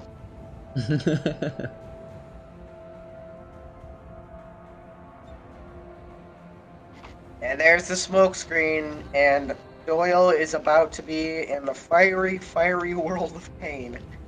That IFHE is just going to eat him alive. So one of the ships from ZF is actually moved into C now. So they're not going to cap as quickly as Omega, but they are still going to get a cap, which is very important. Wyvern is now smoking for Sneaky Snake. It's the Wicked Worm. Oh, sorry. Oh yeah, it is Worm. Huh. Poor Rob. Gonna be a sad man. Yeah, so the Nizenau is unspotted, but he's been pushed way out of position all the way to the 1 line. I mean, that's, and now the smoke train is heading towards C. Oh, B. I know which caps are what. Yeah, so now the Cleveland and the Gaja are both in the middle of B. The Gaja is turning out to put his third in, but the Cleveland is rushing straight towards that island. He knows that if he can get on the right side of that island, he'll be safe from the Nizenau, which is what he's really concerned about. The Helena in smoke is now shooting Omega's Nizenau, who is pushing balls to the wall to go to B. And the Akazuki of Wicked Worm is spotted. Yep. That's why I said that is perfect spotting from the Nizenau, and the secondaries and main guns are opening up, and he's going to be in really bad shape here. He's going to take all the Cleveland fire, Akazuki, and Nizenau secondaries. He's going to take a huge amount of HP loss. Yeah, I disagree heavily with this play, but look at that! The Torps are out, and Omega Lol out. Blood Legend. Wow! He took a huge shot from Doyle in the Nizenau. And what we thought was going to be a dead Akazuki turns into a dead Cleveland the other way. Yep. Oops. There goes your tier 8. There goes your radar. I mean, that's huge. That cannot be overstated. Wow. Okay. That was not how I expected that engagement to go. Nope. Not at all. But now Angel Stone is being baited to go down the channel, which is exactly what Worm wants. Yeah, but Worm's already used both of his torpedo salvos. I mean, he doesn't have any heavy-hitting equipment left to hit Angel Stone with. And now he's spotted. Bad day to be Worm. Spotted, and he's gonna get flogged by Omega's Gaja and the Nice. Yep, it's a 2-on-1 here. He still has the smoke screen. He never used it. He might be able to get away here. That's gonna be huge. But what's he gonna do? Is he just gonna sit and smoke, or is he going to try and get out while they burn down the Nice? I don't think he can really get out. Chase the Helena, and Doyle in the Nizenau still hasn't made his way into the A cap yet, so he's being completely ineffective. Not shooting behind islands, not spotting. I mean, they've nullified their advantage by having an extra ship, but Omega's very low in the health trade. Torps going into the Akizuki smoke. Are they gonna get lucky? Doesn't look like it.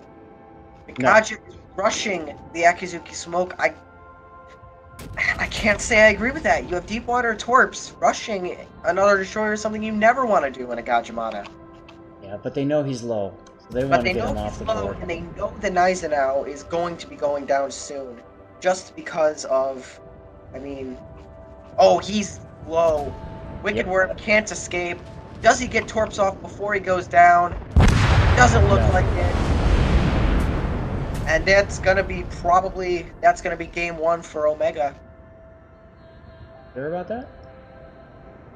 Angel Stone is about to go down. That's true. Angel Stone's going down. Well, there's still Doyle. That's right. I forgot because he's been completely useless. He's been completely useless. And there's just his shells coming in. But Omega still has the cap advantage, and they still have the stealth advantage. But, oh, there goes the stealth advantage. The Cyclone now. That's going to change things up a bit. And is Omega going to survive here? Is the fire going to run out in time? Or is Doyle going to get shots off? It's like it's a no. The fire just runs out, and Doyle is behind an island.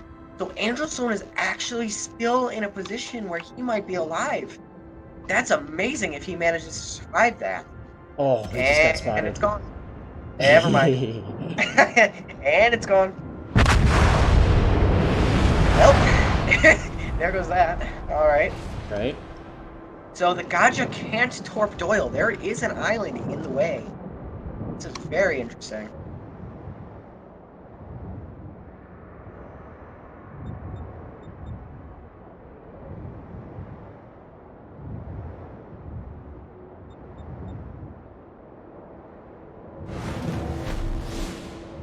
Kaja's ballsy play surface here. spotted by the Gneisenau. I think he's just going to try and rush him. Use the islands and the cyclone to stay undetected. He's detected. Well, not necessarily undetected, but stay to a point where he can't get killed. And he's going to use the BB-AP change to make sure that he can rush the Gneisenau more or less unscathed. I mean, the Helena's out of range. This is a 1v1 right now.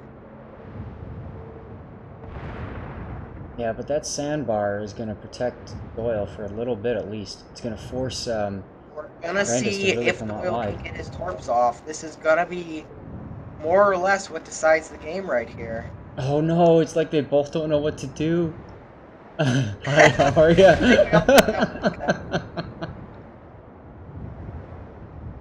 Oh my god, they're both trying to bait each other's torps. Oh, they're both trying to bait the torps. This is beautiful. I'm screenshotting This is comical. He's gonna go around front. He's gonna go around. He's gonna get the. Doyle needed to stay beached because right now, Yes. Brandis. No. He's get him. This is so close. Oh my god. Torps. He's not gonna get it. Brandis plays it wrong. Oh my god. Zero Fleet wins game 1.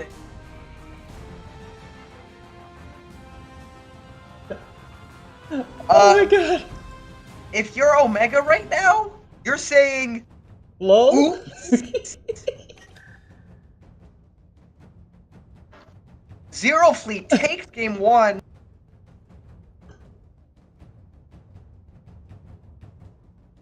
Oh my god. Huh. Lol. Well, out of all the things that have happened in this tournament, that's certainly been one of them. I just love Doyle. Hi, how are ya?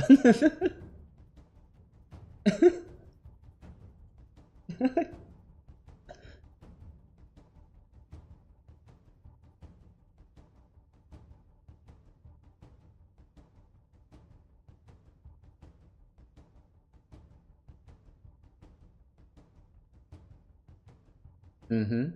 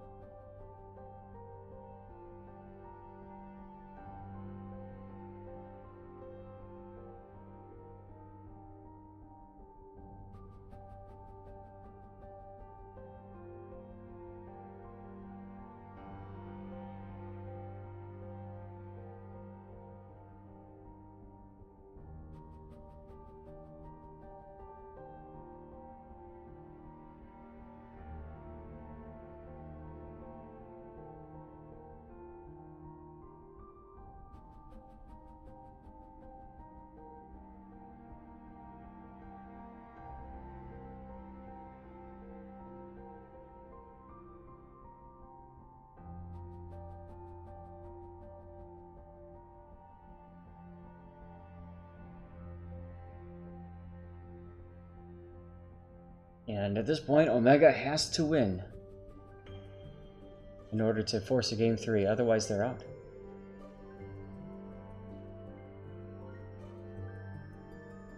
By the way, I'm hearing my mic is popping a little bit when I get loud. Are you hearing that too on your end? Oh, okay.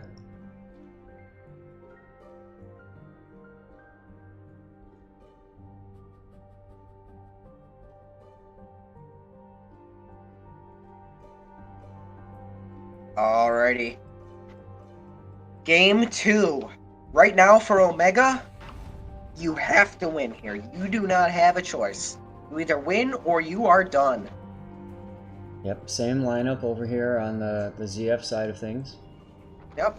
Nicenau, Cleveland, Gajamata. Both teams Definitely. saying we're happy with our comps. They are confident in their abilities. They just need to find a way to outplay the enemy team.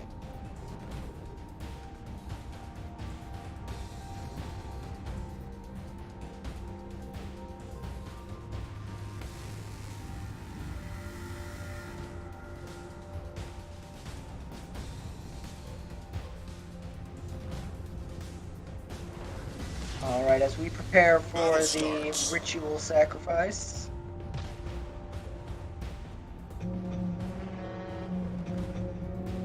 Train whistle again.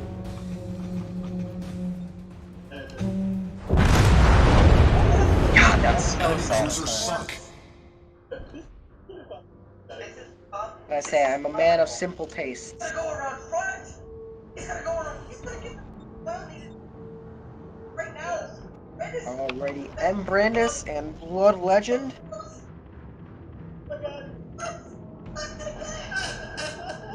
Are heading up towards the sea cap. Angel Stone is once again taking a more centralized positioning. Yep, and we got Worm heading towards C-Cap, this time supported by Sneaky Snake, who's now popping his planes.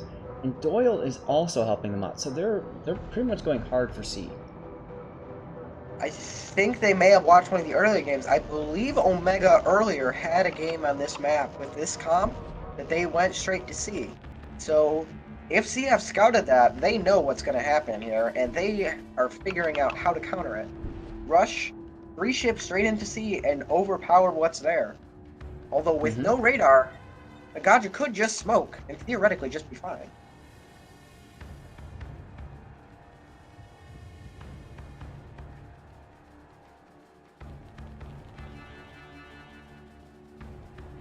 Cleveland is now peeling more towards the island, going to use some of that hard cover, and now the smoke screen is up from Wicked Worm. So they know at least the destroyer's there, and they have to assume at this point, they're good enough players, they know there's a cruiser in that smoke. Helena planes are just detected, so they know the Helena's in that smoke. Yep. And that's going to make the Gaja very wary. Reversing into this cap, that's something we really haven't seen as much as I expected today. He's not even in the cap yet, he's just reversing along the outside. Along the outside, along the outside. And there's the Akizuki hopping into the cap, and now Brandis is going to contest. Now Gajamata has the poor gun angles on her number 1 turret, so she's only got 2 guns firing behind her. And the Akizuki has left the cap, but the Torps are spotted. The Torps are spotted, and it looks like Omega's going to slip through. And now the Nicenau is going into B of Omega, it looks like. Yeah, interesting to see that he's chosen to do that. I'm sure Snake is looking for an opportunity to get his shots over the island there. Those torpedoes from the Gaja coming in, totally spotted, no problem for Sneaky Snake. Yep, and now Doyle and Angel Stone have spotted each other. Doyle's shells all bounce, 1 over pen. German dispersion. Getting that 3rd turret off, and now Angel Stone returning fire completely misses on Doyle. And the return shells, I saw 1 shell hit. Don't know what happened there. Can't have been too big of damage though. And now Angel Stone is forced to turn broadside to try and turn out and get to the south of the cap. But the Akizuki of Wicked Worm is now capping C. Yep.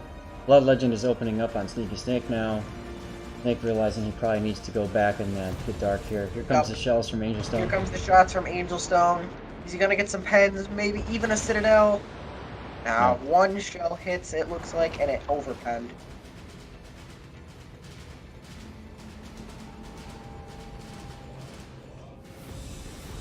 Sneaky Snake found the beach. And Angel Stone isn't going to be undetected, but he's angled away towards pretty much everything. Oh, that So, last salvo set of fire. He's gonna get reset, and there's Wicked Worm. Wicked Worm is now opening up on the Cleveland. Now that he says, I'm spotted anyway, let's go. But I don't believe he's spotted the Gajamata that is No, he actually has not. currently capping. So ZF currently isn't near any caps. No.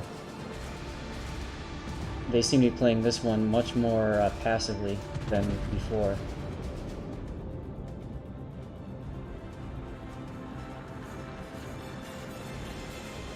Doyle with a decent chunk on Angel Stone. Yeah, I mean, Omega is losing the HP battle, but they have the caps and they have better positioning. Shots out towards where the final last was. No hits. German dispersion. Strikes once again. At this point, though, I mean, there's a 24,000 hit point advantage for ZF. Yeah, but ZF isn't using that advantage. I mean, Doyle's currently reversing broadside to the Gneisenau, and the Cleveland can arc shells over that island. Mm-hmm. Like, he's not really using that advantage to the best of his ability.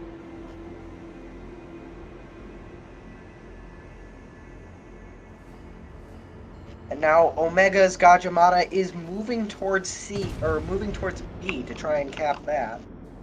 Right. Meanwhile, Worm is coming back towards C-Cap, but I think he's afraid to go in because of that Cleveland. Yep, and there's Sneaky Snake. So Sneaky Snake has been spotted by the Gajamata, and the Gaja is just outside of his own detecting range. He's only 6.5k away. He's very, very close, skimming that border. But now we know Snake's probably going to burn his Hydro charge. Yeah, now Doyle's going to be pushing in. The Gajamata's used both his sets of torps. Yep, Doyle got a decent hit on the Cleveland right through that island. Whoa. That's some expert marksmanship right there.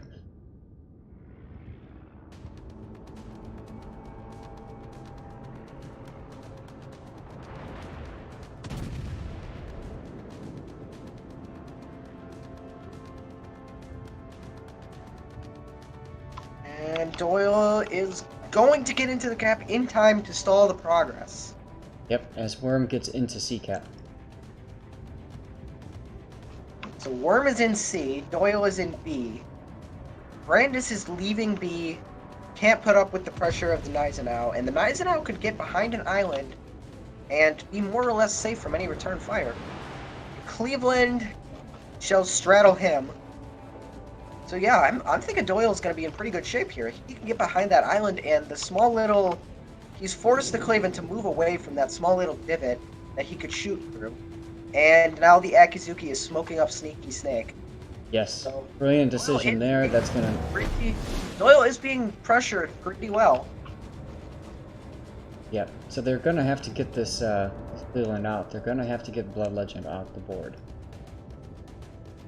Yeah, well, they don't really have to do anything. They've got the cap advantage, and it's possible Doyle may find a way to sneak through and actually cap B. If that plane goes down, they don't have anything within line of sight of Doyle. Mm-hmm. Are there torps coming out towards Doyle?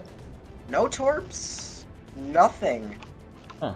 So, unless the Gaja shoots here, Doyle is going to cap B in a battleship. Very surprising. Although, in 3v3, it's not 9v9 COTS or 7v7 Clan Wars. That's what I was gonna say. That's the Tedster special is capping in a battleship. Dory CV positioning, anyone? And there's the torps towards Angel Stone. They are not going to hit. Nope. There's a second salvo on the way. Those may find more success. The important thing, though, is that that's going to force him back. Those might hit the Cleveland. If those have range, those are going to hit Blood Legend. Ooh! He just powers through. Just slides out of the way. The second set coming in, though. He slowed down to turn the first, and he just dodges once again. And now, the Gajamata's gotten into the B cap. But now there is a points advantage for ZF.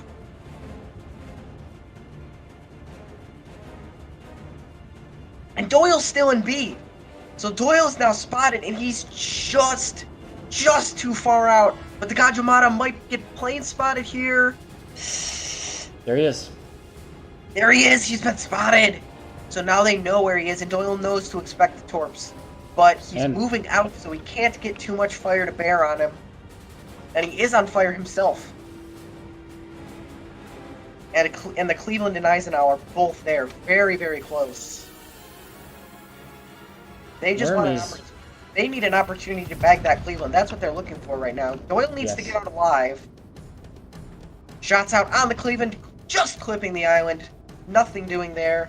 And now Angel Stone is pushing forward very aggressively. But there's still the Akizuki, and there's still the Helena, and there's Wicked Worm. So I'm really thinking that Angel Stone is going to slow his roll now. Probably. Nope, just kidding. He's going full speed ahead, launching his torps out towards the Akizuki. They know it's do or die time. 5 minutes left in the game. Sneaky Snake launching his IFHE rounds. Omega trying desperately to finish Doyle. Down to 7K? Are they going to manage it? Are they going to get Doyle? Back on fire. Yep.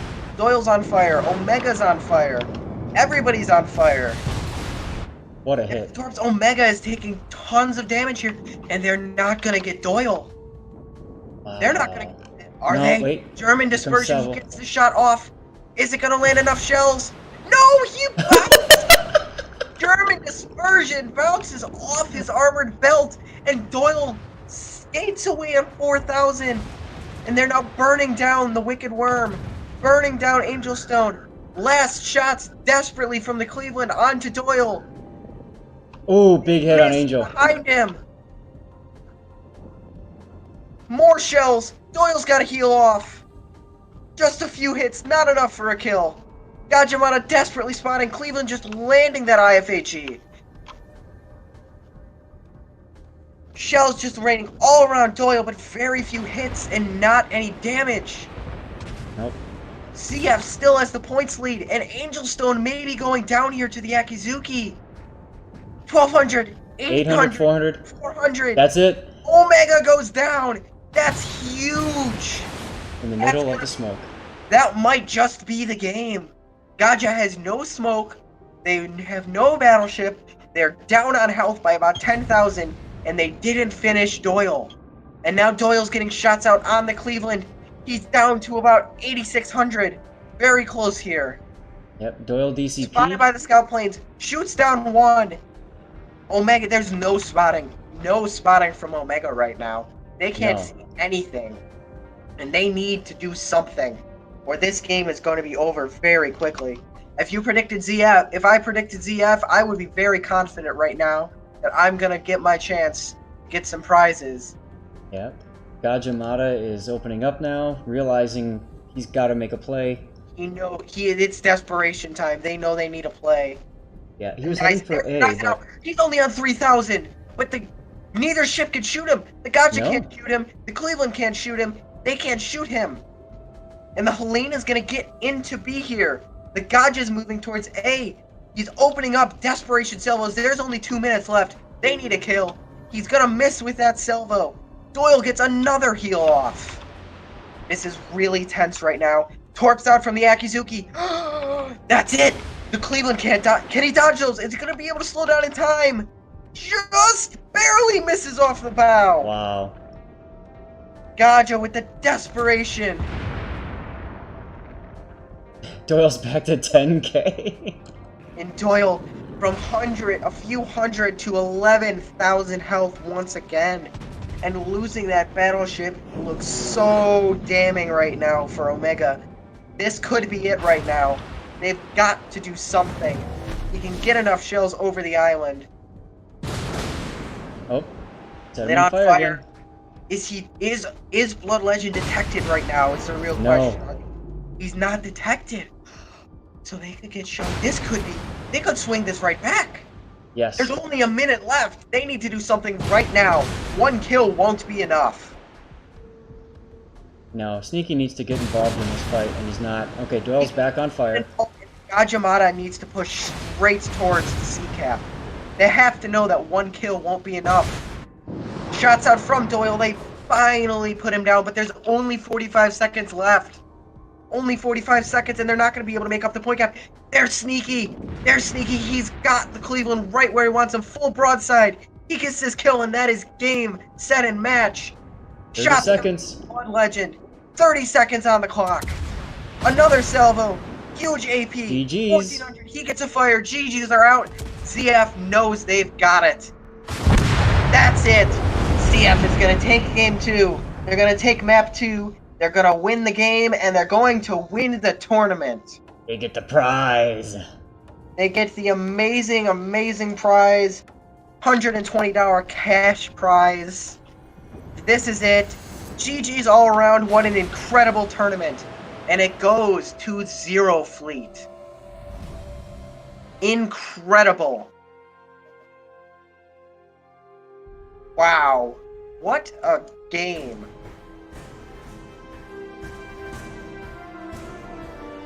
Yeah. There's no words. It's just crazy what we just saw.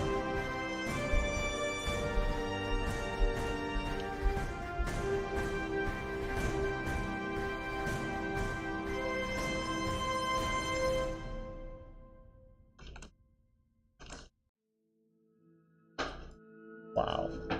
Well, that's gonna be it for us, isn't it? Gotta say, Kingpin, it was a lot of fun having somebody else to do this with instead of just doing this on my own. So thanks for jumping in.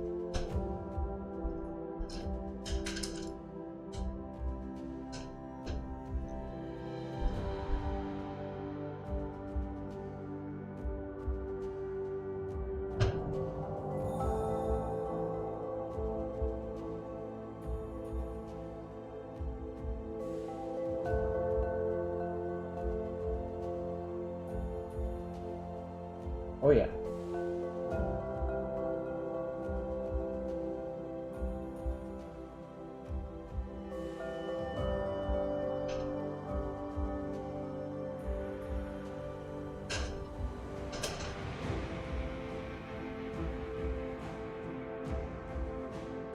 Yeah, I can't overstate how flawless this whole tournament was put together and executed. I mean, we had a few technical glitches yesterday with teams, sure, but the smoothness at which everything got done, you know, I was budgeting 4:30 and now it's 3:45. We're done 45 minutes early, partly because everybody wanted to get this to happen, and they wanted to help each other out, and they wanted to get this, you know, these games done, because I know for people on EU, man, it's pretty late, right? It's almost 11 p.m. now in Europe.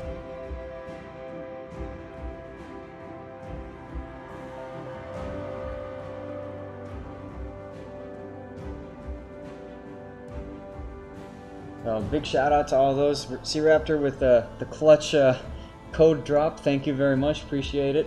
And guys, as always, if you've got if you want to get involved in the competitive, look for something like ShipStorm to come out. King of the Sea, they do their little weekend events too, or get into a King of the Sea thing. This is all volunteer. This is everybody just coming together and hanging out and putting something fun together for you know, everyone to play. And it's amazing to see what we're able to do here with you know, with a little support from Wargaming. Thanks to them for their help as always. And I'll see you guys next time. Don't forget, if you've got a replay you want to submit, send it to lordsathene@gmail.com. Feel free to check out my YouTube channel. I've got that anniversary competition going on right now. And Kingpin, once again, thanks a lot.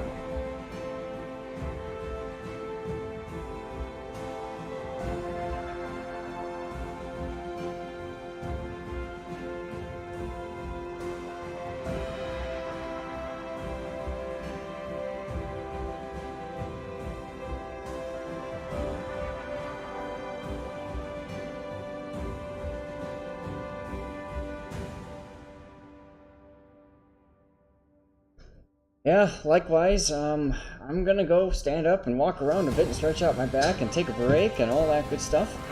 And I'll be coming to you guys again next weekend live for some more replay analysis. Keep in mind, I think the patch is going to drop this week, so that means all the replays that have been sent to me already have been invalidated, so keep that in mind. After the patch, though, that means you've got really good opportunities to get your replays featured on the stream. Alright everyone, take care. Enjoy the rest of your Sunday. I know I will.